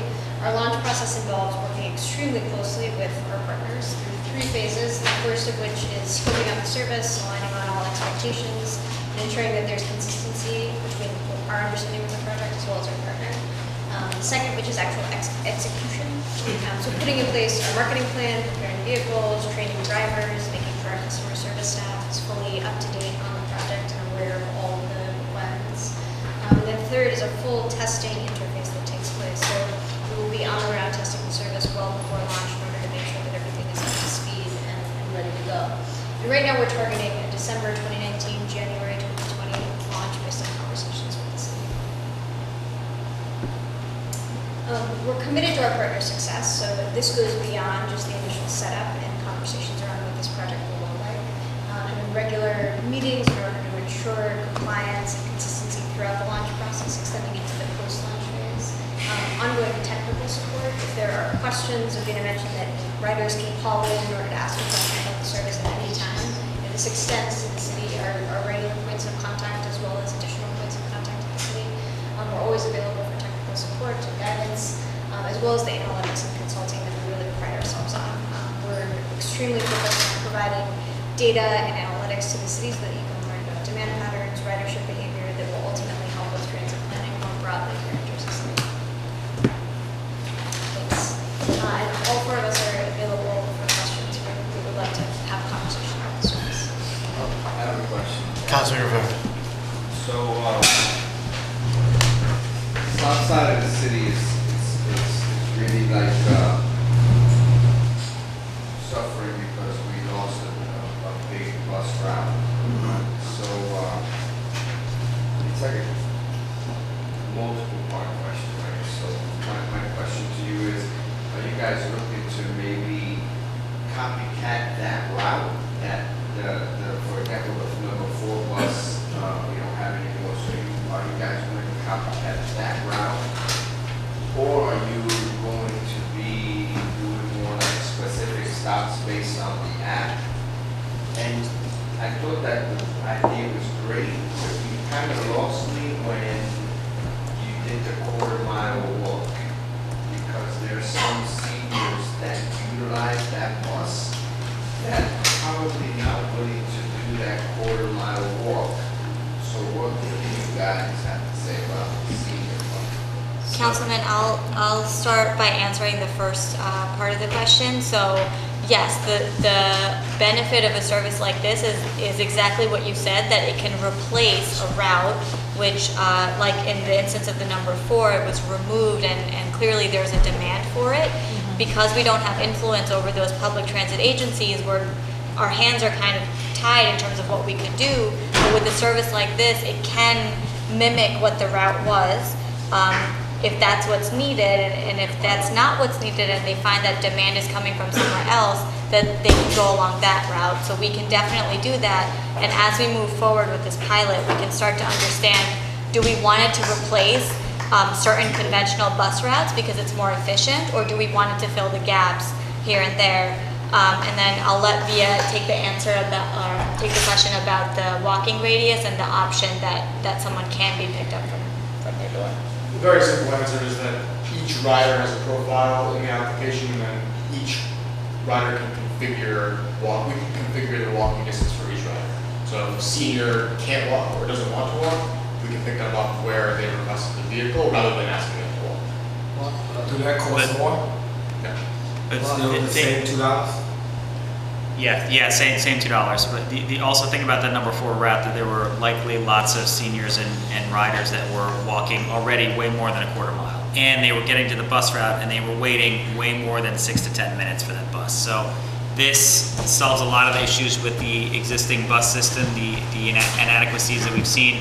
It allows us as a city to control what the service is and where it goes, rather than having to wait for NJ Transit and go through the state and all these steps to get us to where we are now, which is we're losing bus routes and we're losing a service to the city. That's really what we're losing. One last question before I have any more questions after this. So the number 4 bus was daily packed So, we talk about, I just saw that picture up there. So we talk about, we saw the little Mercedes buses, which I kind of like that, but, you know, if we were doing the little Mercedes buses, obviously we would have to do several, right? Unless you go to those big guys up there.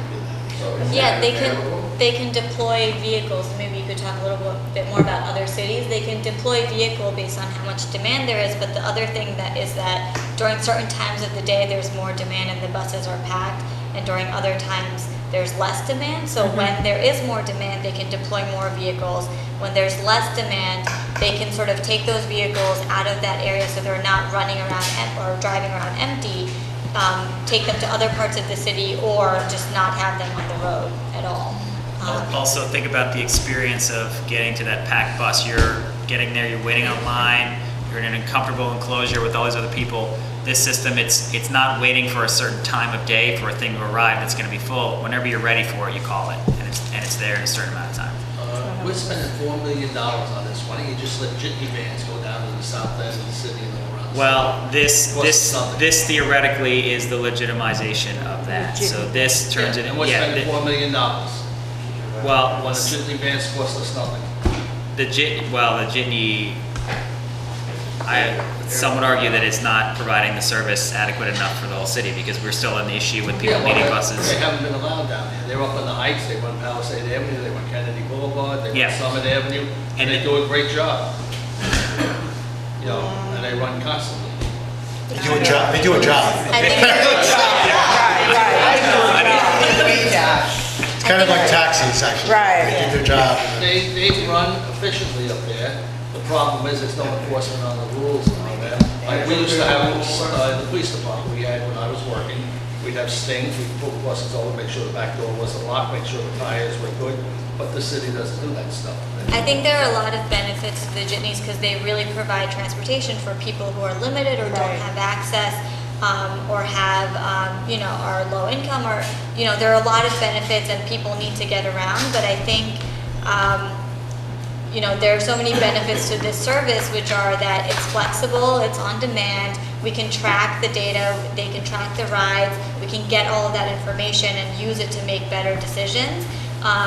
And also, they'll be regulated to an extent much greater than what the jitneys can provide just because of the software, because of the technology, and because that's the direction we need to be moving in, taking into consideration the transportation system as a whole. And some of the other points directly that have been brought up that we're addressing through this are, number one, the barrier to entry, which is the cost. So we chose as a baseline a midpoint between the cost of a bus ride, anywhere in Jersey City, which is one zone, which is $1.60, and the light rail, which is above $2.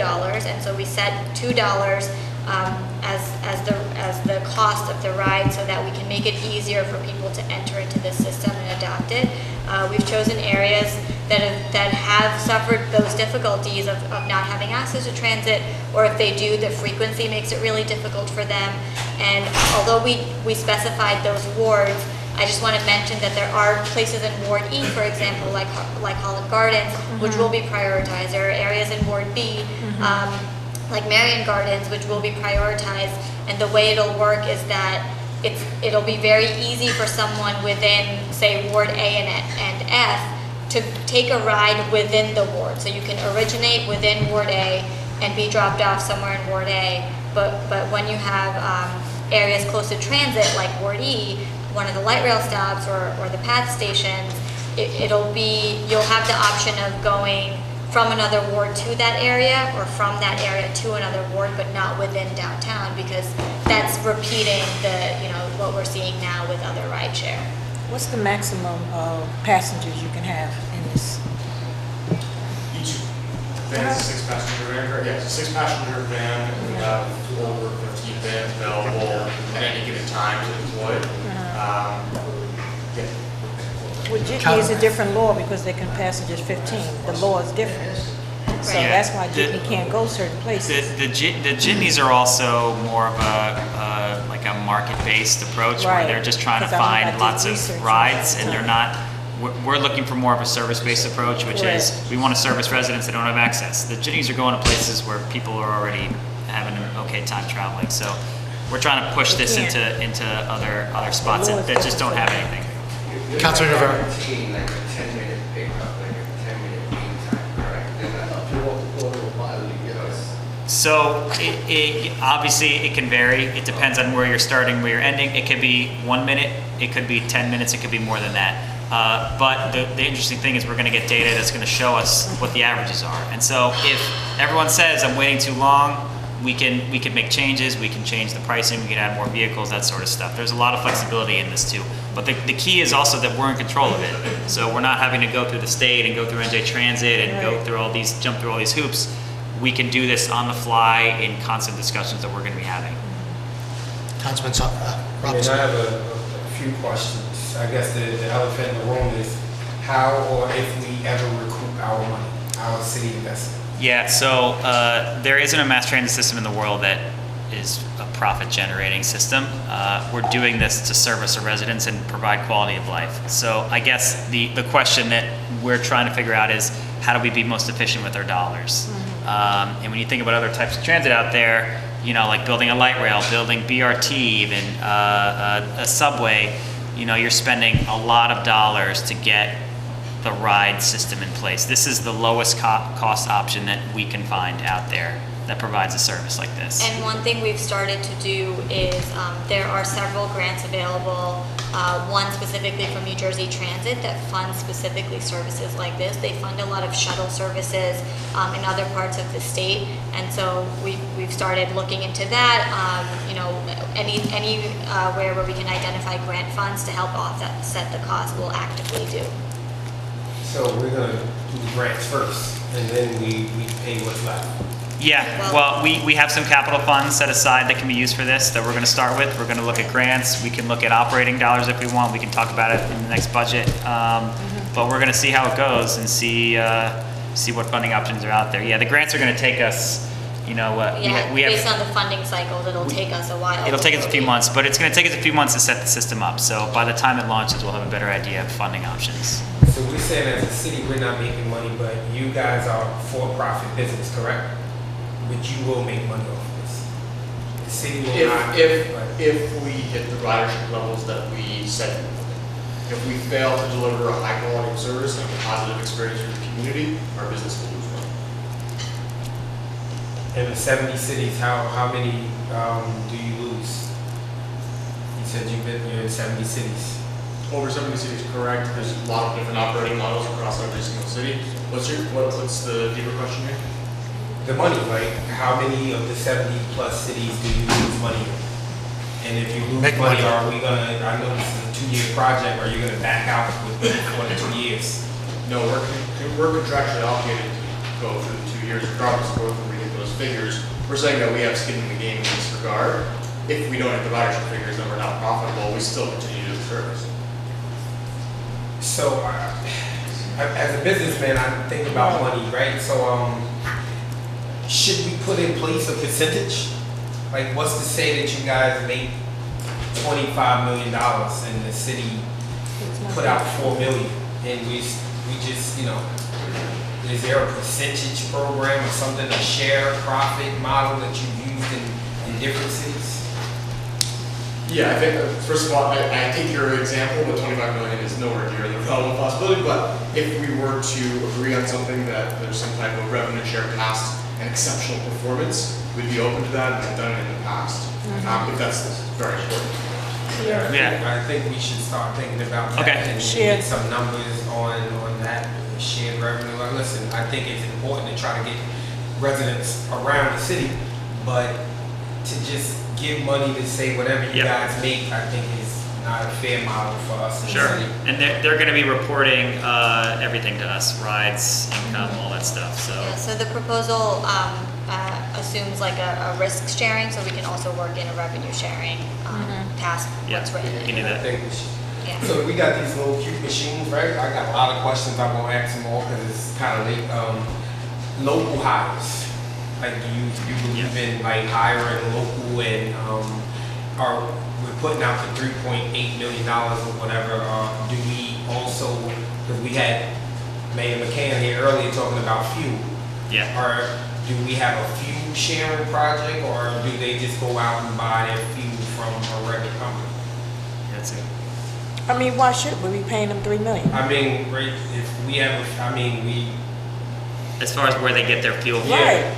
Yeah. I mean, because it should be, somehow it should come back to the city, especially if we're not making money off this, right? Yeah. I don't Yeah. believe that they should go out and get their cars fueled somewhere else. Sure, Pay sure. Exxon. Right. And not, work that out. Yeah. share with the city. No, that's a great idea, and also, we don't pay sales tax on fuel, so that would save, 20% or whatever it is on the fuel, so we can definitely, that's a good idea. Through our own, fueling depots, yeah. Does that change the economic model then? Does that change the economics of it? Which is possibly favorably to the city? Yeah. It's favorable to the city, Right, I yeah. mean, it If they be paying them And also, with the intent down the road to move this towards electric, there will hopefully be almost no fuel costs, down the road.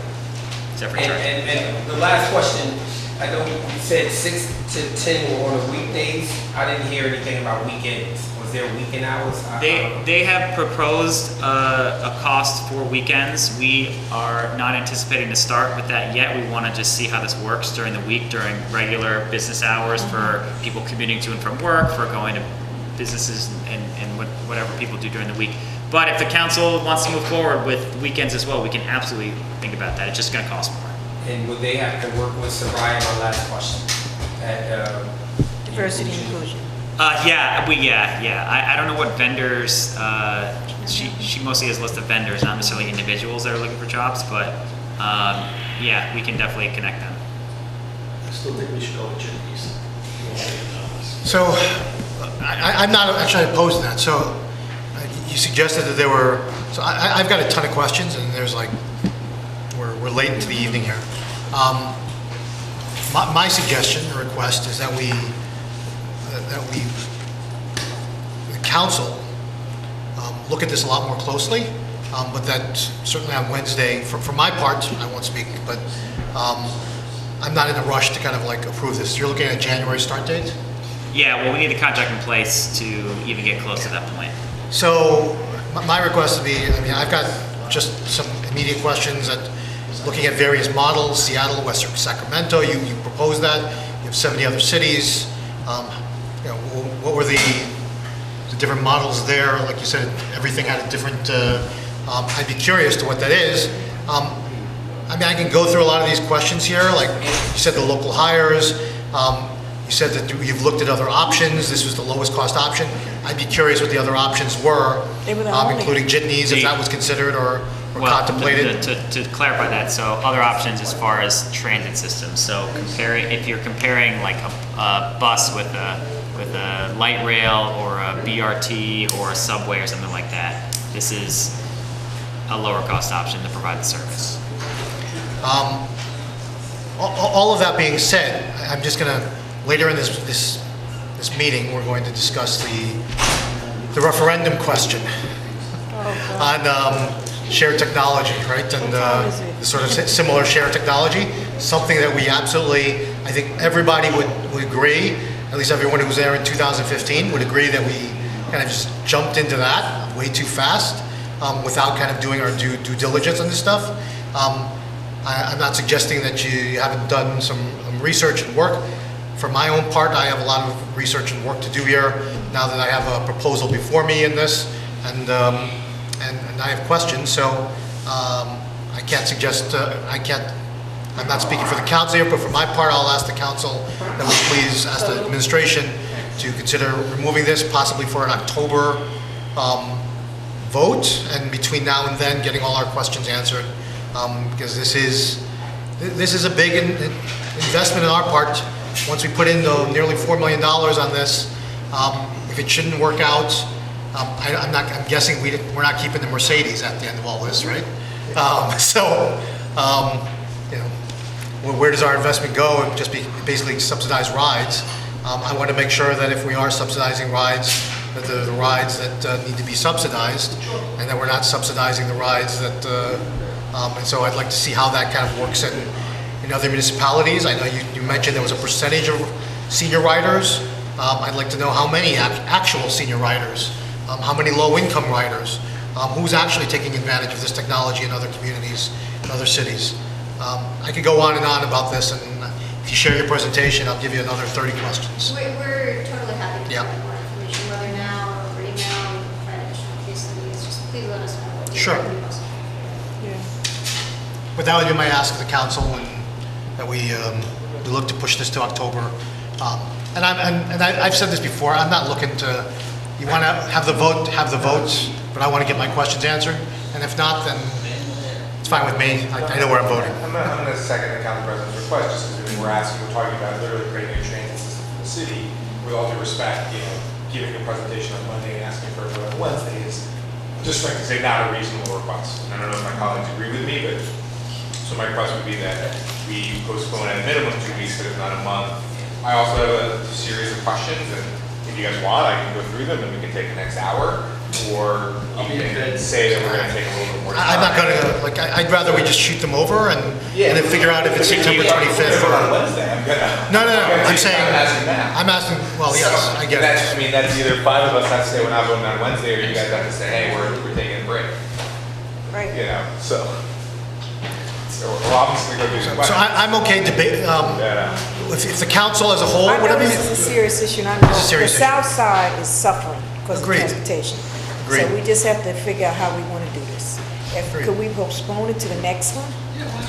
Absolutely. The next caucus, the next We can. caucus, yeah. What It's our day is decision. that? Well, Because you know what yeah, it is? so Because can- you're not going to get much here tonight, I can tell you that now. It's not going to happen. Can we get an idea of the questions? I mean, you guys want to email us questions Yeah, tomorrow? we can email Start the questions Yeah, over the next email couple them the of days. questions, and then when Let's is the start- next time it come on the agenda? September when? 25th. Okay, Let's- bring it back then. But if we get the questions, then we can figure out how much time we need. Right. Maybe. Sure. Okay? Except I don't think 2 days is a reasonable. Right. Okay. Because they telling you right now, they're not gonna do it in 2 days, so I'm just saying the next one. But I don't know, we don't know if it Even though has the South to Side be needs 2 months or, Correct. yeah, so we'll start with the questions and then we'll let you Okay. know and. Yeah, and I would appreciate the ability to sit down with the team and not just verbally, or not just maybe Ricky said, but have a full conversation around in place. Just want to do things just now. It seems like there's like a full contract here, but I didn't see the contract in our. Yeah, attachment. so the contract is still being finalized. The resolution allows for this to happen, but it essentially says it's the terms set forth in the RFP in contract form. Okay, so then can we see, because they provided comments on the contract, Yeah. at least they drafted it. So can we at a minimum see the Yeah. draft that Sure. they provided comments? Sure, right at a day or so. All right, I just wanted to start with that, and then the second thing for me would just be, as a starting point, would be, I don't know if there's been any kind of independent studies of your work, but if there have been, I just love this, start to look at it now, and I can inform my thoughts. Thanks. When you say independent studies, can you give us a few ranges? I mean, in my ideal world, like, there's, been a education academic team at a major university that said, I know what you're doing, I want to study it, but that doesn't exist. Maybe you mentioned a survey with Berkeley, whatever it is of the different things that you've done, where the analysis, at least in subject matter, I trust what you're doing, that some of the people looking at it haven't been, employees. Understood. And council also suggest if anyone wants to have a separate caucus on this with the team, and we can certainly arrange for that as well as a separate meeting of the council. There's a lot of questions, I can see that. It's, Okay, so you want another we could arrange that meeting? if you want, if the Yeah. council wants, it's, or do you people feel just get about their it? questions answered however they want. It's, How do you feel about a businessman? Well, yeah, so again, like, let's just see what the list of questions is Yeah. and see what we need to I do. woke you up tonight. I got a scooter. I get like 6 people. I hear you representing the party. I used to do that on bikes, right? Get on the back wheel there. And Like 10:30, almost 10:30, you get crazy All this right. time. Okay. Yeah, it's switching hours. It is. Yeah, let's get going. Okay. Thank you, guys. Thank you for your time, everybody. Thank you. I'm telling you, after a while, you just can't think. Okay, Yeah, I seen that. you have a particular item, right? What I was typing up was at the bottom. It's a first reading? All right, so let's just go from the top then. Folks, let's just go from the top. Let me see. Robert, you want to lead us, or am I going to take this? Which one is this again? We're starting at the top. No, I'm saying. Oh, that last one was 1036. 1036. Resolution 07503. Thank you. Thanks, I using Uber, but yeah, we probably were. Okay, from the top, let's go back. First reading ordinances. 3.1 is authorizing the execution of a deed of easement with Parks at VL South LLC affecting block 6005, lot 2, also known as the Gateway Plaza Park, and block 6902, lot 16, also known as the Van Leer South Park. We have a guest here on this. Council members, any questions? You want to just say what it is? Good evening, Don Pepe. Real quickly, my client, as part of their site plan approval, was required to build 2 parks. They built those parks. We have to put an easement in place that makes sure that those parks stay available to the public in general, and also requires my client to maintain those parks. That's what this ordinance does, and I'd ask for your approval. It's right in the shadow of Christ Hospital. So the Van Leer South project, which ward is that specifically? I think part of it's me and part of it's you. I think it's E and C. This is the Enclave, you might recognize, is up and leasing now. It's right there. Right, so it's right under there. So I had a couple questions. So 3, just looking at the contract. Parks VL may implement reasonable rules regarding the use of the park parcel, provided rules are consistent with General Ordinance Section 239, provided however Parks reserves the right to close the park parcel, emergencies after sundown. So what are the types of rules we're talking about, and what is General Ordinance Section 239? That controls the hours at which a park would be open, and it controls free access. I mean, we wanted to be able to make rules that are consistent with that. That's what the city has put on the books and said, this is our rules for the park. For all parks. For all parks. So as I read it, what you're saying is that, so General Ordinance 239 outlines the rules for all parks. Correct. And then you would do rules consistent with that. Why not just say implement rules that follow General Ordinance Section 239? Because this, again, is private property that we are providing an easement to allow the public to access it. We will be maintaining it, so there are some differences between the way a public park, a truly city-owned public park operates, and the way we operate. My concern is just that the language is vague enough that, there have been public-private parks in New York City. Just to be frank, I have a professor who wrote a whole book about this, so it was an issue that he brought up, and his argument was oftentimes that the rules were too vague, and then because we don't have the enforcement, all of a sudden, a park that's supposed to stay open until sundown is closed at 8 because the residents nearby ask for that, and there's no real enforcement, and then it's years before people find out. He was just arguing that the kind of vagueness in these rules. Do you want to ask to request withdrawn? It's a first reading, okay. But so one would be to request to withdraw, the other would be to sit down between now and then, but that obviously would mean if there are amendments, then we would, have to make them before second reading. So that's my... Yeah, the only thing I'd point out is the park's been done. We just have it chained off. We're not allowing any public into it. So, park's been done. So there's no urgency. We've been here for, we've been trying to get this teed up. Last time it didn't get on the agenda because of vacation schedules, and there was nobody here to explain it. Shame on me, I should have been here at that time. But we have been trying for the better part of 2 months, I think, to get this up here. This is the first reading. Could you supply him with the question, the answers that he wants? If you're comfortable with the idea of us meeting in the next 2 weeks, to just if there are issues that arise when you want to make amendments, who at the law department or JCRA work with you on this? This is Ray. So Ray, this is you? Ray went back and forth with me on 4 or 5 different drafts. So let's set up a meeting with you, me and Ray. And I don't know if Councilman Bojano, it's obviously our wards jointly, if you have an interest in. I don't know if you'd like to attend the meeting as well. Do you want to be in that meeting? Yep. Okay, so let's have a meeting with the 4 of us to just discuss the details on it. Councilman, you'll take the initiative Yes, to... I can do that. I can set that up. And it, absolutely fine, if at all possible. I'm here Thursday, so as early as that, if it works for you. All right, so we've done ordinances 3.2 to 3.8. So you're gonna be done.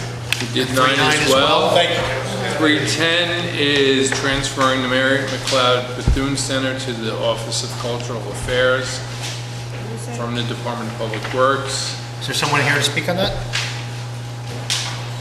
The administration. This makes sense. This makes some sense, but Is it 3.1? 3.10. I thought Christine was going to be here to discuss this, and/or Alvin. I requested that, so.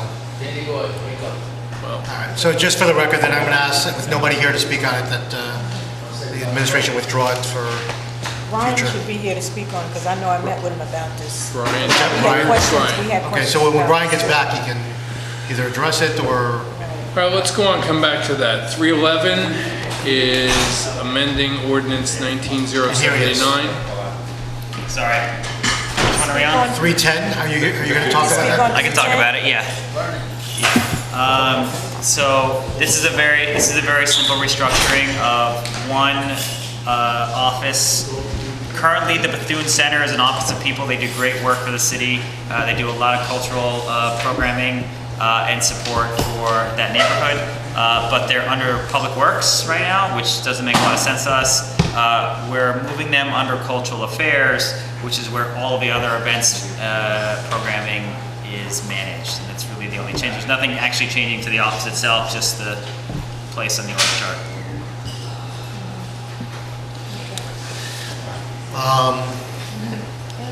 Okay, any questions on that? Anyone? I met with Al. Nope, next item. 3.11? So, 3.11, yeah, it's been updated. The title's been updated. This is the one that was just essentially the title, correct? Yep. So this is just a title change of, so the ordinance transferring property to the redevelopment agency from the last meeting. The number of the MLK property was wrong. This corrects that number. Yeah, the new title of the ordinance is simply saying, correcting the block and lot address of the property conveyed to the Jersey City Redevelopment Agency. It's just correcting the number, that's it. I understand, but you're giving me a second bite of the apple. And the rest of them shouldn't be in that. I knew this was gonna happen, because I'm not. So my request is, Councilman Solomon, may I bring it up? Or? Yeah, perfect. Just to separate 174 Newark Avenue, and under the conditions of its current zoning, which would be neighborhood This is districts. not doing any of that. This is only changing one number on a, it's not transferring anything. This is not a transfer? No, it's not a transfer. That's what he So said. okay, It's so literally there on the digital, on the portal, there's a duplicate of this. 3.11 on the portal should be removed.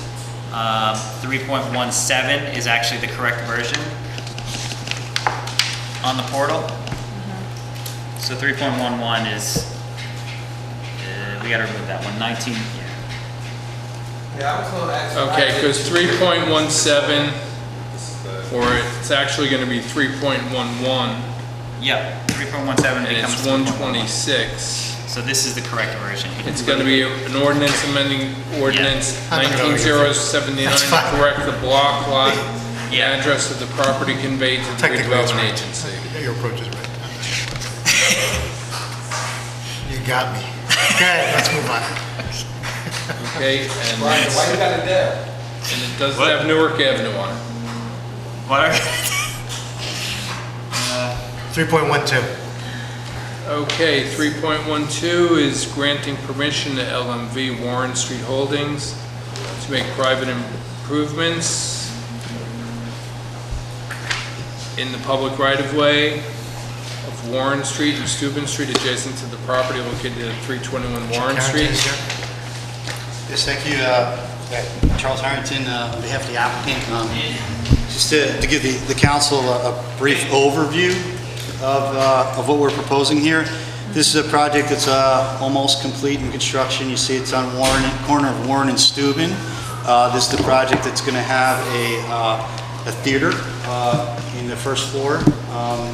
if you're, I don't know if you're familiar with the site, but it's, so this, what we're proposing here is, it's not required by the site plan approval. It is something that we met with engineering. It all was precipitated really in April of 2018. There was a tremendous rainstorm that we had, and the day after, that intersection of Steuben and Warren Street was essentially a pool. My client went back. We had to amend the site plan approval to increase the floor of the building because we were concerned about the elevations. And then at that time, there were some discussions with the engineering department and a private firm that does what's called the cupola system. So, and I believe, some council members toured the site, and we toured it with Jersey City Engineering as well.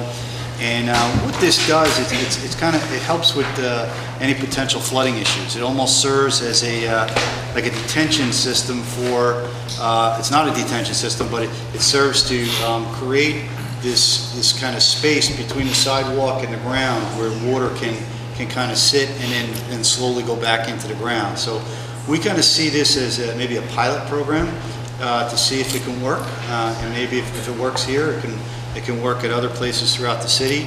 But it is proposed in the sidewalks. So the sidewalks are the public right of way.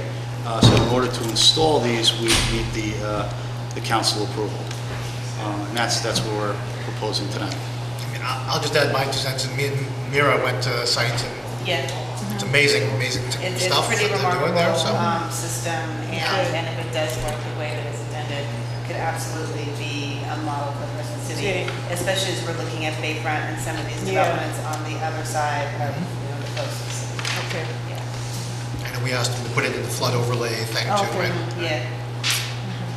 Okay. Good, great. No questions. Okay. Thanks. 313, amending Chapter 260 of the code repealing the exemption for dwellings with 25 or more dwelling units within redevelopment areas from the definition of dwelling in section 260.1 definitions. Yeah, that's why Yeah, who's here to explain this? Nobody, right? Yeah, sorry Can we about just that. table it until, Yeah. because we started the committee Okay, with the rent. okay. Yeah, so my thought would be to Yeah. have, the Rec Control Committee, we had our first meeting in Correct. August. And, Right. we set out a kind of schedule now. Right. And DC and I on it. And my thought would be that we should put this on one of our agenda meetings. To discuss. Right, to discuss it. the Okay. proposal. I think it's a good idea, but I agree. Yeah. You should go through the whole Yeah, process. Go through the Okay. committee process. Okay. All right, 314 we did, 315 withdrawn, 316 we did, and 315 is what? 315 has been withdrawn. Okay. We did 314?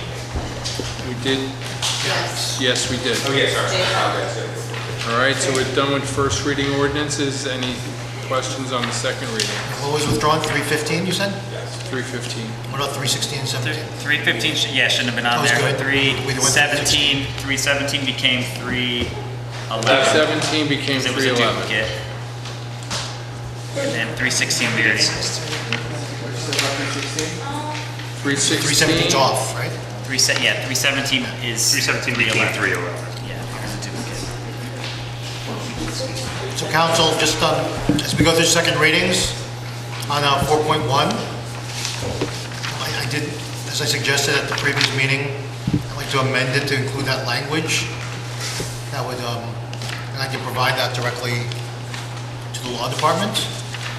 That will just simply require that these properties come back to the council after the bids to ensure that they're, and I got the language from Hannah previously, from the law department on that. On another ordinance, actually, I just realized, so. So we'll provide that language to the entire council, basically just suggesting that the bid come back to the council after they come through, and that the council can have the final kind of approvals to authorize that moving forward. So you guys in for the council, 3.4, 3.5, 4.3, 4.4, the informal committee is going to have its first meeting next week. So we're gonna, Robert, if you don't mind, ask to postpone this until, the earliest would be the first reading in October, because we'll meet through September. 4.3 and 4.4. are going to go to, So we're, the first meeting in October. When's your meeting, when's the first meeting? You're gonna get an email that today, because we formalize it with everyone else, and then get the two council people we want to go over for 3. so we're not going to have a public hearing. No. Okay. Any other questions on second reading? Council members, anything? Let me just quickly go through it. I don't think I got the answers to the HR. What was the question again? I can't remember. If you remember by Wednesday. I'll shoot them over tomorrow morning. Yeah. Questions on 4.8, which is HR. Okay. Everything's okay with 4.9, everyone? Let's, What is the 4.3, 4.4 is out. Did I miss 315? They're withdrawn. It's withdrawn. Oh, it wasn't supposed to be on the agenda. that deals with the salaries? 315, yeah, that's an old version, it's not accurate. When are they at gonna all. bring out salaries? That's the question. Yeah, no. When are we gonna bring out salaries? I'm just, It's gonna be on there. oh, but, okay, because, I'm like, We've all been, multiple people have been discussing it. I don't know, this version didn't have it, but oh, okay, there will be a version that has it. okay. Not January. No. Yeah, but yeah. I got you. Say that. Can I start on resolutions? I'm gonna Venmo you. Anything on the electric scooters, everyone, before we put that one to rest? Oh, Councilman, I think you asked during the agenda meeting whether a Segway device would count as an electric scooter. Yeah. It does meet the definition of an electric scooter as spelled forth in the ordinance. Do you know what everyone knows what Segways are? Yeah. I'm not, I wasn't until recently, so. I didn't know it was called a Segway. I thought it was like mall cop or something like that.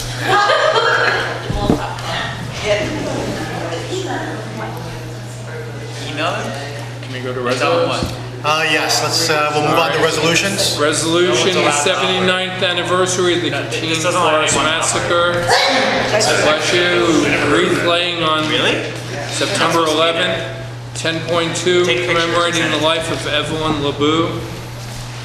10.3, honoring Roberto Perez. 10.4, authorizing the settlement of the action entitled Carmen Duran versus Heights Liquor et al. 10.5, resolution authorizing the settlement of the suit of Cobb Gas Services, Inc., v. the City of Jersey City. 10.6, removing restrictive covenants that affect 9 Bayview Avenue. We did 10.7. 10.8 is authorizing the execution of an agreement between the City of Jersey City and the uniformed firefighters. 1066. Hold on. What number? That was 10.8, firefighters. Well, Wasn't that in the closed session? no, we did not get to talk about it in closed session. Oh. No, we didn't. So who has questions? I mean, my questions are similar to the ones I asked for the police contract, which is just trying to understand the fiscal impact over the course of the contract. Did you get those questions answered? No, I'm asking them. Council, if you send them to me, I can direct them to Okay, I can get council. that. The responses to that, I'd like that to make available to the entire council. Yeah, presumably it would be appropriate for the council. Okay, 10.9 we did. 10.10 is applying for funds from the Department of Law and Public Safety to the drive sober or get pulled over. It's already occurred, I think. 10.11 was done. 10.12 is authorizing the insertion of special items of revenue and appropriations. 10.13 we did. 1014 is renewing a professional services agreement with the law firm of McAndrew Vuoto to represent the city of Jersey City in the matter of Cal Harbor, the city of Jersey City. What are you guys able to tell us about this, what the settlement was and why it didn't stay where we're at now? Well, it's a settlement that's required kind of monitoring over a period of time. It's required keeping up with the terms of the settlement. And the attorney, Mr. Vuoto, that negotiated it, has been retained to monitor the situation. It's a very low value contract. I think it's $15,000. Last year, I believe, just over $2,000 of the contract was actually spent. I guess, and I don't know if we want to do the closed session or offline, or happy to do that. I'm just trying to understand what was the settlement.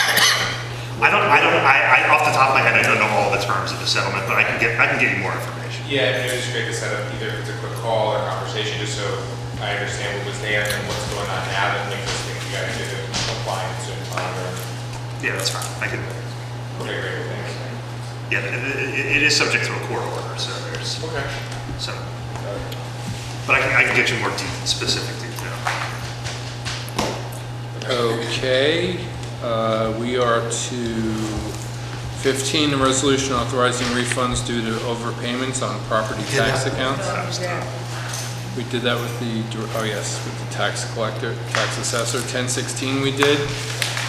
1017 is authorizing the application for and the acceptance of a grant from the New Jersey Economic Development Authority to support planning and designating in designated opportunity zone areas. 18 and 19 were done. 20 is the award of contract to Lawman Supply for purchasing rifle ammunition for the Department of Public Safety. 21 was done. 22 is authorizing the replacement of the lost third-party tax sale certificate. 23 and 24 were done, as were 25 and 26. 27, approving the reappointment of city council members to the boards of the special improvement districts, district management corporations. Oh, I didn't see this. 1028, authorizing a professional services agreement with CarePoint Health Medical Group to provide primary medical care services for employees injured on the job. 29, an extraordinary unspecifiable services agreement with Claims Resolution Corporation to act as a third-party administrator for workmen's compensation and liability claims. 1030 is a resolution approving the interpretive statement accompanying the public question on ordinance number 19077. You all should have a modified version of what went out. Of the interpretive statement? Yes. There were modifications that were made earlier today. The hard I copy. can't find it. Here's handy.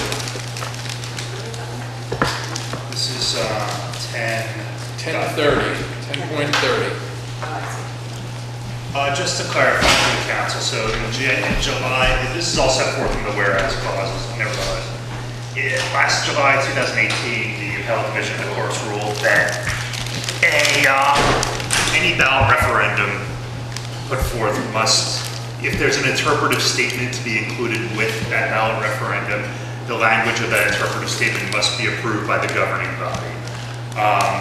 Therefore, we have drafted, Robert and I, the clerk's office and I have prepared what we feel to be a fair and compliant interpretive statement that would pass muster with the courts and would pass legal analysis that describes in accurate and I'd say concise terms what ordinance 19077 is intended to accomplish. If anybody has any questions or concerns about what was prepared, please advise. We are operating under a short timeline, however, due to ballot printing issues. Robert maybe can illuminate us on that, but it is of I would say it is of some importance that we get something passed. Great import. Great import that we did this Wednesday. It could also be that there be no interpretive statement, correct? That is the other remedy. So just my question is, this is a replacement, so something was amended? Yeah, there was some language that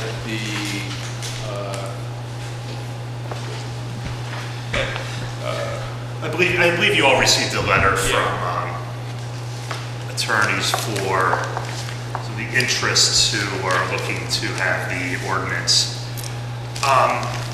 We added language to the terms of this, let's see. There were concerns, one, that it was not clear enough that it only applied to, that tenants were not permitted to rent their properties out. The statement is very clear throughout that it applies to owners only.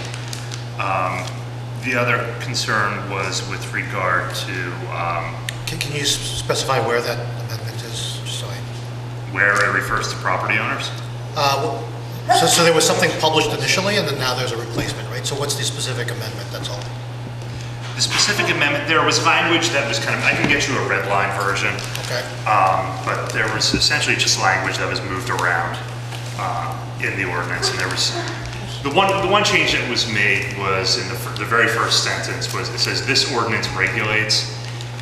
It was changed to say that from this ordinance will establish regulations, because there were regulations that are currently in place.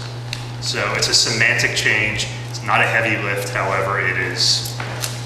The generous definition of regulation. Yes, I would say for the edification of some parties. So, I mean, I'll just say for the record that,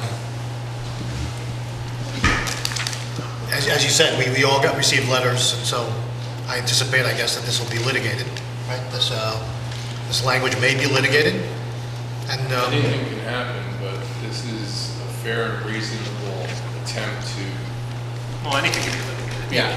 Be concise and be fair and come up the middle on this, So, my question is, should it be litigated?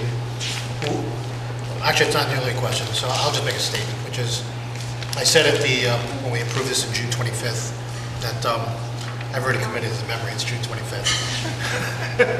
So, when we approved that June 25th, that I would not allocate any funds to outside counsel, or... I've made that clear, and we're handling it internally.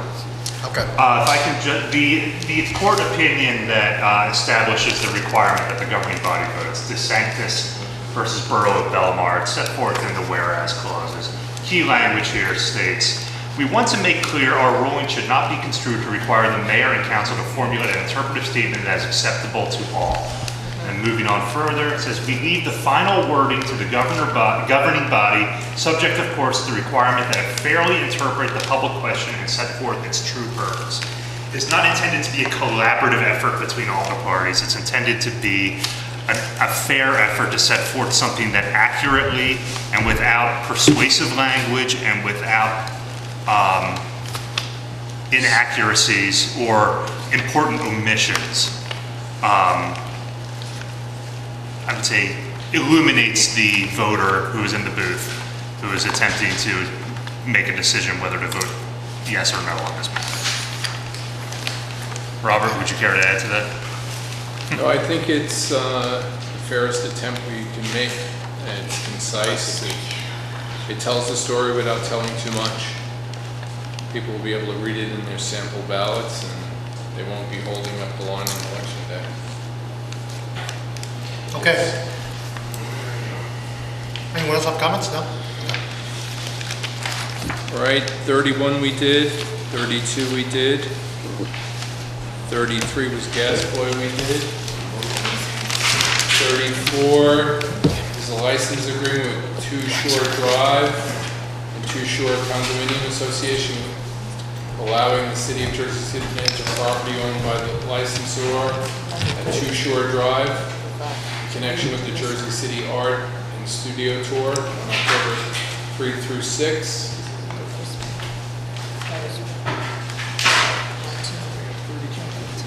35 is a license agreement with JP Morgan Chase and Company, allowing the city of Jersey City to enter property owned by the licensor for space at 575 Washington Boulevard, second floor, 480 Washington Boulevard, 11th floor, in connection with the e-waste recycling drive from September 13th to 14th, 2009. Robert, let me ask you a question. 19. We did 1031 with Ed, we didn't do 1015. That's, I didn't think we did. We did 1031. I have him as 1031. right, we didn't do 10. Yeah, that's just refunding people due to overpayments. Yeah, okay. That's refunding people due to overpayments. Yeah, I think that's all she wrote. Motion? Second. Okay, who made the motion? I did, so maybe someone else should. I'm giving Councilperson Prinzary the motion. Second by?